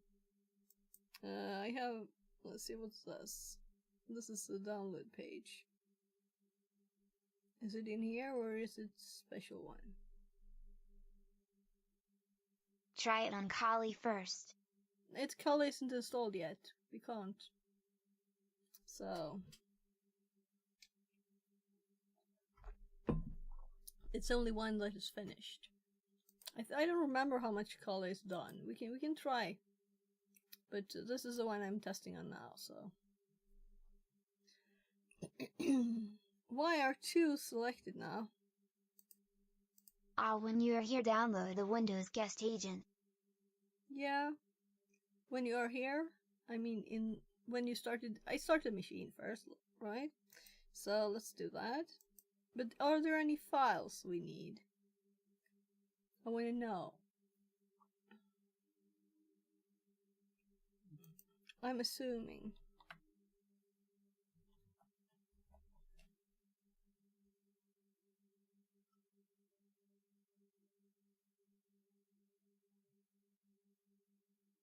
I searched for Windows, I think, before, but...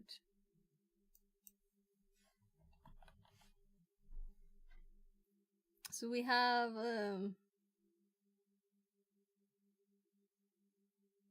this installed. The other ones are about USB.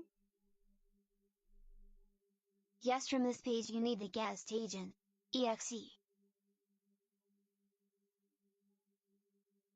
Is it the Spice agent?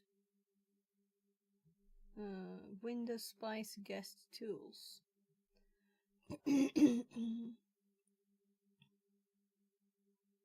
So we read about this one that it's required for folder sharing only. So we added that to the notes, that this is required for folder sharing.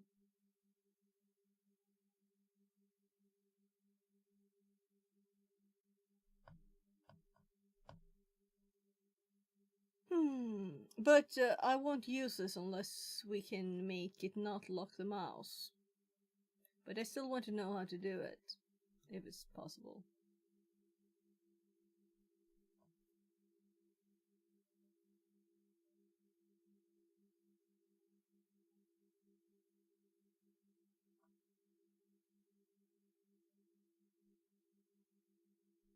Guest agent. So, the one I read here. Spice agent. Because you said QEMU agent. This should be one installer you need for Windows, for the Virtio driver and Guest Agent. I think it's from Fedora. What?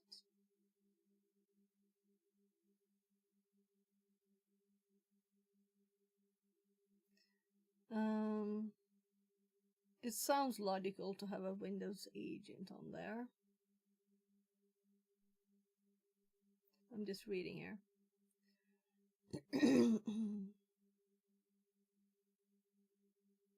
I need to Google it.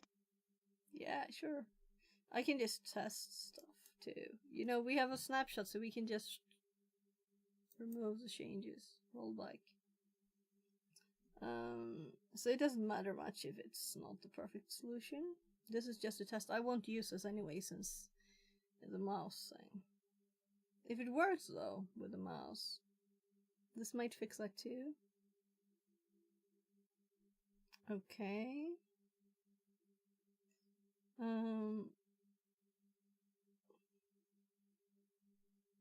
Yeah, I'm so sorry. My teeth are a mess. I'm actually going to brush my teeth. I'm sorry.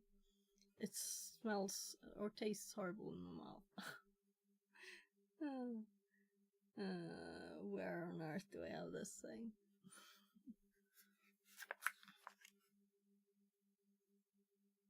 As I have the toothbrush straight in front of me here, I could just 2-second toothbrush. So much sugar.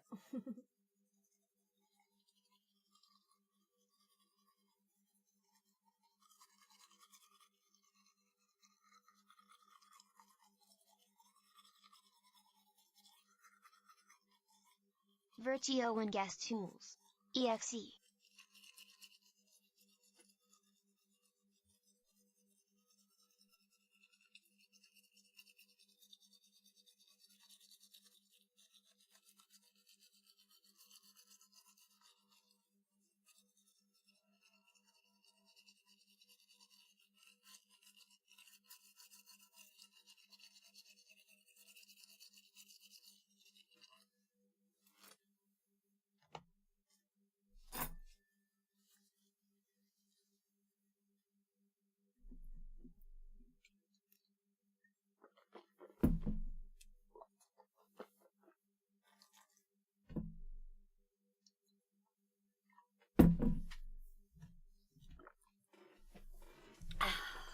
So that's better. Sorry, first time I ever did that. So, let's see. The thing I'm thinking about here too is the age of things, you know? Everything is very old. It can't be like the best thing there is. Video Win guest tool, so now this thing.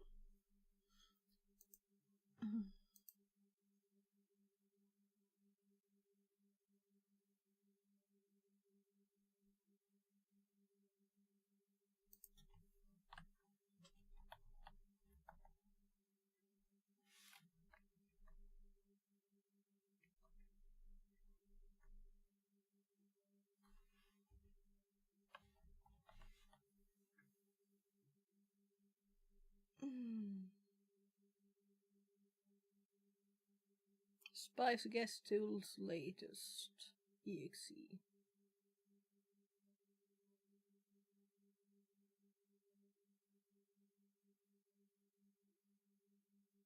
This might be the thing. So let's put it on. No. Web link. Okay, okay.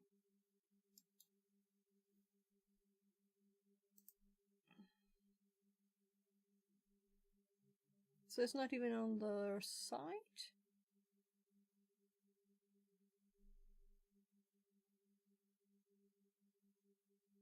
I'm like, did we install this? I don't think so. Though we have made several tests and rolled back, you know? I'm just copying this to the notes first.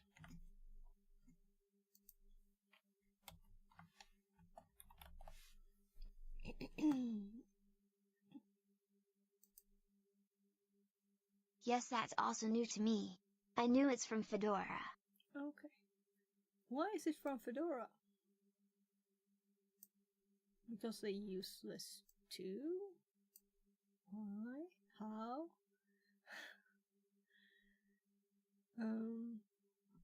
Curious to know. Let's see, like network. We can just type.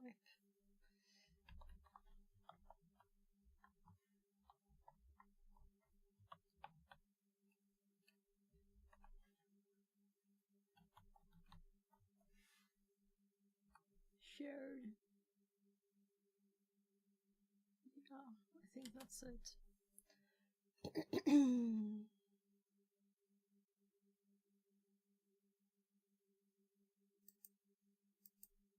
Yeah, this is the place. That's on the machine. So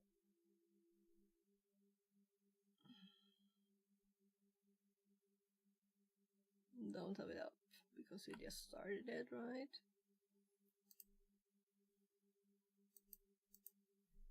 So why would I do anything else on this? Now when I have this up. It's like, we'll see. I can use the mouse however I want. I don't have to speed it up on the server. So here we have the files.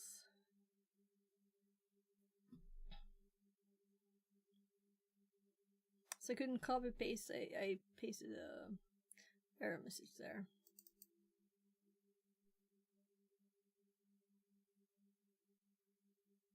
Web link.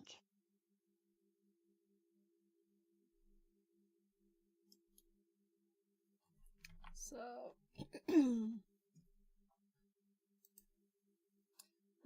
Radio Win installer is license under.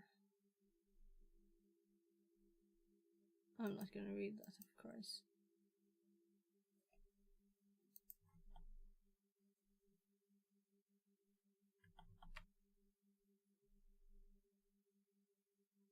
Let's do this. CamuGuest Agent. Hop back. Contents. 1. Introduction. What is CamuGuest Agent? 2. Installation. 2.1 Host. 2.2 Guest. 2.2.1 Linux. 2.2.2 Windows. 2.3 Testing that the communication with the guest agent is working. 3C also. Introduction, what is ChemGuest Agent? The ChemGuest Agent is a helper daemon, which is installed in the guest. It is used to exchange information between the host and guest, and to execute command in the guest. In Proxmox VE, the ChemGuest Agent is used for mainly three things.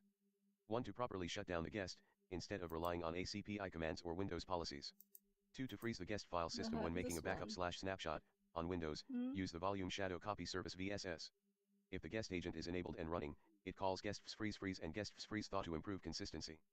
3. In the phase when the guest VM is resumed after pause, for example after snapshot, it immediately synchronizes its time with the hypervisor using ChemGuest Agent as first step. Installation. Host. You have to install guest agent in each VM and then enable it. You can do that in the Proxmox VE web interface, GUI, or via CLI, QM set VM ID agent 1. Guest. Linux. So this one is much bigger. On Linux you have to simply install the ChemGuest agent. Please refer to the documentation of your system. We show here the commands for Debian/Ubuntu and Red Hat based systems. On Debian/Ubuntu based systems, with apt-get, run apt-get install ChemGuest agent. And on Red Hat based systems, with yum install ChemGuest agent. 0 day Depending on the distribution, 3301 says. the guest agent might not start Yes, automatically the after the official installation. Proxmox wiki Start also it either links to that directly with Fedora people that System looks will start different. ChemGuest agent. Okay. Then enable the service to auto start. Yeah, so we installed permanently, this one. if not auto started, with System enable ChemGuest agent. Should work for most distributions, or reboot So the this guest. one actually has filled Windows. out information here. First you have to download the Versio WinDriver ISO. Date See Windows modified IO drivers. 2025. Then install the Versio serial Yeah, driver. that's a 1. file. Attach the ISO to your Windows VM, versio-star.iso. 2. Go to the Windows Device Manager. 3. Look for PCI Simple Communications Controller. I got 4. a new Right-click script. Update driver and select on the mounted ISO in drive. :D. New script. What script? So, introduction.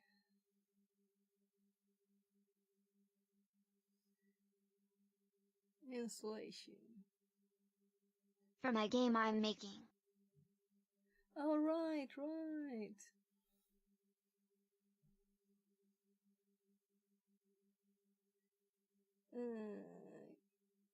My friend gave me a script maker.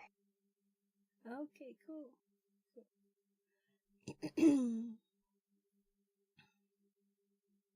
I made the monster walk. Okay, cool. You're learning programming, right? That's cool. You can't make scripts without learning programming. It's inevitable. With artificial intelligence. Okay.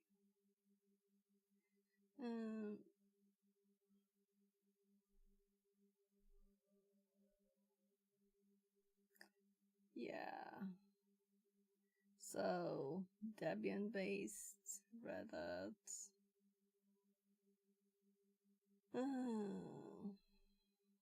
And here we have Windows. First, you have to download Virtue WinDriver. And we did that. Installed the Virtue driver. Serial driver. We just run the program on the CD on the ISO. Then you install the QM agent. This is the directory. Guest agent installer. So it's on the CD. It's in the Virtue.io disk. I think it's still connected to there.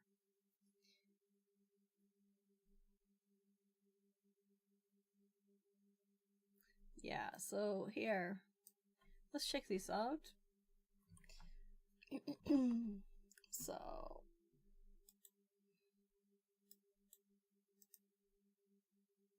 and this PC, here we have the drive, and let's see what was the path.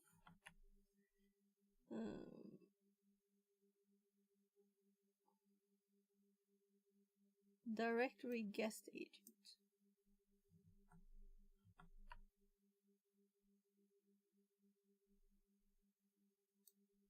Weird builder's decision. Is not here /. Nothing here. 0 day 3301 says. They are here. It should install automatically on Linux when you check that while install a VM. The ISO is that you can mount also when install a new Windows VM, for the VirtIO disk drivers etc. Yeah, we have that. We installed this, you know, the CD. We run the installer here. So I'm kind of thinking it should have installed the guest agent already. Let's test it the way it is now, right? So we don't have to close this, we can just minimize it. We can have the both at the same time. So we have to go through it again. We have set the display to spice, and in options we've changed spice, not space, enhancements, and camera guest agent to enable here. And now we're going to start spice here. And we're going to open it with a remote viewer, which is ancient, it's from 2020. It has a white line at the top that you can't change. So bright light mode by default and no, not changing. And if I click on it, let's see. Need to Control-Alt-Delete, and I will do the same for mine. So that we don't have it RDP, we don't have that problem. That's kind of annoying because stream goes black, right? You have been disconnected because another connection was made by a remote computer. Okay. We could run the NoVNC at the same time as RDP, no problem. So this uses the same system in some way. Anyway, it's not local, really. Oops. 0 day 3301 says. Looks good now. Looks good. She says. It's. I left my headset on Control and V. So let's see. Yeah, so the mouse works. You see, right? So the mouse now is not stuck here. This was my biggest problem along with this. But it disappears if you full screen. Yeah, this might work. But come on, I can't minimize it. Okay, we do have one problem. How do I? Where they change the resolution back? Look, I can't maximize it. There? Yeah, there it is. So this window doesn't do anything. Why have it there if it doesn't do anything? You could use that instead of this one.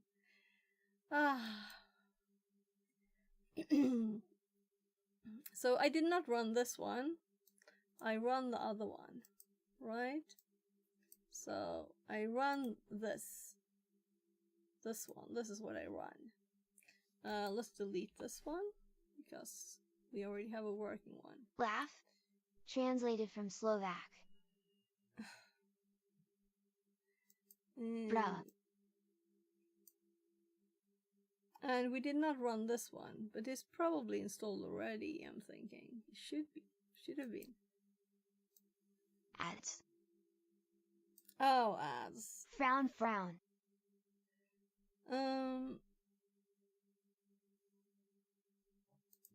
So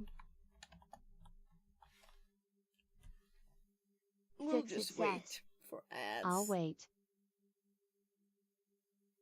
There's a message saying, tell me to pause and I will pause. Ellipser, she says. So I have a problem. Are you back from ads? 0 day 3301 says. Yes, but you opening from the Windows host. I use Debian as host. It looks the same besides of the white theme. Okay. Also, these had no mouse over. So you have to click them, and then you notice there are menus. Also, power down, pause is not there. And I can't click this one anymore. I didn't remember what was there though. And this is sending commands. So we can send Control Delete here. That's nice. Ellipser, she says. Finally. Okay.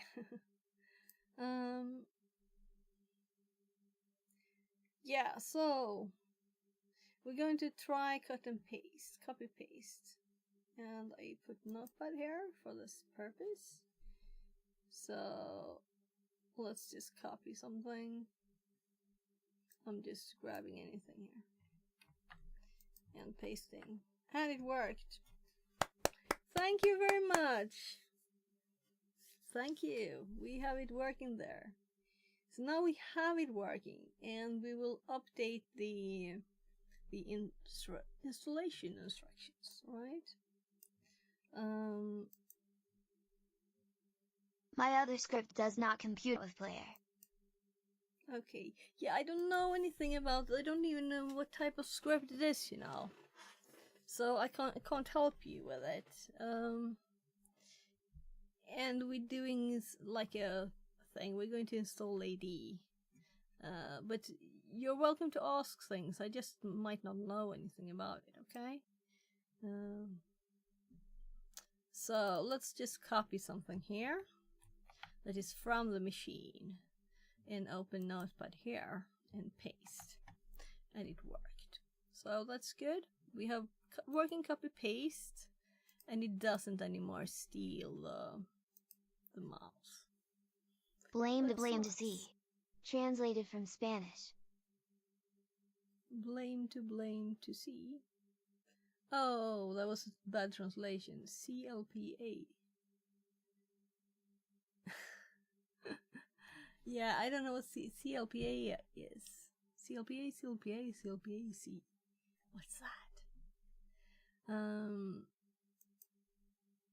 So let's just empty the recycle bin because it has something in it. And we're gonna upgrade the instructions for this. It's a movement script, BC. I want realism, so I made a script from hand. Okay. And I tried this again, that doesn't work.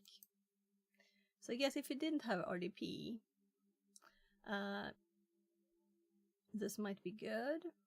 So what if I opened several programs and I use tab? So we have this, and we have Notepad. And I'm going to Alt tab and see if it switches between them. Good, it does. And also if I hold, I can always see these. That's what I want. Clap. Is there anything else we want to test? I think that's kind of all the things. As long as we don't add files too. We already made share, right? 0 day 3301 says. Audio? I do not want audio. That would be horrible. This makes me not have to mute it. Very nice. There's nothing worse than bling, bling. Can't imagine anything worse. That's a problem with my Kali VM too. You know, you backspace at the start when you log in and it goes bling. I'm not gonna use audio for my AD server, right? What would that be? Testing Rickrolls. We can watch the video in that case. So I added an audio card before, and I removed it again. So... Ellipser, she says. I think finna die. What? You out of power or something? Let's see here. We're gonna make a new snapshot. We're gonna update the notes, right? So we did take screenshots.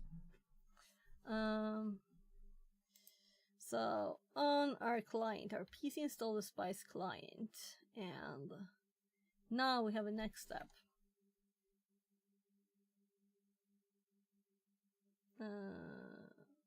We can delete this because it works.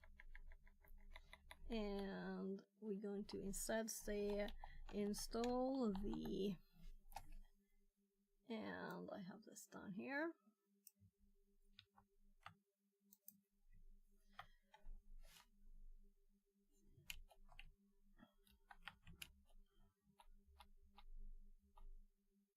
There. No. Why did I put this one here?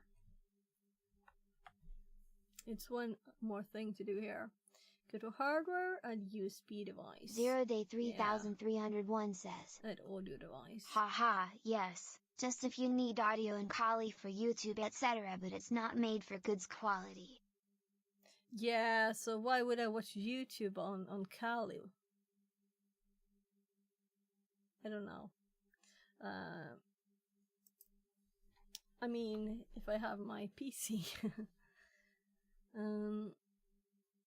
So I'm gonna add this that's important before, right?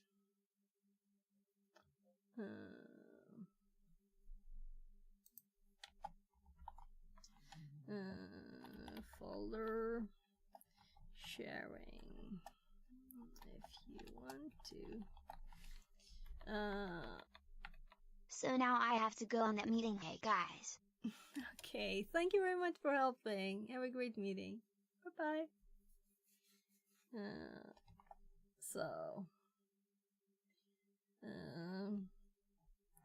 Set video streaming to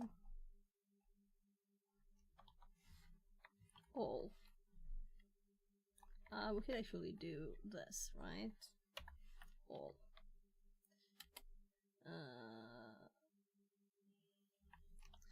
Enable folder sharing if you want to. So it's not required. Go to hardware, edit the display. Edit display.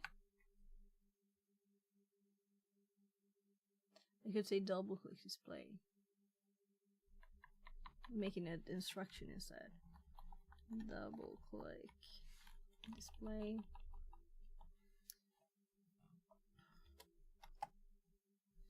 Oops. There. Graphics card.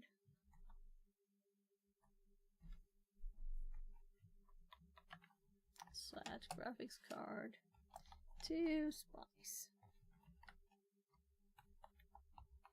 To Spice. There.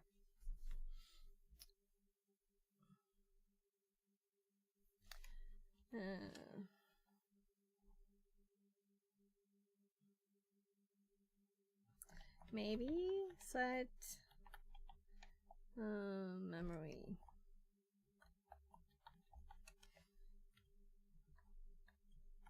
Let's do set memory to 32 MB. MIB? I'm very curious what they mean with MIB. Mega E bytes? No idea.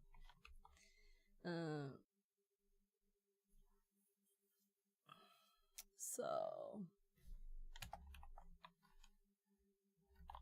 let's do optional on that. And then we do go to options. Double click.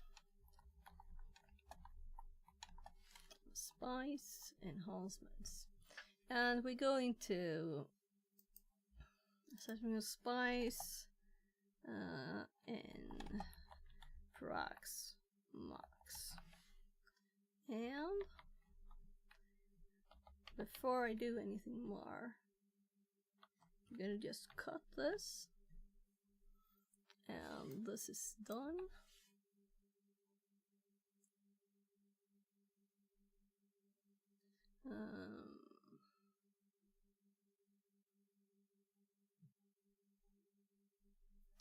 So maybe we should have Proxmox somewhere else, but it is kind of something for labs. So why? I don't know. Maybe it's good here. You know. So I don't know why I ended up on B instead of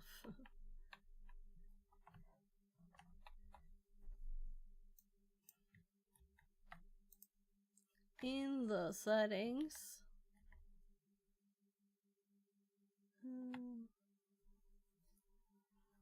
Rather click the VM. Click the VM you want to add Spice to, because it's nothing called settings. So this is like step 1, really, right? 1. Go to hardware, double click display, go to options, so like, yeah, so we can remove the columns there. I've changed stuff. And we have illustrations of all the things. Go to hardware.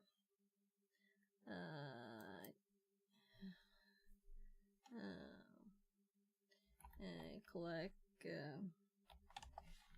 add, and all of these things needs to be, yeah, right, so hardware too.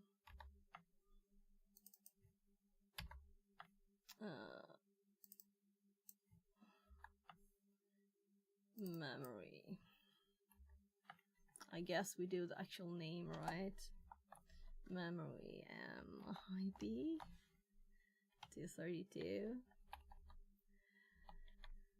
I just thought that 16 sounded very, very low, and in the image I had as an example, it was 32 as default, so double click Spice enhancements.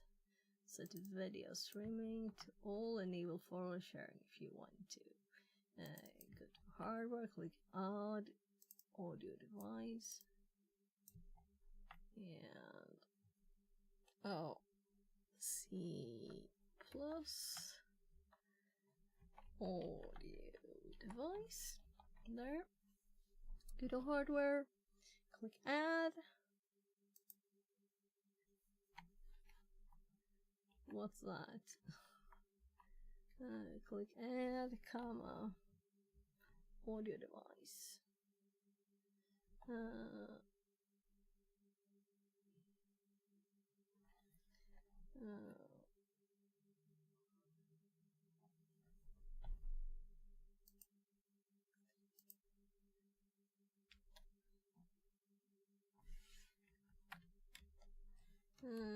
Click add.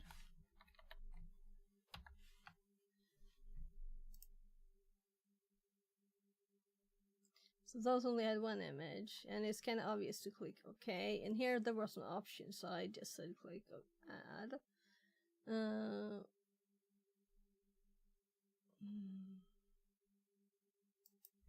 Yeah, I'm gonna change this because I don't want it to be different.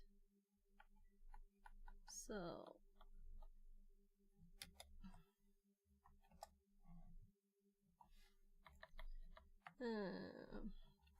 use default options, click add, go to hardware, add USB device, and optional. So we don't need this. And this we might need, but not yet, and not on the 80 server, for sure. Maybe on Kali, because of network cards, right? Like Wi-Fi. If we want to play with that, make samples, things like normal, playing around with stuff. Forwarding your Wi-Fi card to the VM. We already saw that it worked because we saw the devices that were connected to my computer in the list for what you could add. And I don't even know if you had to add the USB device for that.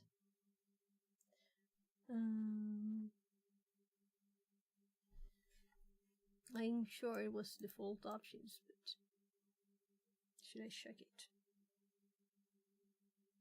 So copy, and I shift enter there to keep the indentation and the numbering not messing up. Look, it's already messed up there somehow.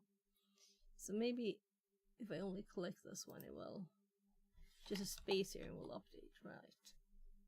And here a space, it will update too.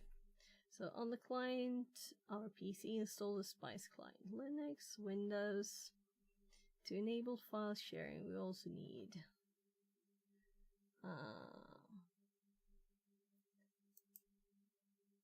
yeah, let's make a new one of that, really.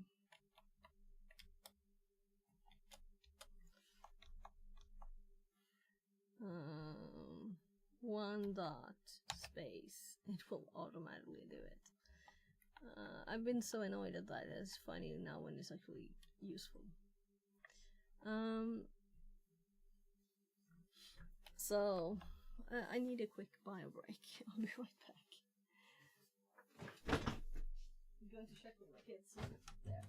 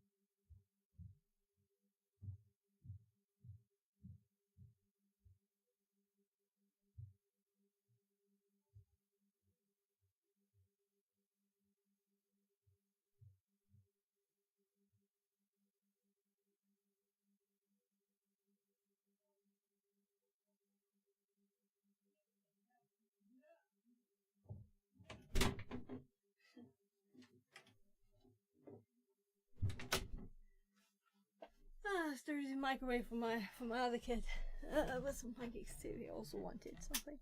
Or that's what I was gonna ask him.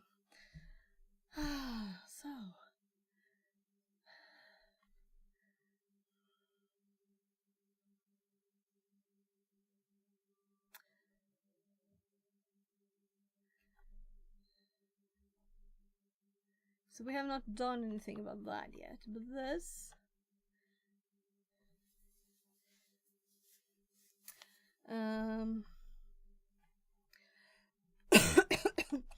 go to options in your browser and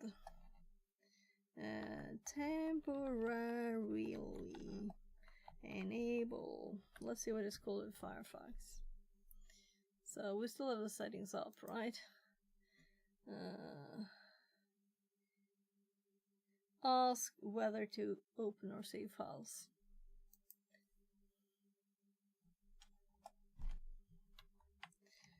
Ask whether to open or save files. Well, let's make some upkeys words. Well, it's actually not called that, so let's keep it that way.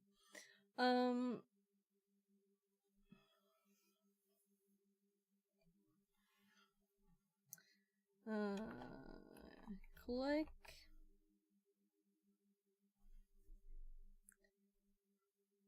yeah, this is a new point in the list. Click spice. What should I say?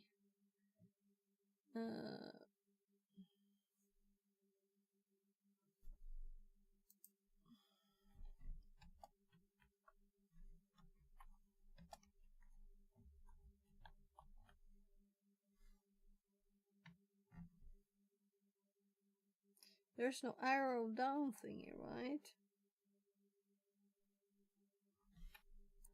Click the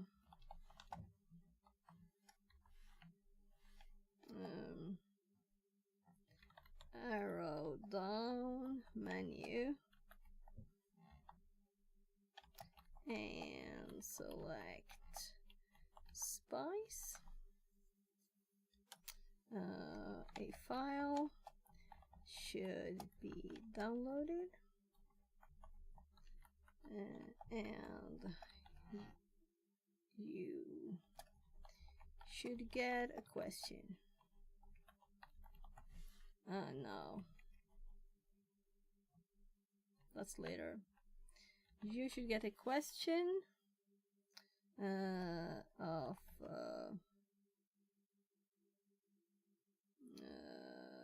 whether to open the file or select to open the file and to open it with, what's it called? We just set it up. So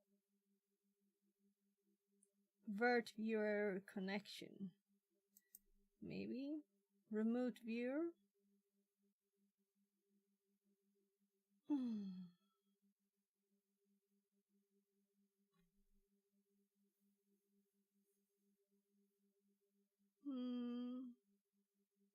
Let's delete it.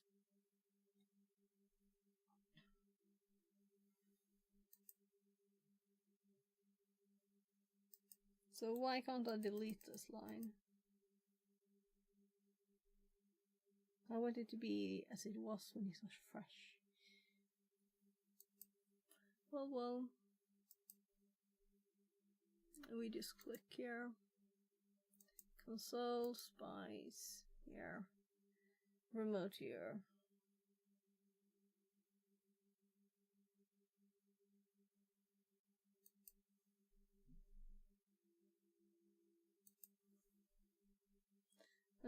Open the file and open it with remote viewer.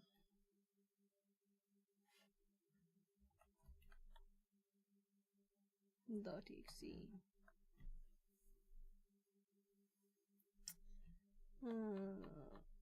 I'm not 100% sure, but that's what the file's called, right? I think it said something more.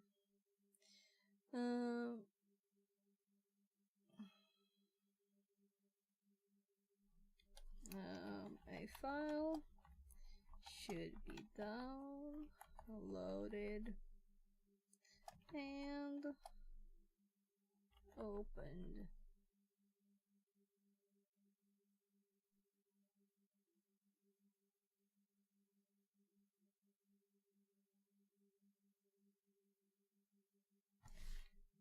And open so you can see the desktop. ...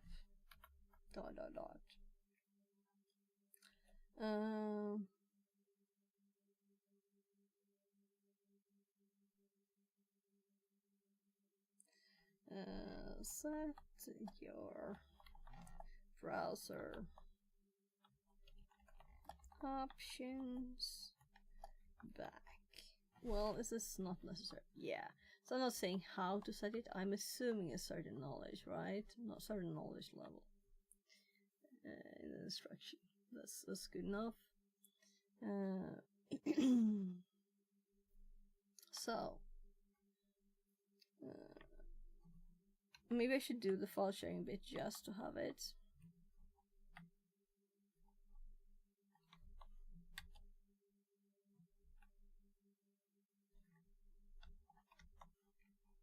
Oh, that was a problem. So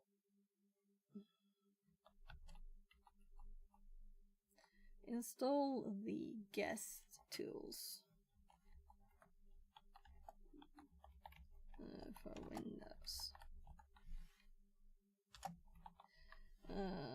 This enables copy, paste, and stops the mouse from locking inside the very nice.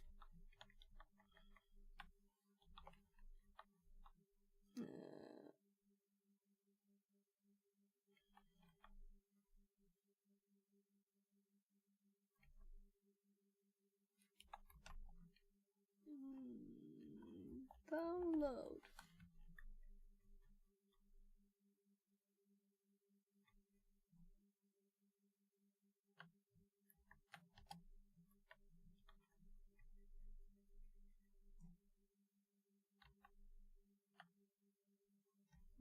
Good.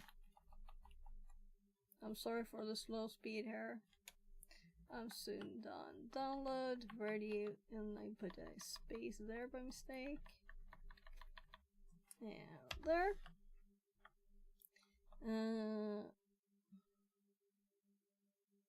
Yeah.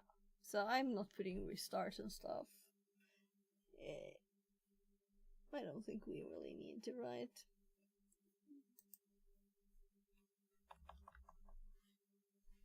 So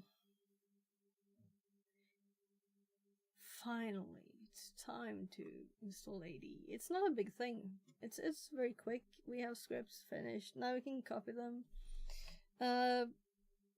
Unfortunately, I'm not gonna use slice, right? So the only thing that possibly could be good here is this exists, right? But the other one it logs in automatically because I saved it, which is nicer. Yeah, so we got this working though. I'm glad.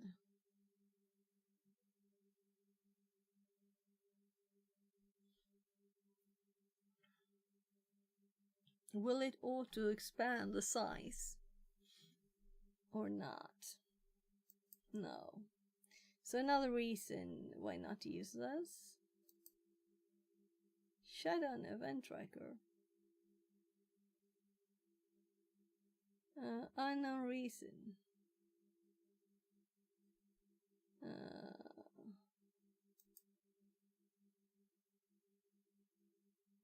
Yeah, so it was actually planned.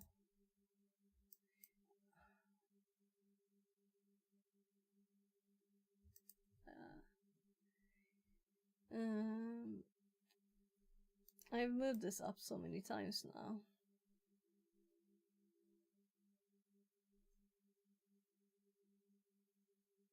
Now we talking about Sweden attacking Signal 2 what face?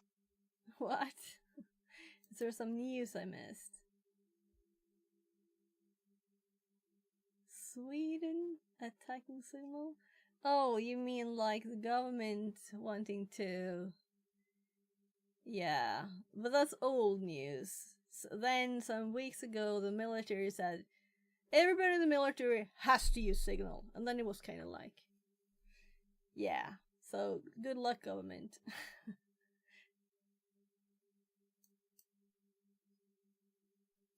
I feel that way anyway.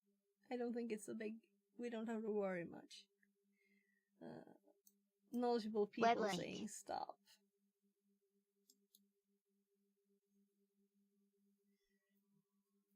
So, yeah, so Signal will leave Sweden if the government's suggestion. Yeah, but this is like just 2 days. Yeah, so this is the military. And they are using it, and they're saying this is what you should use because this is safe. So, yeah, this is like normal media being late to the news kind of thing. This will never happen. So we don't have to read it.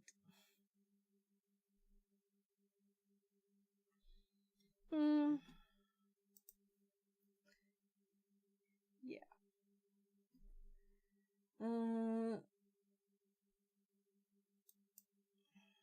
So I've listened to this in podcasts for weeks, I think. People talking about it.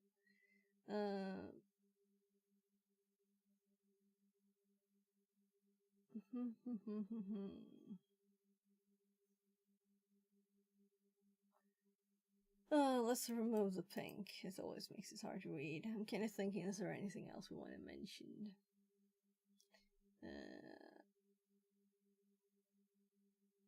Should I make the file thing too to have the instruction fully working and complete, you know?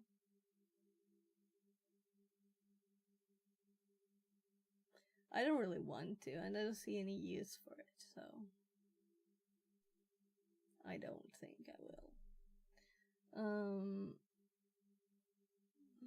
Did I say where to download all the files?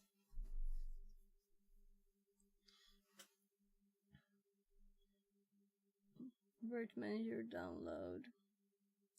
I know what we are not mentioning here, the drivers, but that's in the installing Proxmox, so we need to change or add. Add that.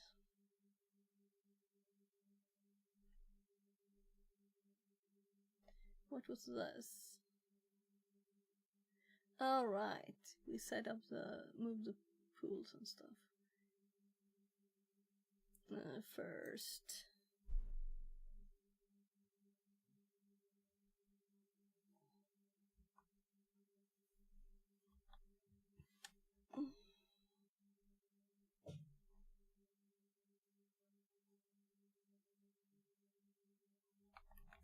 Check the repo resources.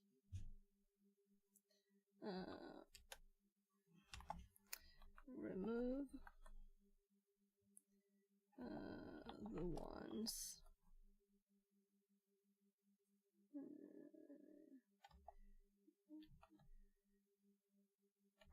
called Enterprise.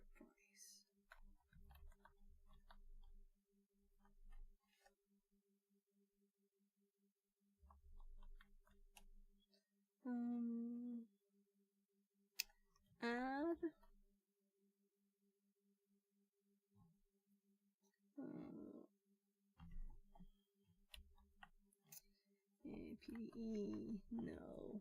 Subscription.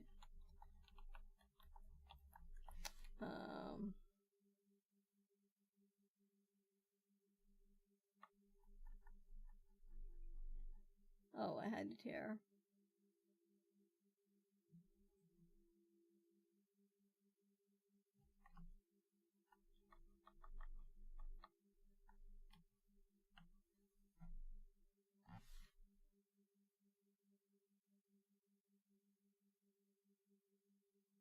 Well, that's good enough.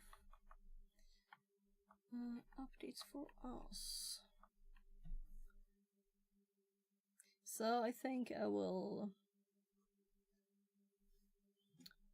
just set like... I haven't got any screenshots of this yet, so why not have a right click of this, right? I don't have the screenshot yet.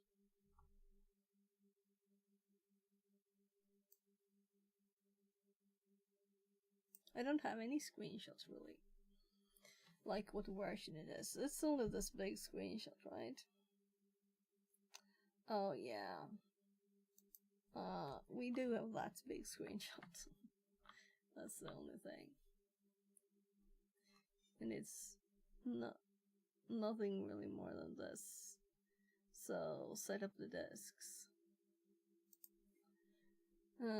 Uploading an ISO. Oh.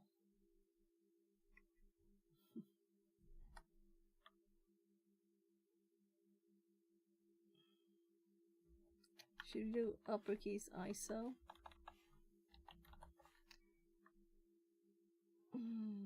I sure I already had this somewhere.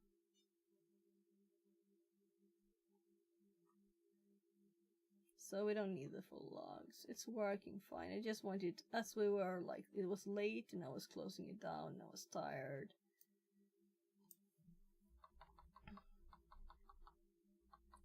So I'm just gonna keep, well, this is stupid. I should just type it instead. I'm just lazy. Is this too lazy? Too many. I've used so many characters to do this now.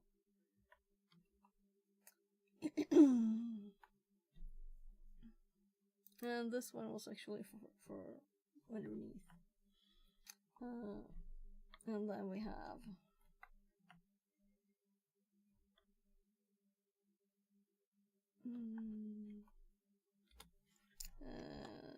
go to the shell. And we're gonna put numbers on these, right?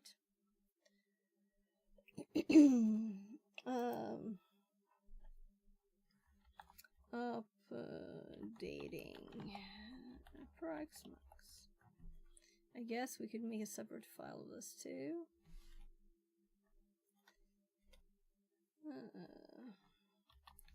First, check the repo resources.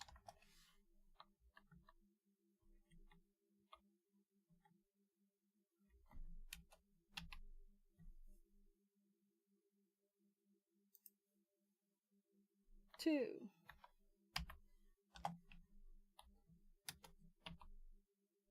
go to shell. 3, run video update. 4, run. I could have used put those in the same number, but why not do like that, right?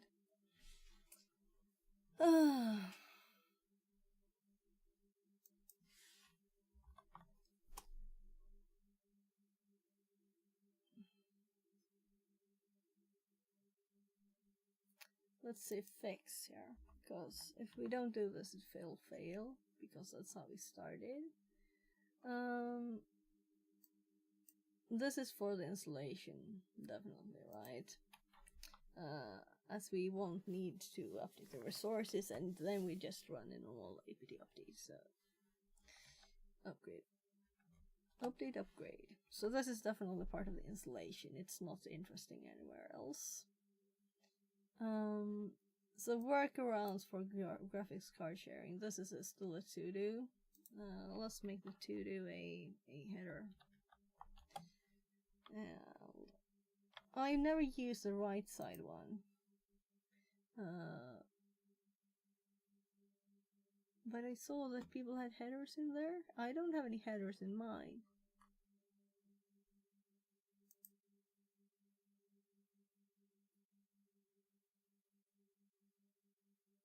What? Outline of 5. Brain Pam EXE. X32 DVD. What is this button?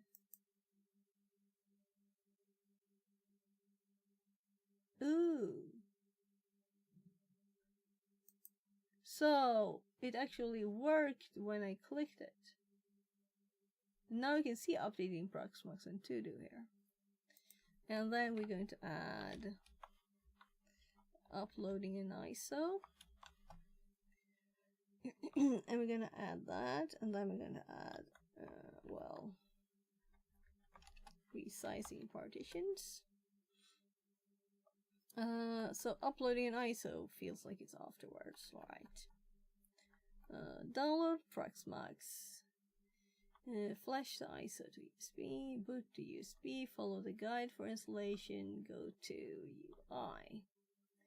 And well, let's do uploading an ISO here. So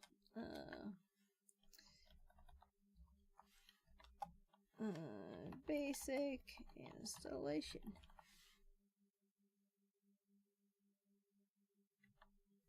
So starting to get there.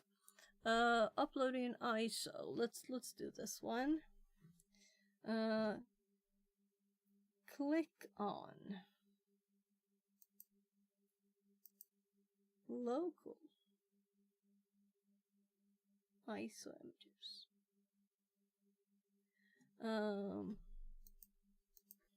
One.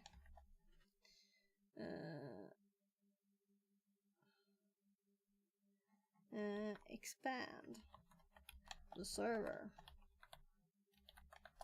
you want to upload to with 2 T's. 2. Click the storage.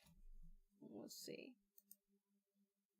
So in disks here we have these, and you know it's on disks, right here on disks we can see.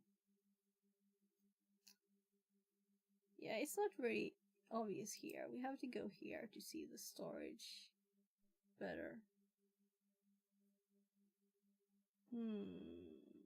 So the types. So the nodes, the servers, and these don't have any because they're down. And what is this?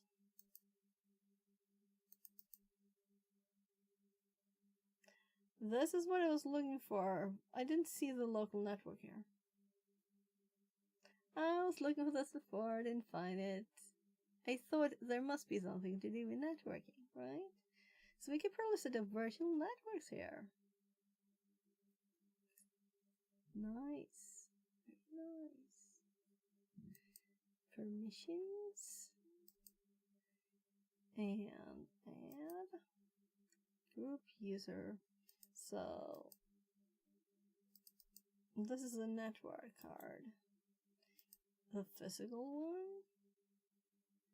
So it does have 2 cards.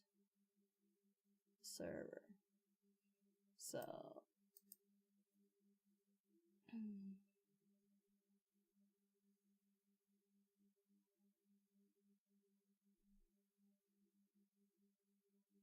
so let's go back to storage. I just derailed for a second. Here we have something called SDN.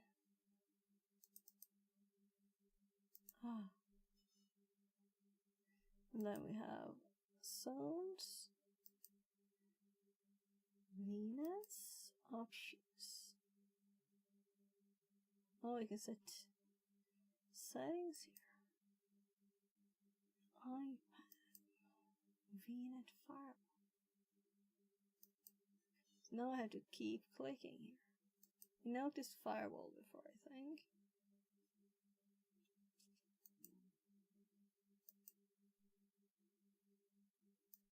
Yeah, so I'm quite tired, and it's 2.5 hours until the CTF starts. Should I just keep streaming? It's not like I'm going to go sleep and take a nap.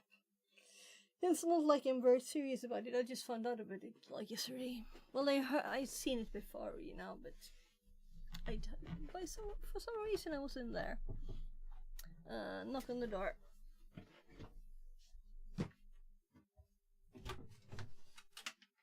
Yes, ma'am? Bingo.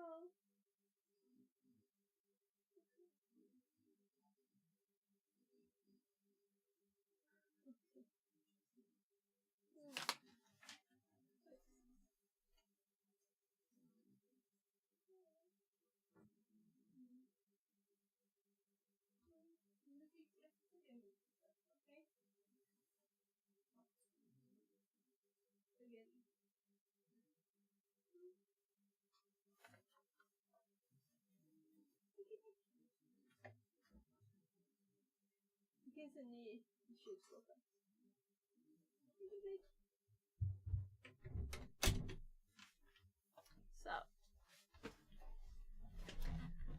support, yeah. Obviously, we need subscription for support.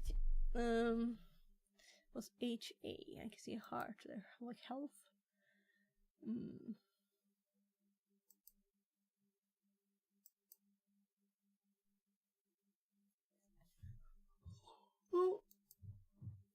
So here's where we can see the storage.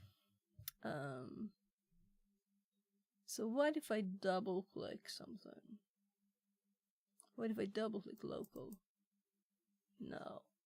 I was thinking it might hop here.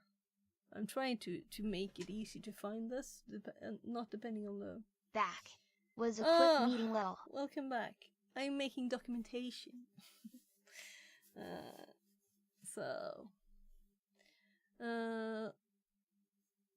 It might not be the most fun thing for everybody. Click the storage. We're gonna say storage. Click the local storage, maybe? Local storage. Let's actually do it local storage.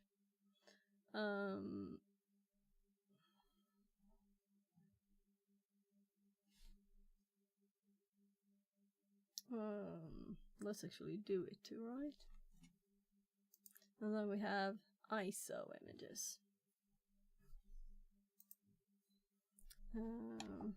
ISO images.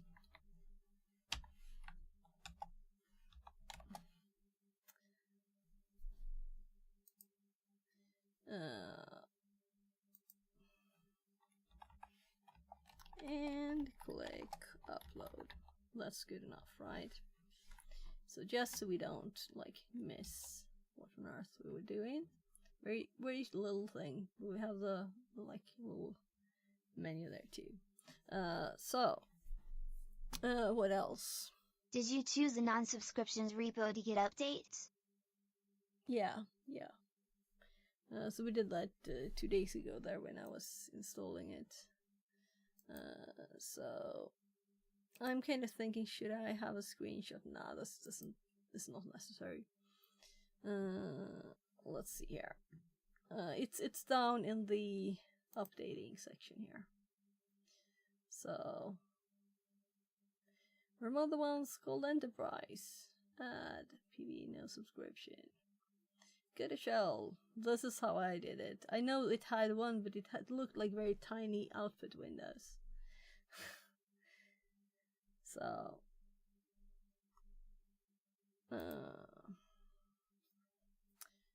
resizing partitions. I guess we do 1. Let's see if we can indent this section here, if it will indent. That's interesting to know. 1. Check.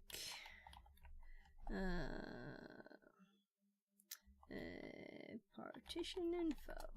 And at this place we have not yet done this. So maybe we should put this image there too. It's not even taking any space. On the hard drive, really.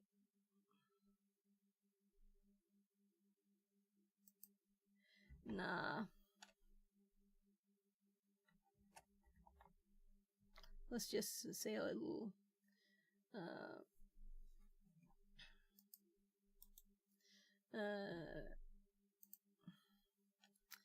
right click server, or should we do node name?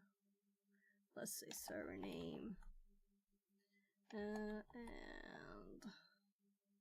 click shell. So that's, then we have a screenshot, but it's not a screenshot, it's actually text. So will that work? It didn't work very well, did it? This means that this will break our table fully. So we're going to undo instead. There. Then we have also this way of looking at it. So I don't know if I want to do more now. I think this is good enough. This is good enough. Then we have the updating. And then we have the to-dos, which we actually going to do install AD on server now, because now we can copy paste on it. So these are here, and we tested a few things for the graphics card. We like googled how possibly the BIOS could be, but it seems like the BIOS needs to be 2 years older, newer than the one on this machine to be able to do it. So yeah, so I mean sharing the PCI card. Yeah, so when the 80 server is installed, I don't know if we'll have time to do more there. But this is how we'll connect, because this is quicker, easier. By the way, let me show you the instruction for setting on Spice. Maybe we should have the uppercase one. So, look, I misspelled it. So there's a full instruction now with details. The only thing that's not detailed is this, because I don't want to do file sharing, so I'm not looking it up. Otherwise, it's like quite detailed. So now we're going to back to 80. Don't even have it in the history because it was so long ago. 80 setup script. So this is, yeah, this is the one I updated. Where is the other one? Auto setup 80 script. Yeah, this is the one I looked at before. So this is the one we're supposed to use. Yes, gubben. Ska jag komma lite? Ah, okay. I think I'm going to go make food for my kid in a bit. I'll talk to my hubby a bit then. So the machine is not on. That might be. Is it on? No. Yeah, it's on. It's on. So we're already connected, are we? So this is still on. Oh, it didn't ever shut down. This is a bit annoying, but no. It's a Debian so you can do everything. Yeah. Learning by doing is a long process. I don't know how your network looks like or your networking skills, but I would highly recommend install OptiSense's router on Proxmox so you can isolate some stuff. Yeah, just looked at the networking stuff here. Yeah, so I've worked in IT for over 20 years with all the things, networking and setting up servers and building a server room and dragging network cables, building an office, all the things. Setting up ADs. But labbing is fun. And we need to set up a fun thing. And I don't know how networking works in Proxmox, so I saw there was virtual stuff you could set, but I haven't seen a lot of it. Why didn't this shut down? Didn't I manage to click the thing? I've clicked again, nothing is happening. Okay, click outside. Can't close this. Yeah, so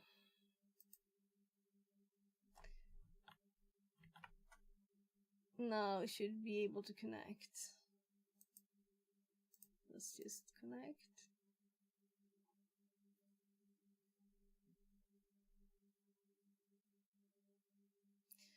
But that's an interesting suggestion to install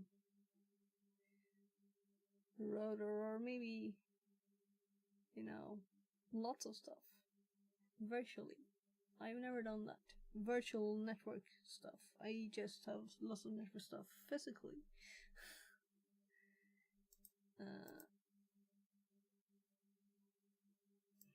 So, is it updated? I'm just gonna F5. So it's on. And we can go both these ways. And we should be able to go this way too. So connect. It might just be dead. I couldn't click stuff, right? So let's go Spice again. And yeah, right. Let's auto open them now. I set it to ask every time because we were labbing with it. Yeah, so it's still on the start menu and I can't click it.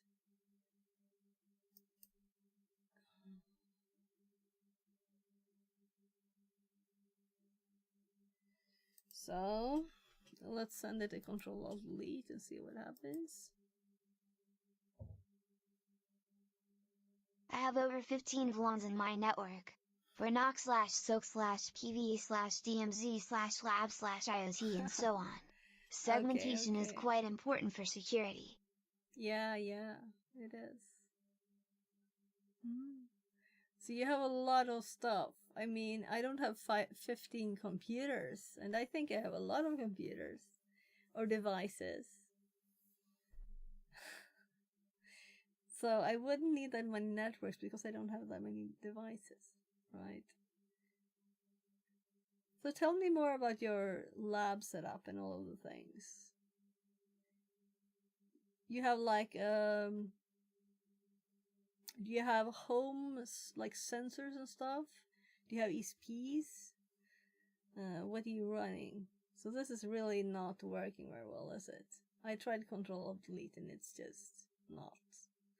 I think we're gonna be evil, and I don't want that question again. So let's go stop on it.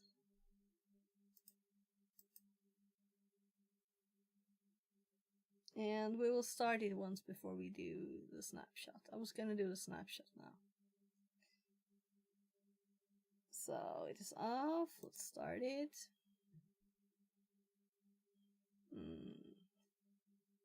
I'm gonna fall asleep before the CTF starts. It starts at 11:23. Meta CTF. It's the first time I'm gonna look at one. Probably because I might fall asleep before it starts. Here. This.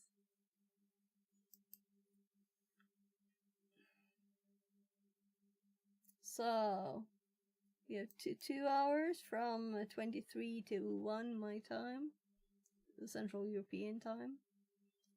And I don't remember. I don't know why they don't have hours in here, right? Maybe if you click here, you can see the numbers, like dates. Hours? Ah, here it says 2 hours, 21 minutes. So, countdown. I guess I should have this up. So I've been streaming for 6 hours now. So we can go 2 more hours, right?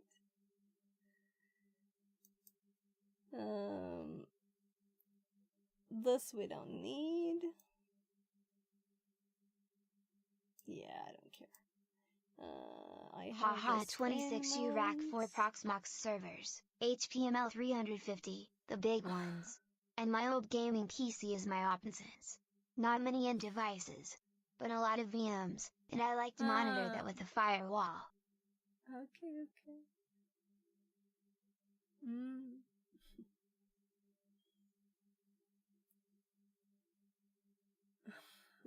Okay. Yes, I worked at Compaq before they were HP, all the servers and the support. This was like where it started a long time ago. And then I worked setting up and buying the services. So, but the numbering, the rack servers, I would never want rack servers at home.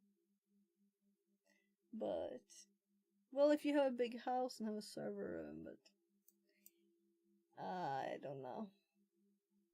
You can probably do enough with desktops and virtual and SFFs, like on wardrobes. I'm not saying I have that. So my kids' Minecraft server is in SFFs. Yeah. HP1, probably. Oh. Well, thanks so much for the help. By the way, let's look at the networking here, right? So I noticed that this one had am I blind? Yeah, I'm probably blind. I'm so tired. Yeah, there we have like zones and stuff. And was there something in here? I think I saw it before. Network. This is just network. Create? What's create? But I want to get rid of it, TBH. Now I would get that CPU power with one nuke or something. Only 400 gigabytes RAM is my problem to get in a little machine. Lol.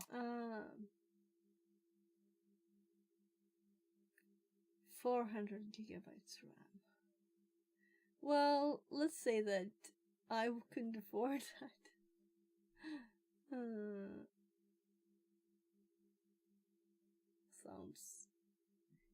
Sounds like fun to have lots of stuff to love with like that. I'm using this PC I found in the trash quite a few years ago too. But it works. And it's an i7 even if it's a 2600 one.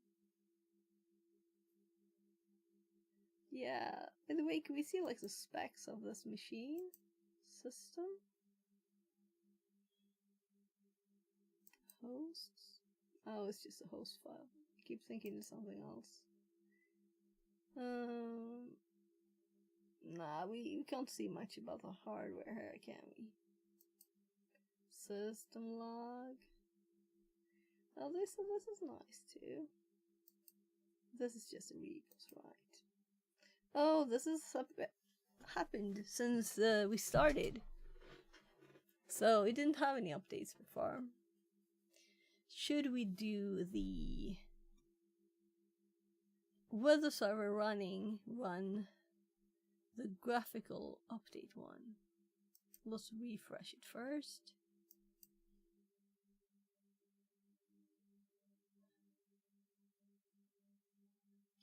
So it's doing apt update and then nothing more because it's a different command. Yeah, I prefer the terminal really. Oh, look, you have it here too. So I've just done this. VR Mechatronics says, "Hey, how is going?" Oh, it's going good. How's it going for you, VR? APT update. APT upgrade. So I show you something. yeah, do show me something.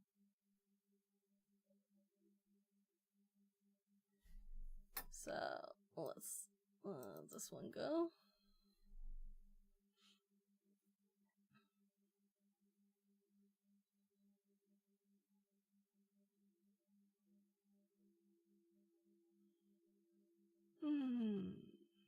Web link.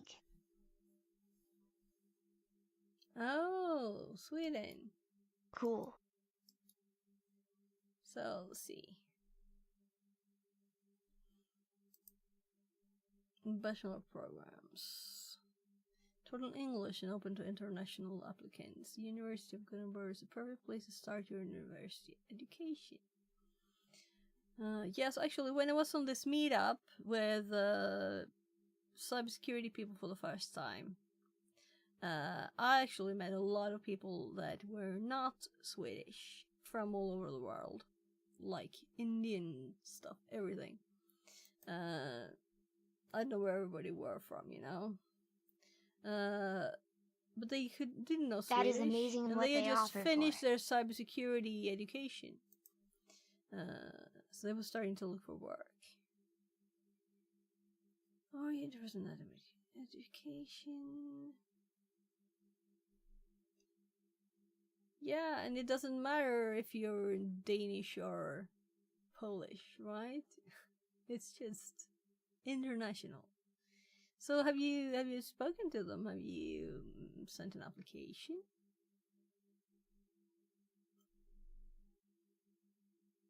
Oh, so they have like different, very, very different stuff. Furniture design. Music. Software engineering and management. Relations. Business economics. Yeah, so let's look at the tech stuff, right? I'm sure that's what you're into.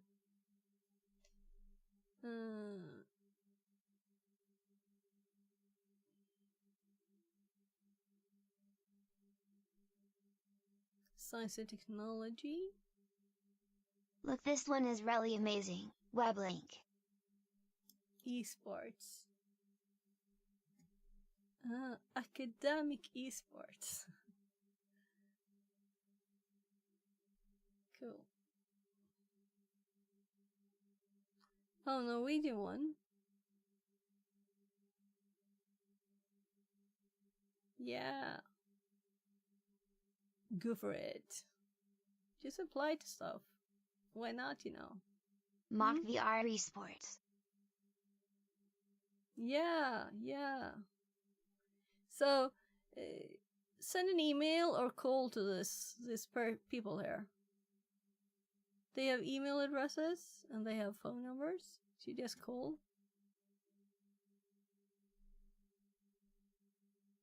Just go for it, you know? If this is what you think is the best, call them. So, I don't know if education in Sweden is free for other people from other countries, though. I think there's like a fee, but maybe it's not as much as in other countries. Yeah, so here it says full education, first payment, right? So there's fees for people that are not Swedish. If I get rejected for the 20th time in Denmark this year, I'll go abroad. Oh, yeah. Yeah. So I don't know how that could be. But it sounds a bit odd that you don't know Danish if you've lived there for 20 years, I must say. So, I know Danish is a hard language. You can't really hear what they say, right?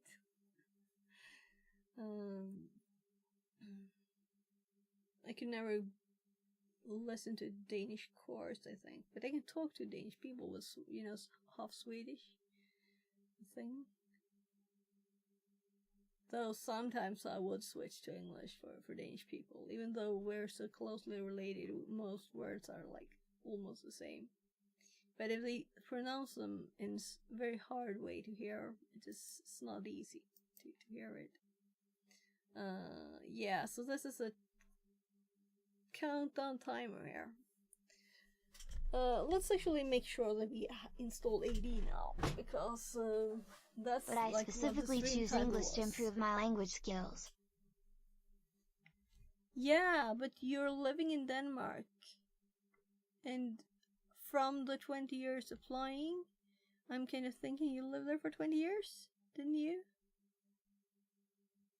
So it's great that you improve your English. I mean, especially if you might want to move later, as you said, to the US. But if you live for a long time, I imagine them being like, oh, so this dude lived here for 20 years, but he has not even bothered to learn our language, that kind of thing, you know? So you don't have to know, like, everything, right? I'm sure you know some Danish. You must, right?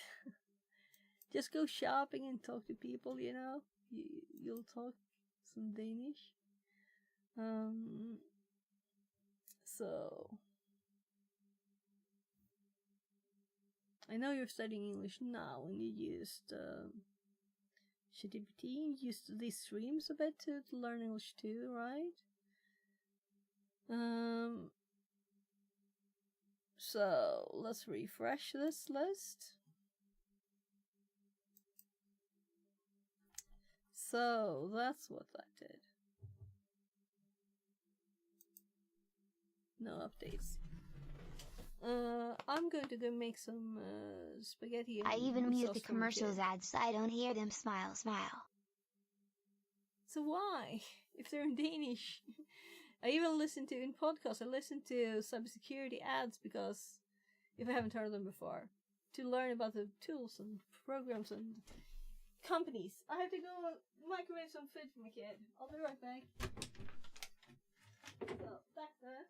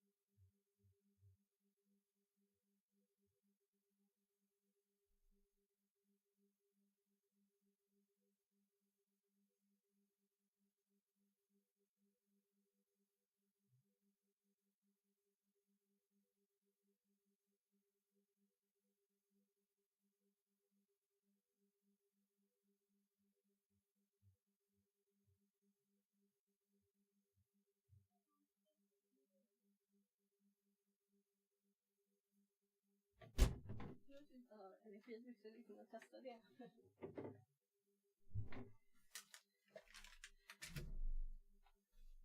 So I'm not done really.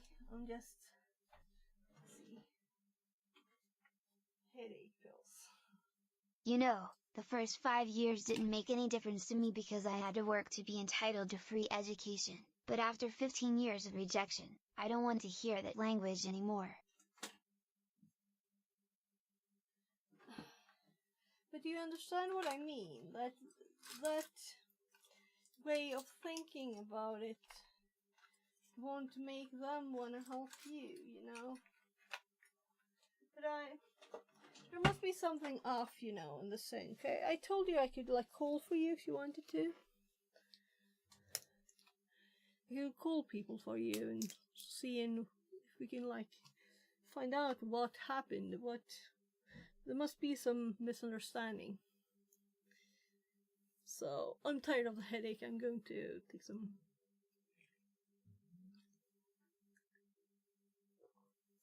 headache pills.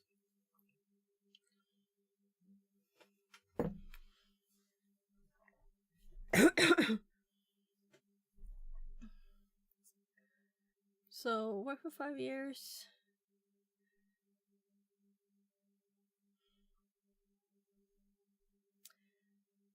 So then you are entitled after 5 years to free education. But maybe it is in Danish free education, so you also need to learn Danish. And then it doesn't work? I'm trying to understand why it's not working for you. That's it.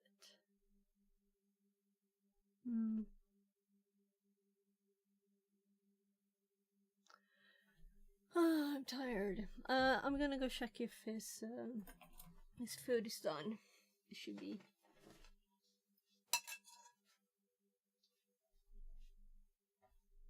I should have eaten something else in this.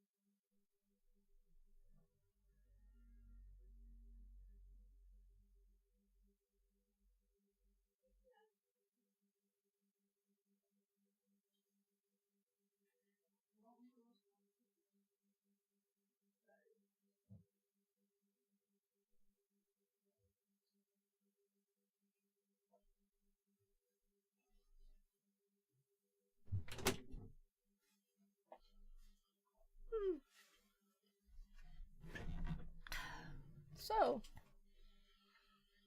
you can continue talking if you want to, VR. Please explain so I understand if I misunderstand stuff.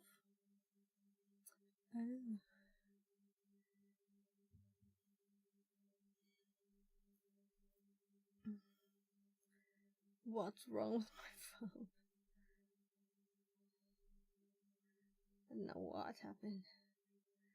Bug.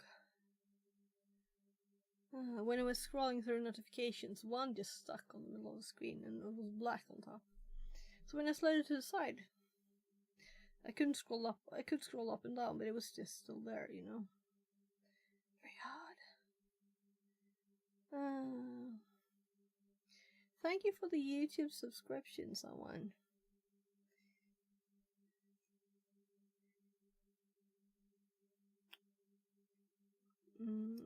Alexiator. So.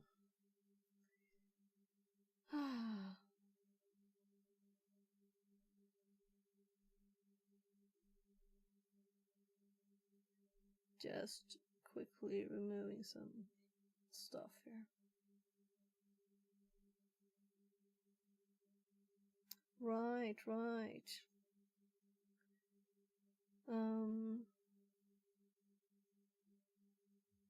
So, and the Siphon is online doing training today, right? So I thought I couldn't not stream, you know, every time they have a course, because I would be like every 4th week or something. But I'm thinking I will watch the videos of it at a bit higher speed. So I can still check it out, you know, if there's new stuff, because they usually have that. It's a nice community too, though. So you miss that bit, but I kind of wanna get stuff done too. I feel I need to get some stuff done. So we have 1:59. Time doesn't fly anymore. That's nice. I mean, I must have been efficient a little bit. Yeah. So we now updated the Proxmox server while this was running, and it's not like we have users using it or anything. So we're going to connect to it, make sure that it seems to be okay, and then we're going to shut it down and make a snapshot. Then we're going to start it up and install AD. So that's what we're going to do.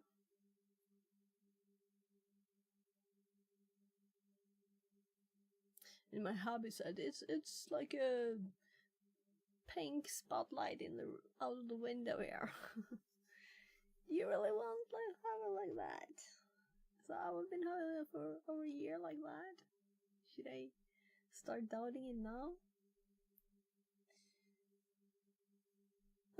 So it's not started fully. So I do need water.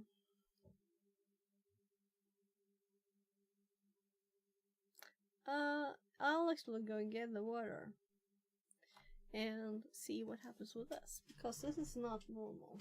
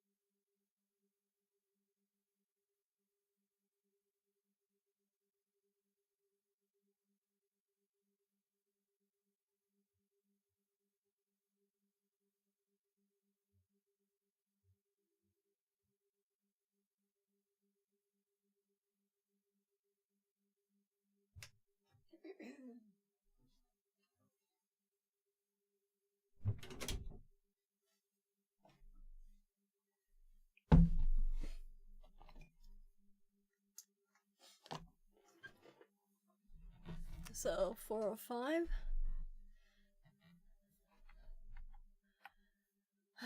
It's still up.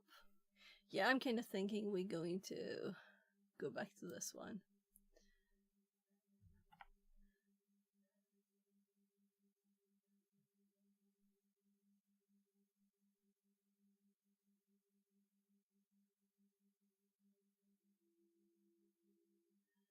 So RDP has not been working since we installed the stuff that we're not gonna use, right? Ouch.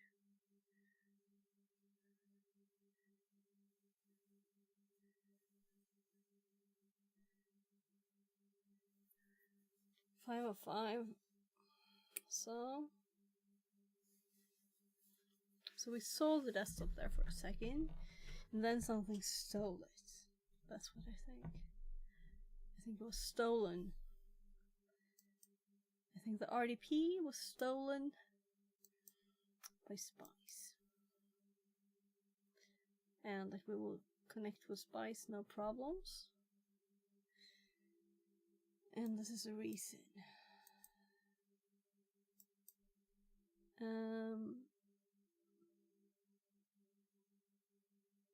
I don't see any reason to use spice, as I prefer RDP, but now we have set it up and tested it.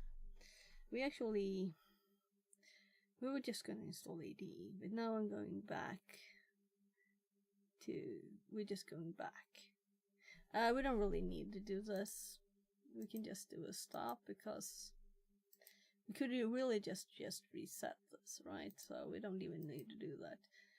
We have all the things we need here. The only things we added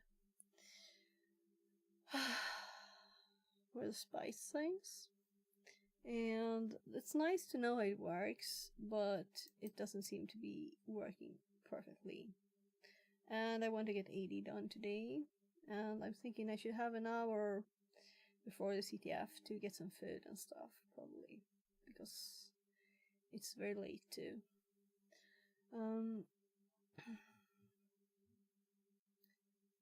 So options, and we have camera guest agent is disabled. Oh, so it did roll back all the settings. Very nice. I don't have to set these manually. The display is the default. Everything is good. It's saving all the things in the snapshot, not only the hardware. So if we were to increase processors and go back, it will reset it.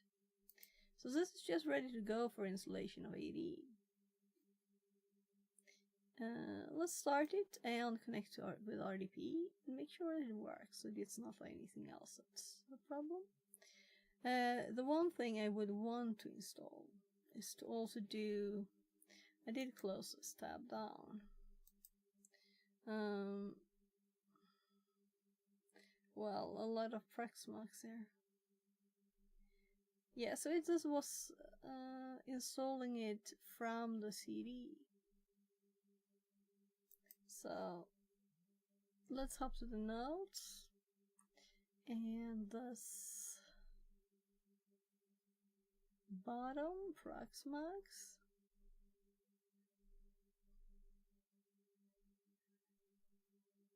Here, and installing, setting a spice.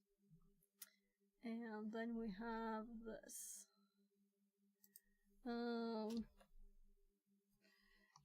Alternative way. Use the files in the. And now we're going to look by RDP here. And I'm assuming it will work. Yeah, no problem. So this is, Spice kind of stole it. So you can't use both, you just select one probably. But also, it could possibly work with the other one. So it won't take more than 2 minutes to test this, so I might. What I'm thinking is, first of all, I want a directory name for the nodes. So we downloaded a file. Right, the file here is deleted too, which doesn't matter, it's fine. I want to go to D and guest agent and this file. So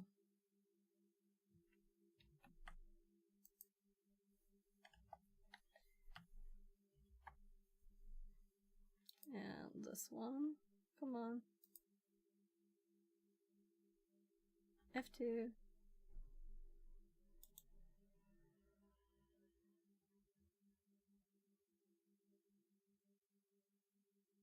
Can't I copy the file name? Because I can't rename it, you know? That's so annoying. Windows! This is not good. You should be able to F2 it and get the string up so you can copy it. Now I have to type the darn thing. If I don't copy the file. Create shortcut is good enough. Then we can copy the file. Damn. So let's paste it here. This is part of the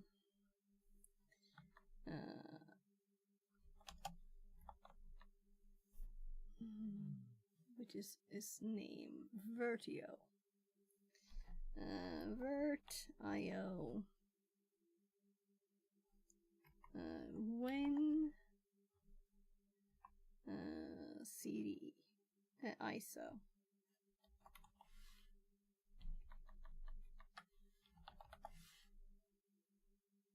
Oh,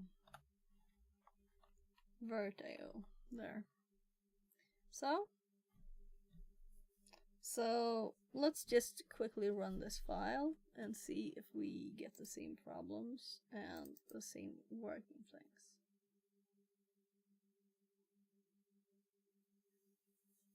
I was just about to do this when we succeeded there. So max 5 minutes.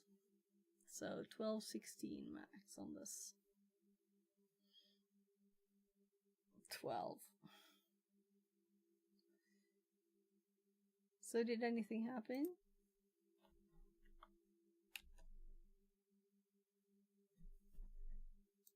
I'm like, is it done? So we're working. My god, I'm so stupid. We did this last time through the thing, that's why. So we're gonna have to disconnect this. We're gonna have to enable the display again. Spice. I didn't do the 32. And again.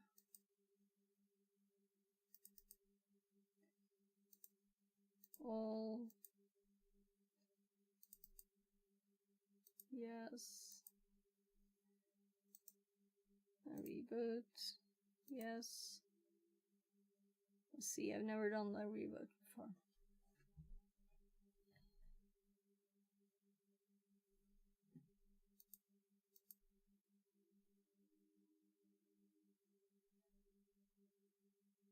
And file downloading.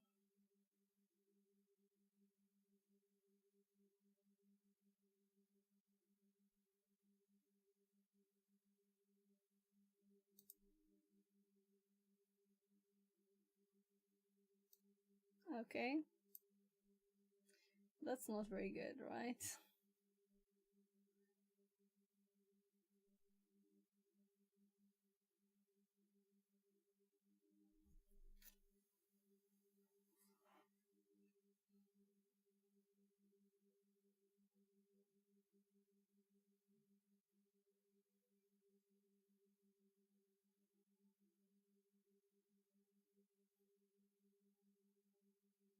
Windows Boot Manager.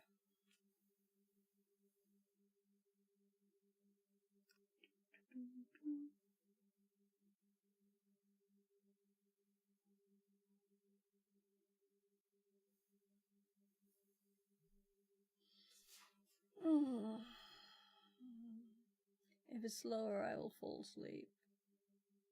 We could do something else, but I'm like...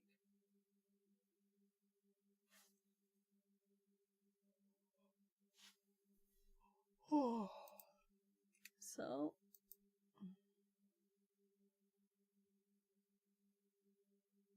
I would like to get a Kali installation too. Oh, first of all, it doesn't work. I can see that we're locked in the window, right?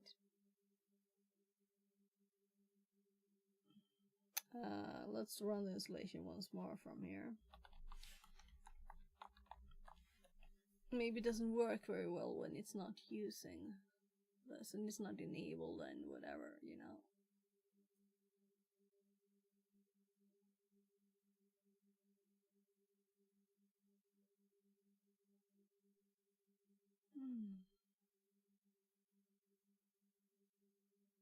So it's all black outside my window.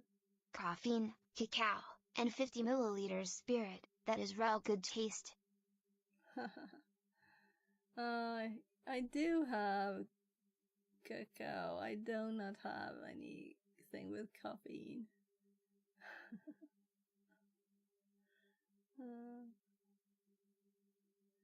So let's see. How many times did I move this? Because I reset it? Yeah, probably.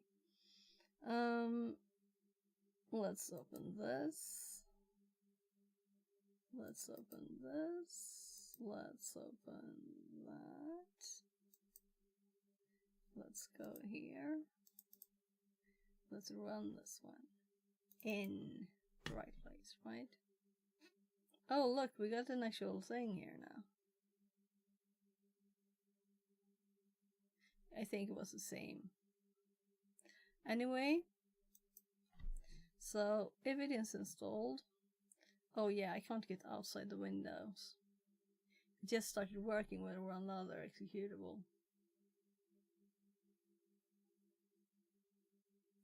Yeah, this is not good. So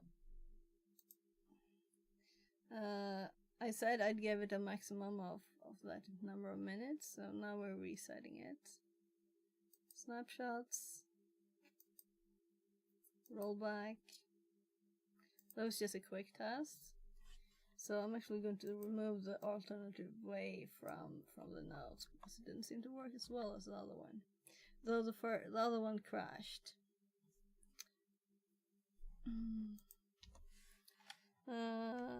This did seem to crash the VM.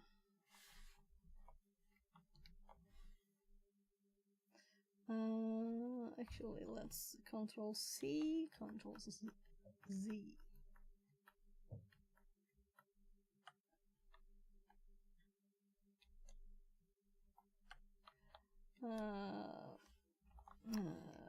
This didn't seem to work at all. And we got a crash at reboot. So, more reasons not to use this, but I'm thinking to register company in Norway, because of no income some months and don't have to pay any taxes there. Okay.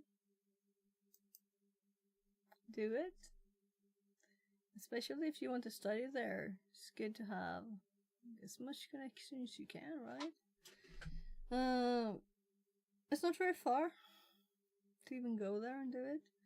I don't know how you would register a company in another country where you don't live though, if it's like allowed. So we did roll back. I could see the button being grayed out there, reminding us that we actually did it right. So let's actually click it once more, because I'm not 100% sure. Because I'm chatting too much and fixing notes. So it is rolled back, and we're going to start it. Now we're going to install AD. That's it, right? And we're going to use RDP only. And if something else works better for Kali, which is a totally different thing with Linux, right? Maybe this works great for Kali, but for Windows,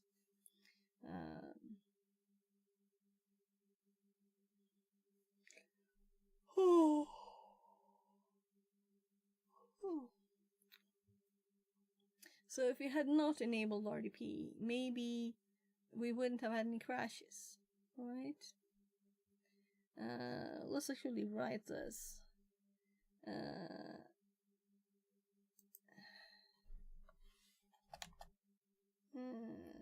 Might be a conflict with RDP. Yeah, curious.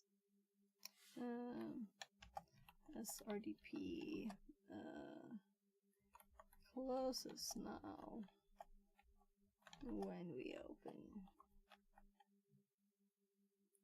Spice. So done. Or rather AD nodes. The machine does not have anything on the AD stuff yet, so this is the first setup script we're gonna run.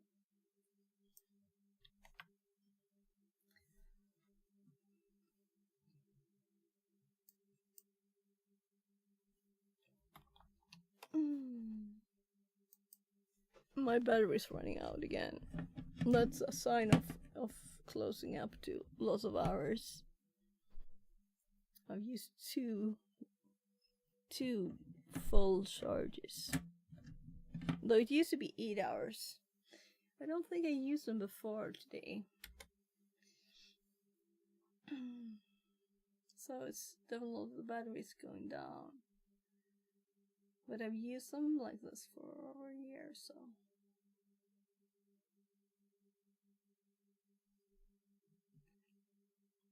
So I'm assuming perfect functionality. Yes, we are not using anything but the drivers now. The shortcuts is actually in the right place too.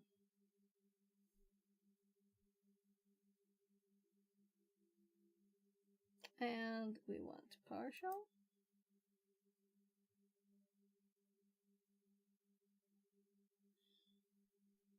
And we're going to make a folder here. New folder. AD.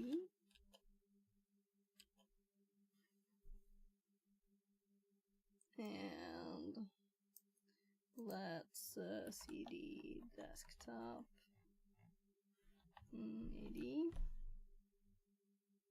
And let's actually fix the size of the letters here.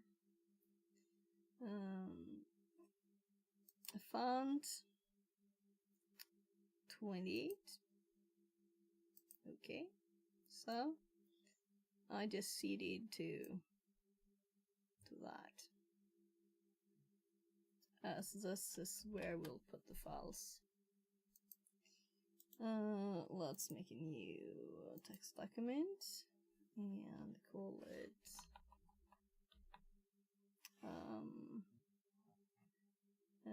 AD setup .ps1, and we're gonna change the name, and I'm making a copy of it, and calling it 2. So this file, we're going to add it, and it will automatically go for the noiser editor, not Notepad. But it's also a bit slower to start, right? And by the way, let's actually fix the Does PS Windows is 7 better than standard? PS Windows is 7. I'm sorry, I don't understand the question. let's fix the size of the font. PowerShell. Oh, PowerShell. It's just two different ones, and we have tab complete in PowerShell. It doesn't always work in CMD. So script, console tokens, font size. So I did 28 on the other one. That seems a bit big, right? So let's try 24. Yeah, why is it so much bigger in this one? So let's go with that.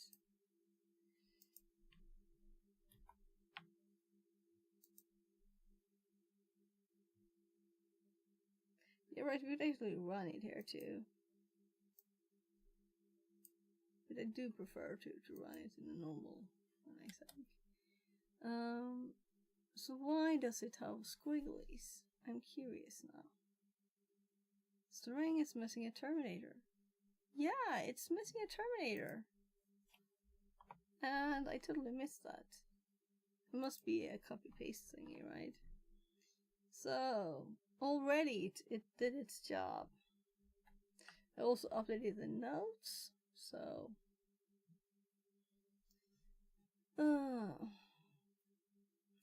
I guess we run it here, just to see how this works.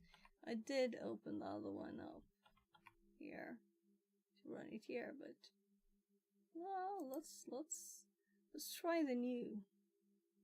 I haven't run anything in this yet. I think they have to like stay as good as Python. Is that the thing, right? Python has its built-in editor, then PowerShell needs to too. Set safe mode administrator password. This is from the script. It's asking for this. Here, safe mode administrator password. So it's setting up our domain. So I didn't want to put any password in text there.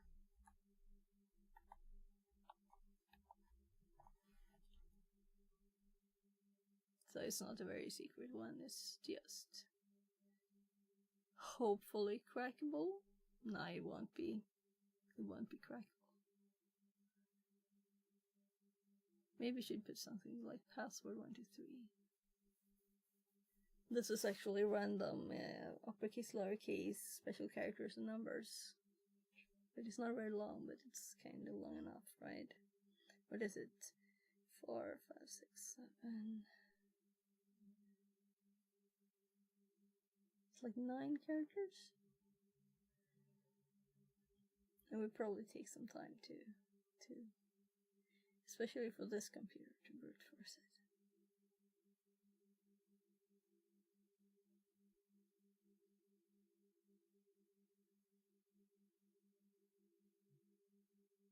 Oh yeah, this is prettier than the other window.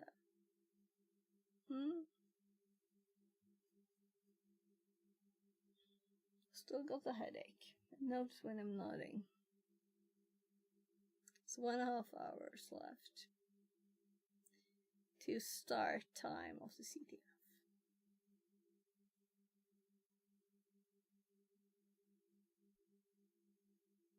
So when this is done, we're going to run a script to make some users. Was kind of the plan. So there's a add and undo. So let's add this to the scripts. I guess it can finish first.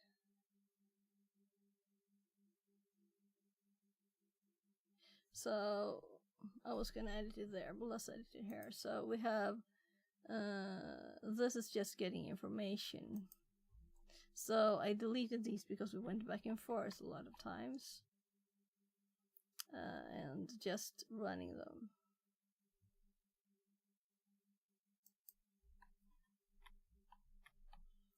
So now we want the information. Oh, that's when I was updating.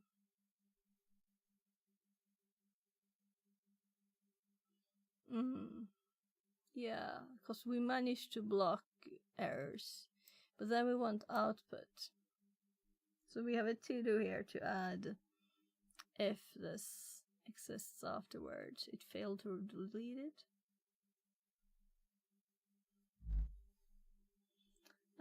Validating environment user input, verifying prerequisite for domain controller operation, install yes, forest. For more information about the setting, knowledge base article, warning, this computer.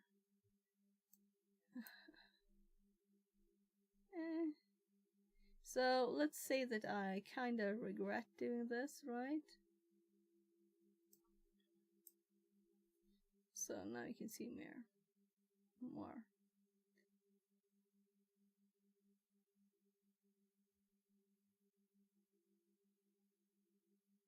So we're getting lots of information.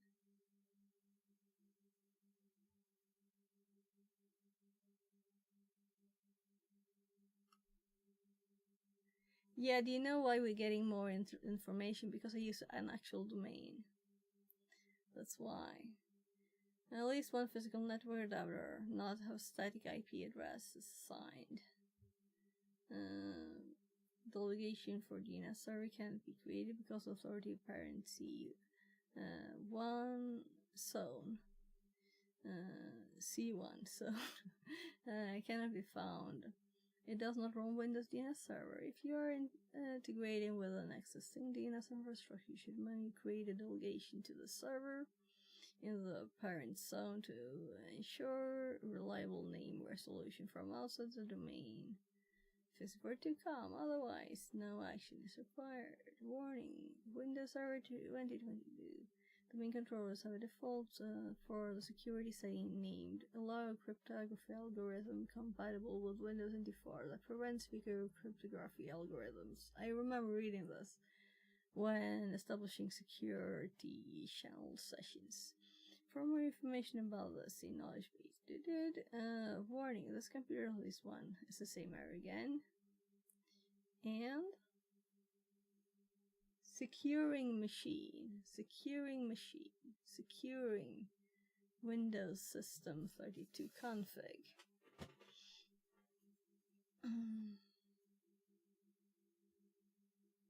So it gave the same error message twice.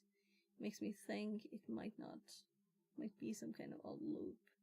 But there was another message in between. And it said it didn't have to. And securing Kerber's policy. So to go quickly through what the script does, it does only do a few things. So it's just setting up 3 variables here.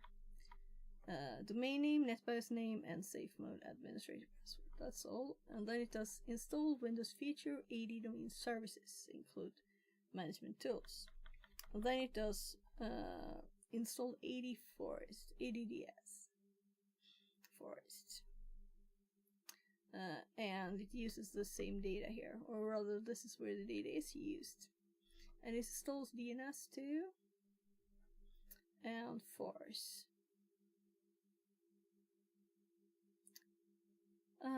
Configuring the DNS server service on this computer.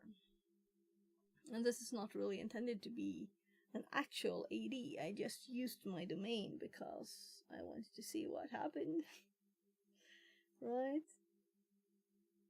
And we have a script to delete this in 2 seconds. No, not really this bit, right?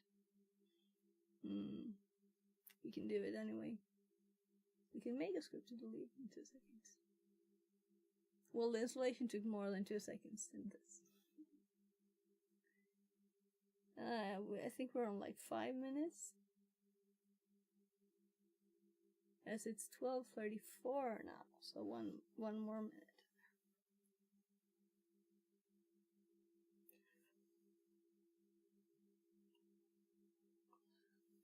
So it is not a good computer. This has 2 gigs of RAM and 2 cores. So I think 2 gigs of RAM is not like the best setup for an AD server. But it's just a, well, not really an AD server, right? The thing I just noticed with this is that we have this. I noticed this the last time we used it, but at the very end. So it's kind of cool to have all the things here.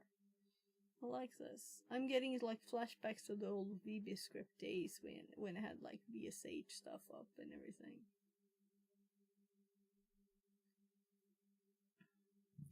I didn't even remember that. They're like going old style here. And it will operation completed successfully. Reboot required false. Success, status success, and you're about to get signed out.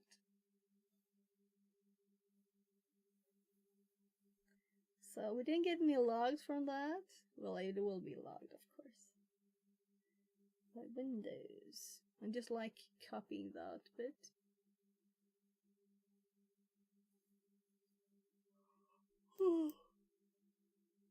Your remote computer is restarting.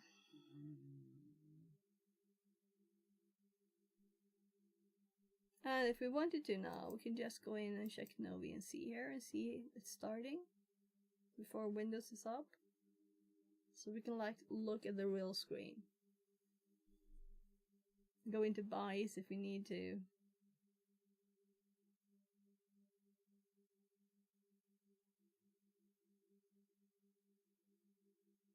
Is there even BIOS options on these? I'm curious now. I have to do it. Why didn't I think of this earlier? I don't think there is though. Right, we have all the settings here instead. But I'm curious to see it not being there. So we always have Windows up now, right?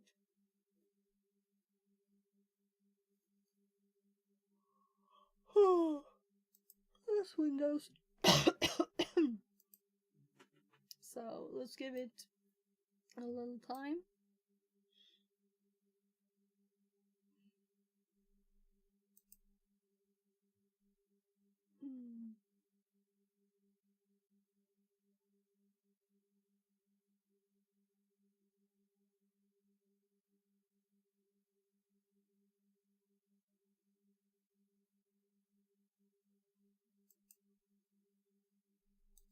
I'm like, can I clean stuff up? No, we don't have anything useless. Your credentials didn't work. Credentials that we used to connect to did not work. Enter new credentials. So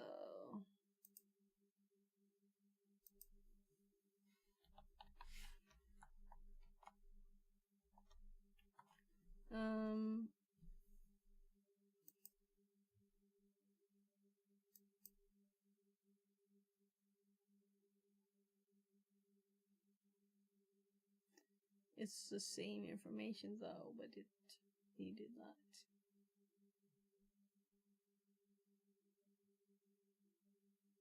That's also interesting.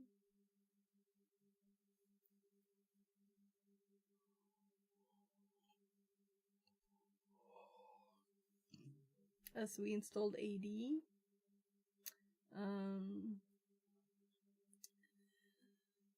the administrator account.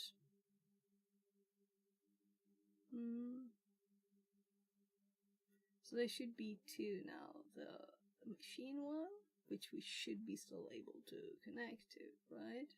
Like we did. Then we have all the domain stuff now.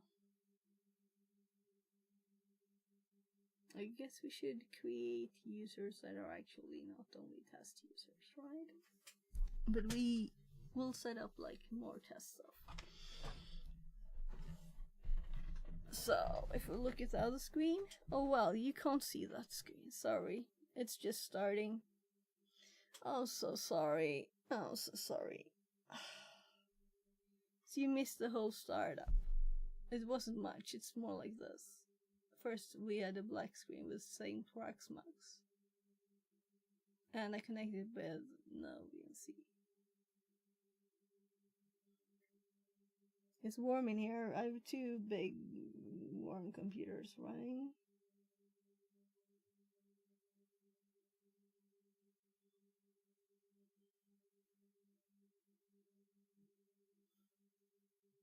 Yeah, so maybe I should just leave this going. Let's say that it was much quicker on my PC to do this.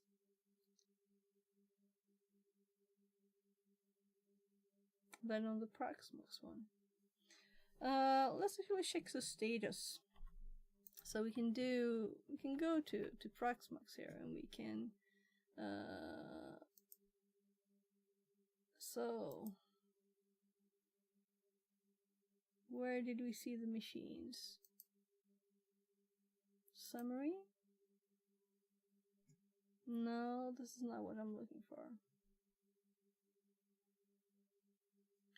Hosts. Oh my god, again, it's not the host, so the machine is the host file.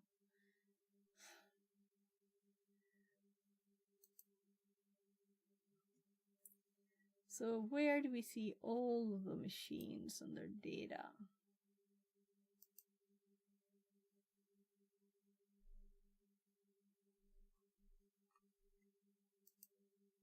Cluster.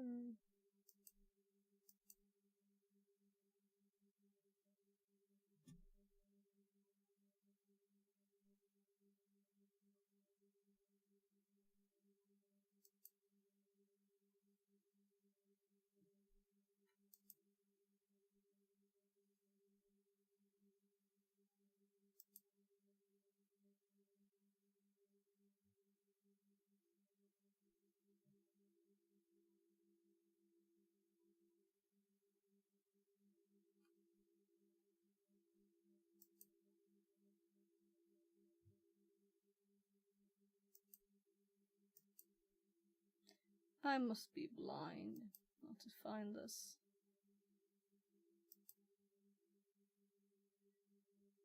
So you click search, here it is. So you can see memory use is 71%. It's only using 4.2% of the processor, but it's done now, so.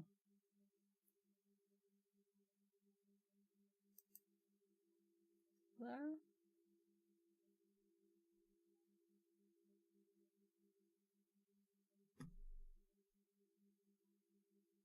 So why does it show the audio icon?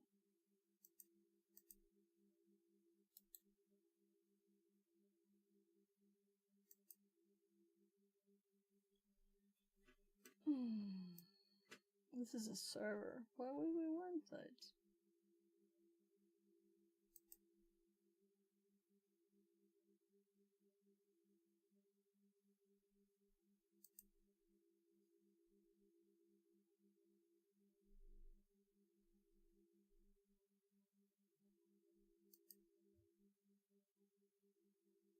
So off.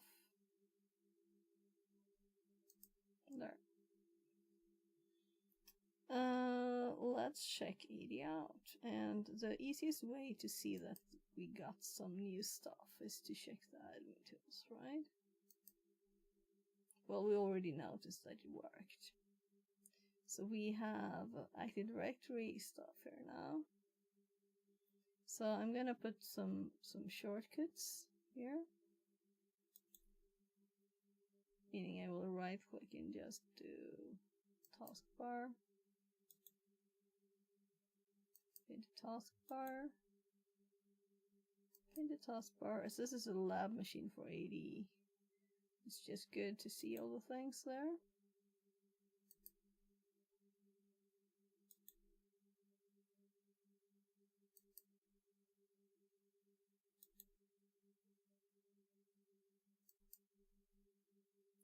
So, I don't know if there's anything else we might want.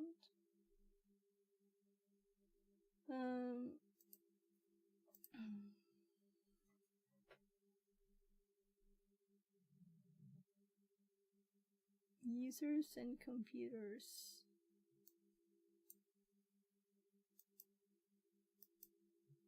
And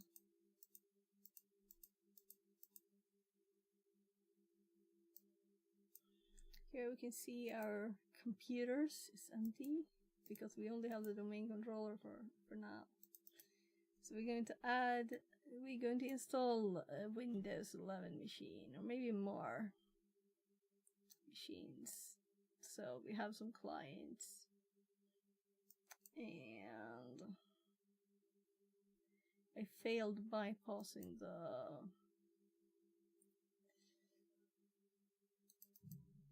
so sorry for that. My tummy is not happy with the pancakes, I think.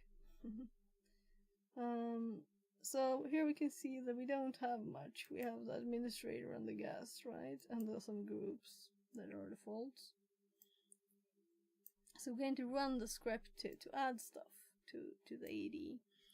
And I'm kind of thinking maybe we want to add some stuff before we do this.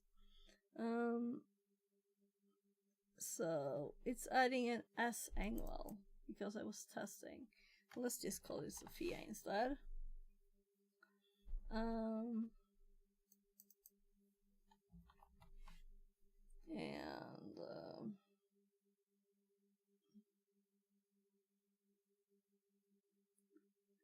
so create, yeah, I should have.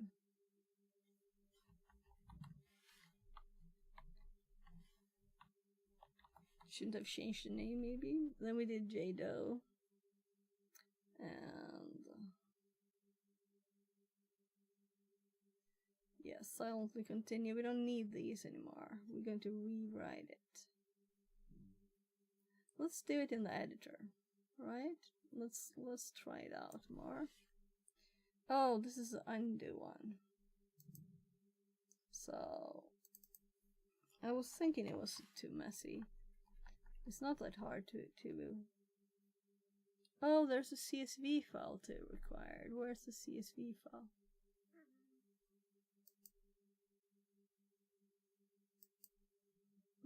AD setup. What is it of AD script?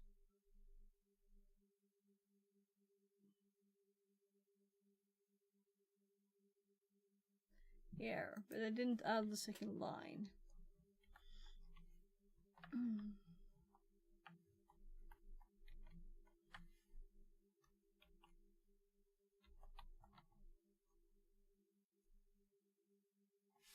Why is there no space there?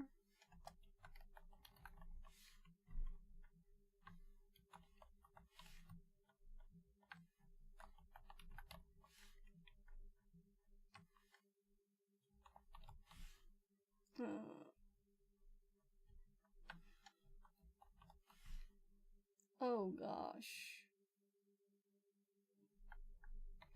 As you can see, here we don't have the right domain.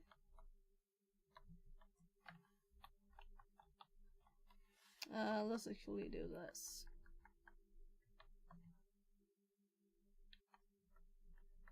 Let's leave this as it was. And put this one here, because this is like where it belongs.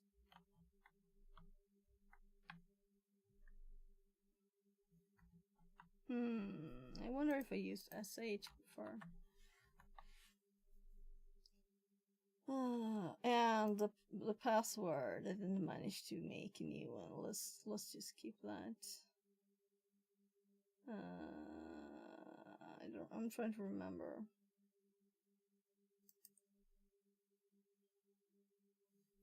So I'm gonna have to start my oldie server that we tested before, because that's where I have the file. And I think this is quicker, even if it's Windows, right? This one.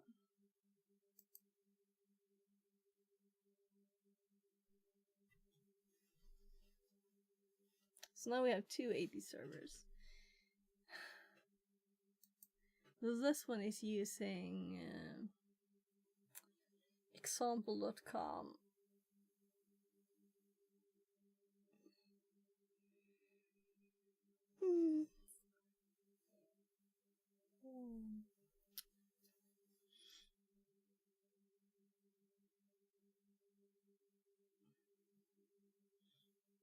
I'm keeping track of time, so we have like, if I want an hour rest time and eating time and making food time, I'm thinking I'll grab some noodles, just pull some noodles off.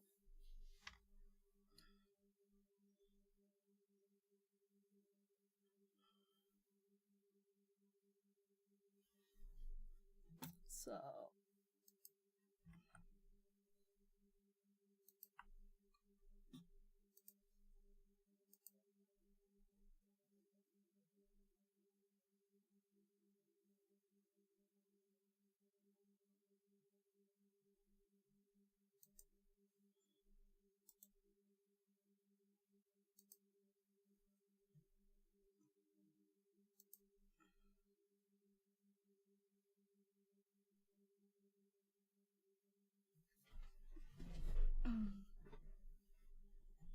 I just noticed that cyber insecurity was online because I was kind of checking out raid targets, but I think they're probably stopping now because it's 59 minutes and 38 seconds. So let's, I have to control to delete this one.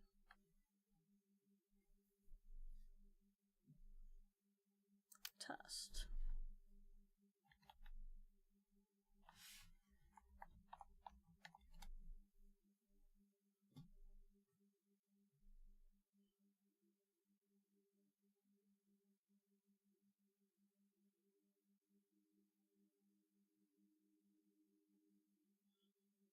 I'll have to watch their video. So here's the CSV file.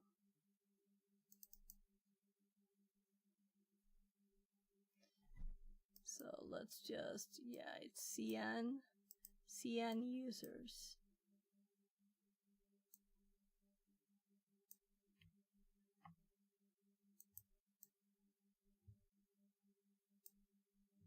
And here we use test local too.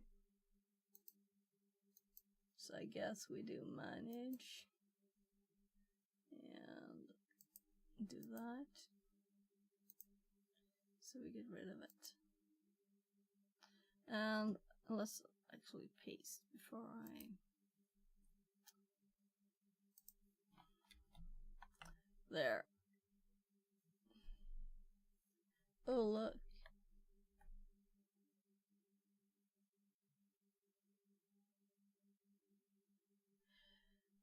The most important thing is that when we use users, we must use CN because it's not a normal thing. Users is special. And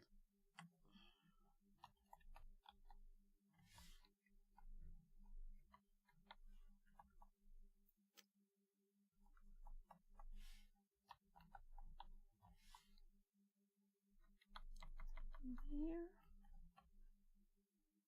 Yeah, so we're gonna run the script when I'm done. And then I'm thinking it's good for today. But we have to check that we don't have any... Oh yeah, let's just delete that one.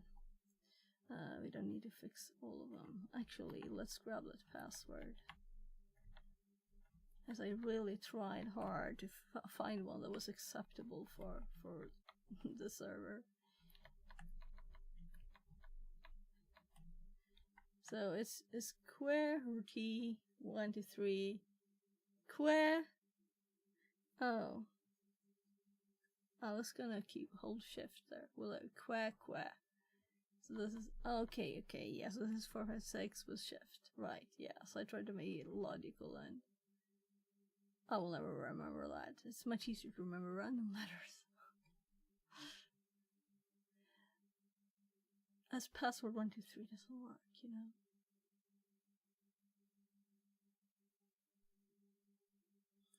Yeah, so I'm kinda wanted to not miss that stream. I should have taken a longer break and could have listened to that. Should have rated them when they started.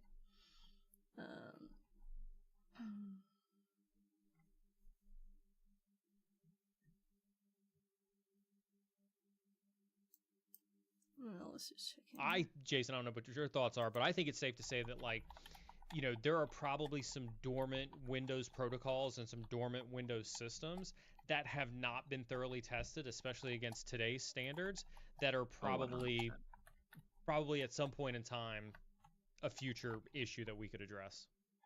Yeah.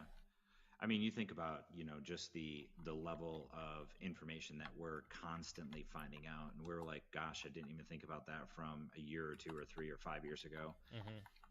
And, you know, somebody somewhere has found, you know, the workaround on it, the exploit side of it, and then is using it. So I would always keep your eyes and ears open for those types of things. Absolutely. All right, Jason, I think that wraps for today. Everybody, don't forget, you know, Fix It. I appreciate your thought. We're about to stop streaming, but I appreciate the thought so very much about go find somebody else. Take the cyber and security energy and go find somebody else to raid. But I appreciate the thought. Fix It. You know, appreciate you coming on this week as well as sharing what you guys are seeing over there at the BitLift team. Chat, don't forget, !point IOCs, ! threat, and ! SMB are commands in chat for you to get the latest threat brief from the BitLift team. Jason, I'm going to be streaming tomorrow morning, Tea with a Hacker. I think somebody called it hot. I'm not even going to try to say that on stream. Hot hacker with a T. Hot hacker with a T or something like that. Somebody made a hot to a girl reference with T with a hacker. There it is. Cybertize dropped into Cybertize couldn't help him. So then we have to refresh. It's not like we don't have anyone to raid. It doesn't stream as often, right? Yeah, so Surday was in here before. GoPro was long since I raided him. It was quite some time since actually I raided him. We haven't been streaming at the same times. We're going to go GoPro this time, and I'm sure Surday will be streaming tomorrow too, so I can raid him then. Been raiding Mar. Oh, so why did I do that? Oh. He's still on, right? But I really need to go to this one, so we have this up so I can raid soon. Mute, and then we're going back to this. And we're gonna like finish the last little step and run the script, right? So we're just gonna run the script. And if Neil would have been streaming longer, I would have raided now, but he was stopping, so. Right, so we need to copy this to a file there, just confirming fixit42 fixit.com for to come, fixit42.com, fixit42.com, CN users and OU sales. And there's no OU sales now. So for the 80 folder that I did double click even if it's slow, maybe we should give it some more memory, but this will mostly be in the background, right? It won't be up like this. The showing stuff. So, limited amount of memory, it means limited amount of memory for everything, and this got 16 gigs, so. Text document, and Control A, users.csv, possibly. Let's do that. Yeah, we want to change it, that's why we set it.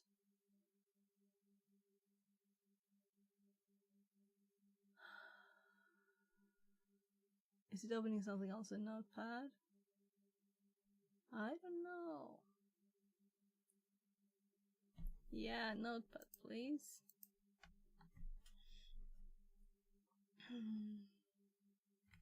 Then we paste our data, we save and Alt+4, and we're going to put content in this. It's empty so far, we just made the file. So let's make sure that user CSV is the file I used. So copy that. Oh, right. Let's not copy it before we actually change the data to be this. So visitor to com, visitor to com. That's the only things. So we're creating an admin group, and we're adding the user Sophia to that. This is just one example of everything, really. We're generating users from a file. We can do the same with groups. We might later, but for now, let's just put something in there so it's not empty. Actually, maybe we want to take a... Let's save the files, and then we go back in here, and then we run it. Meaning, I'm going to close everything, close the server, and we'll restart it. I'm gonna close it and make a snapshot, right? We can make snapshots live. I don't like that. I want them closed down and nicely ended. Also, it will be interesting to see how long it will take to start this time when it's already been started. Planned, continue. And I'm sure Alt+4 would have worked here too, right? Because that's how I usually stop server, and this is a usual way to connect to an actual server. Yeah. So, we're going to go to snapshots. Is it here we have them? I'm not that good at this yet. It's on the server. Right. So we're gonna take snapshot. It is not finished closing down yet.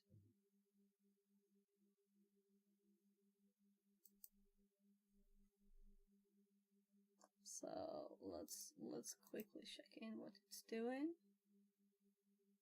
Still shutting down. There.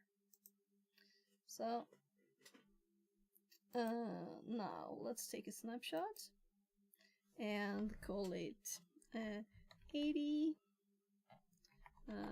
installed. 80 installed 80, I could say too, but you know, now it happened to be this way. Take snapshot. Snapshotting. Logical volume, snapshotting. Time state. Interesting. We could download it too. So we could snapshot, download, and put it somewhere else. How complete are the snapshots and how much data does one of these take on the disk? So we're starting it again, now we're going to add the users. So this is more like, now it's installed, now we play. So we probably won't like make another snapshot until we're like going to do some big changes, especially since we're adding the users by scripting, and I'm thinking I'll do all of that with the settings too. And we're going to do like secure settings and turning everything on and off with scripts. So we have like a make an AD secure script, right? And make an AD unsecure script. Or like open this vulnerability to test script. That's what I'm thinking. So it is starting. Let's see how far it got. Encrypted. I had time to see. Oh no, not again. Memory management. Yeah, it has too little memory. So it is memory problems.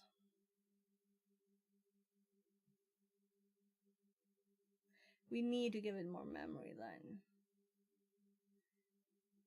Let's do 3 gigs then, I guess. Yeah.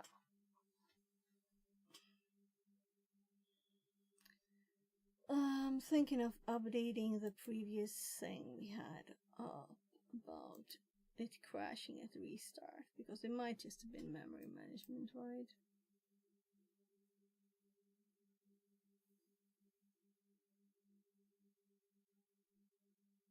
So, as we just did a snapshot, we can just roll back. We don't need that in our logs, right? And then we're gonna just, because this is mega quick, then we're gonna go to hardware. Where's our memory? And we're gonna change this.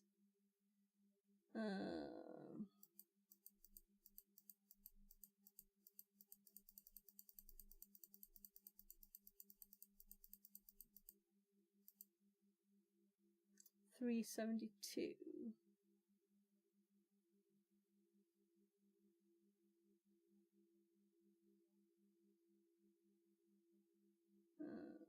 I'm like, yeah. So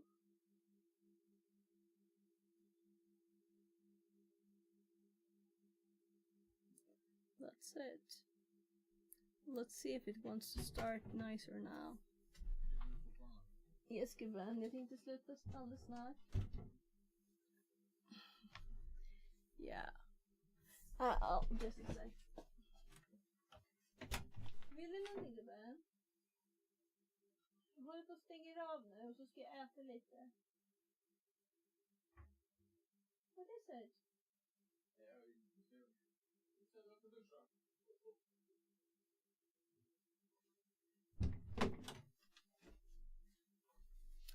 So he seemed a bit annoyed, so I wanted to see what it was.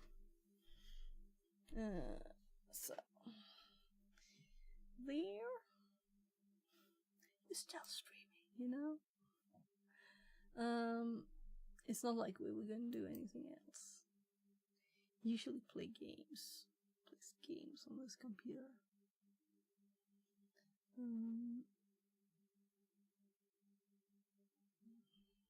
And I know I only do this like 3 days a week.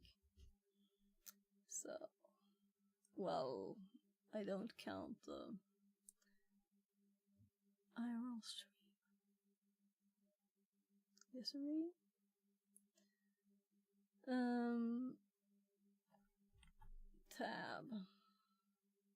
Tably tab. Connect. Status symbols like some spinning thing on top here would be nice too, right?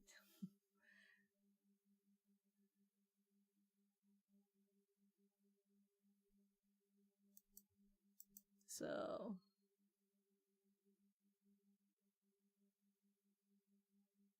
yeah, it's just starting. It's no crash or anything. So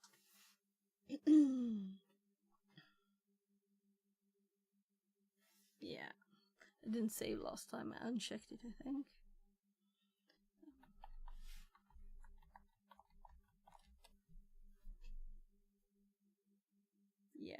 Yeah, so don't ask me again. We have to check it again for this new machine, which is the same machine but with AD. Securing remote connection. So I remember RDPing on my laptop on the bus on my way to work with a like old Nokia phone with a cable connected to like the serial port of the PC, and RDPing to the servers, and no problems. You know, you don't need that good connection. So, oh, we have a problem. Can you fix it? That's kind of fun. Oh, we also had RSAID thingies. That was on EA, actually. Come on now. Come on, computer. Show me that you live.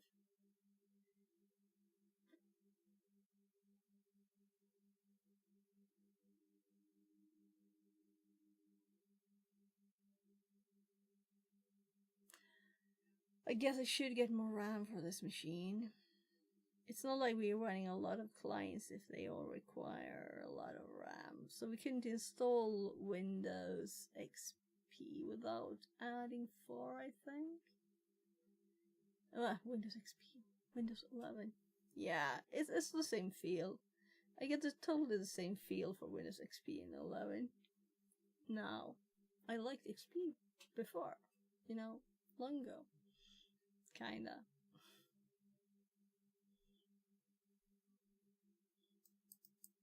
So now we're gonna run the script to add users that we made another stream long ago. Nah, it wasn't that far. So actually tomorrow is the last day of February, and I made a goal that I have not done yet. So tomorrow I'm gonna apply for jobs, which means if my CV is not completely perfect, it'll have to do anyway, and I'll just have to apply for some jobs because I really need to, right?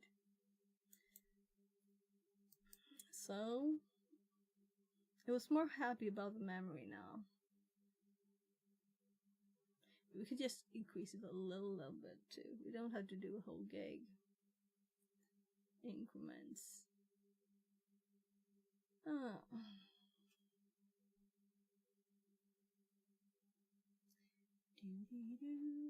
Yeah, I think I'm more awake. The headache pills, I think they helped a bit. I still have a bit of a headache, but it's this stupid neck headache that from my mega long walk yesterday, right? And me not being in shape because I've been too stationary from other stuff. So, we add the sales, OU, add organization unit sales, import CSV users, add group, admin group, and then we add 2 users, and one of them will be added to sales, and one will be added to the default users, and then we add one of the users here. So let's actually confirm that the data in the CSV file is correct on the, let's see here.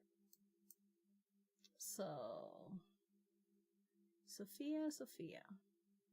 Yeah, so it doesn't say the other one I used in the other test.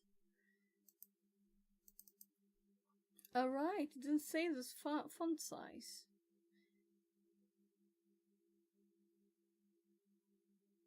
I'm like, did we reset it? No, I don't think so. Options. Fonts. Did I do 1640? I think I did 18.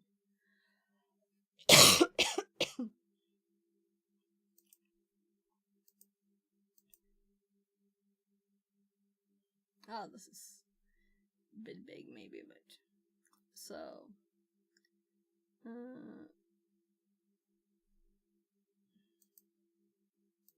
so I want to save this as the default. Will it save this? I don't know.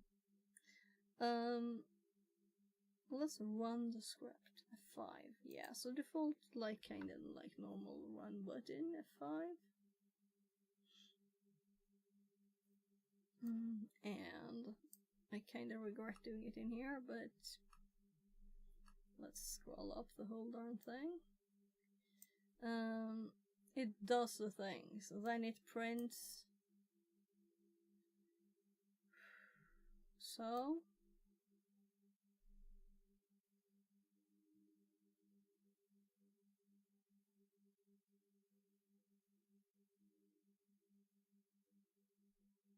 it hopped as soon as I selected something. So let's hop over here.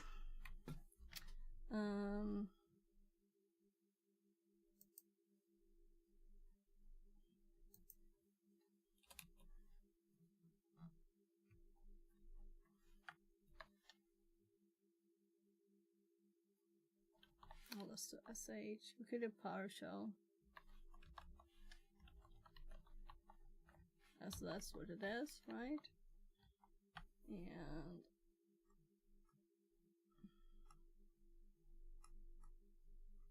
when we add the user to the group, we will get output of that thing.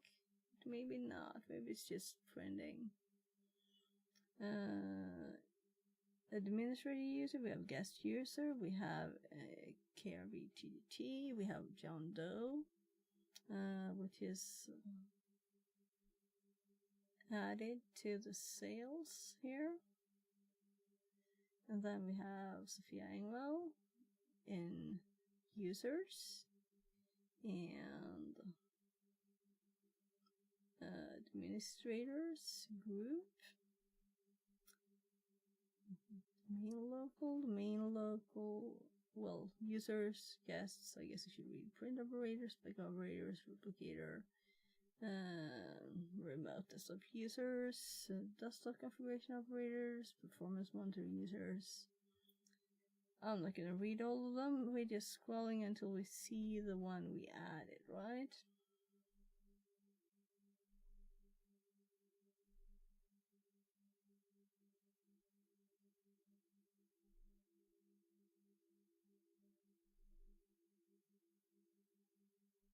Group policy owners.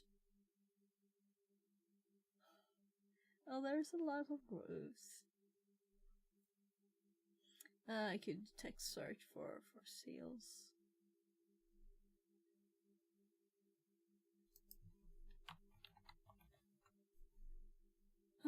So there it is. No. Let's just check it out in the machine instead, right? So we had the output, we run the script, let's see if everything was added as it's supposed to.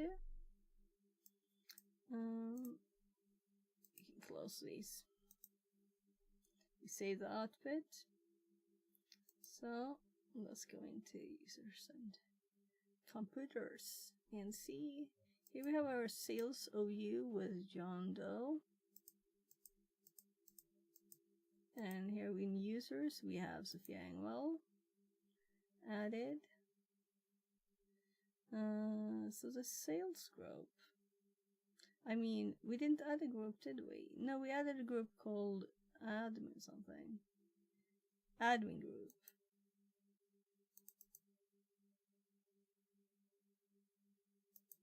Where we added Sophia Engwell. This is the one we added. Yeah, so it would end up on top. Admin groups, that's what we added. Just to have something to add as an example.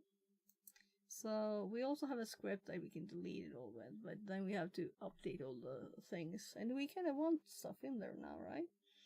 But we have tested before on the other, my local Windows server 80 that we set up a few days ago. So now we have an 80 with some stuff in it that we can play with more. And I'm not going to snapshot this, but we have the saved one. I'm actually going to close it down because the computer is warm and I want to close it down so I can sleep later in this room. And I will have 40 minutes until CTF starts. And then my tummy says something.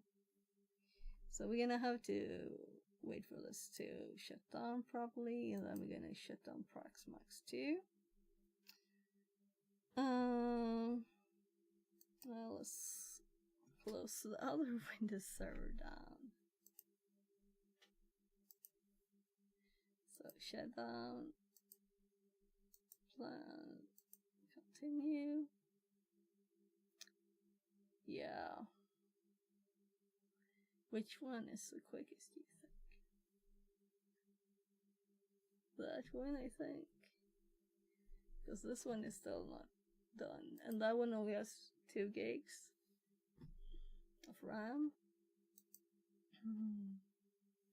So it's time. It's time.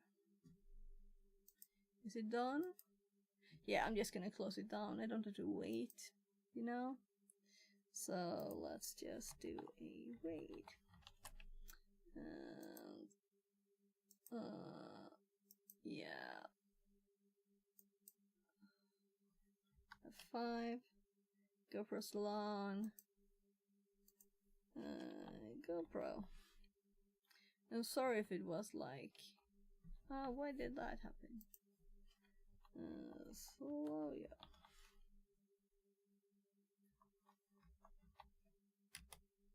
There. 1 viewer, it's ready. Oh, it decreased from 4 now. Now it's 4 there. Well. Yeah, I'm gonna go make some food, and thanks for being here. Joining me in my quite boring instruction making also, and redoing the 80 stuff on another machine. But we'll learn a lot about Proxmox, right? And the problem is what you learn from. So I'm gonna click the Right Now button. So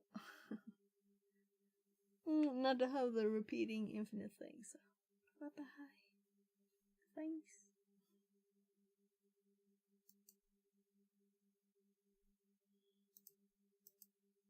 I just realized I have to mute the tab.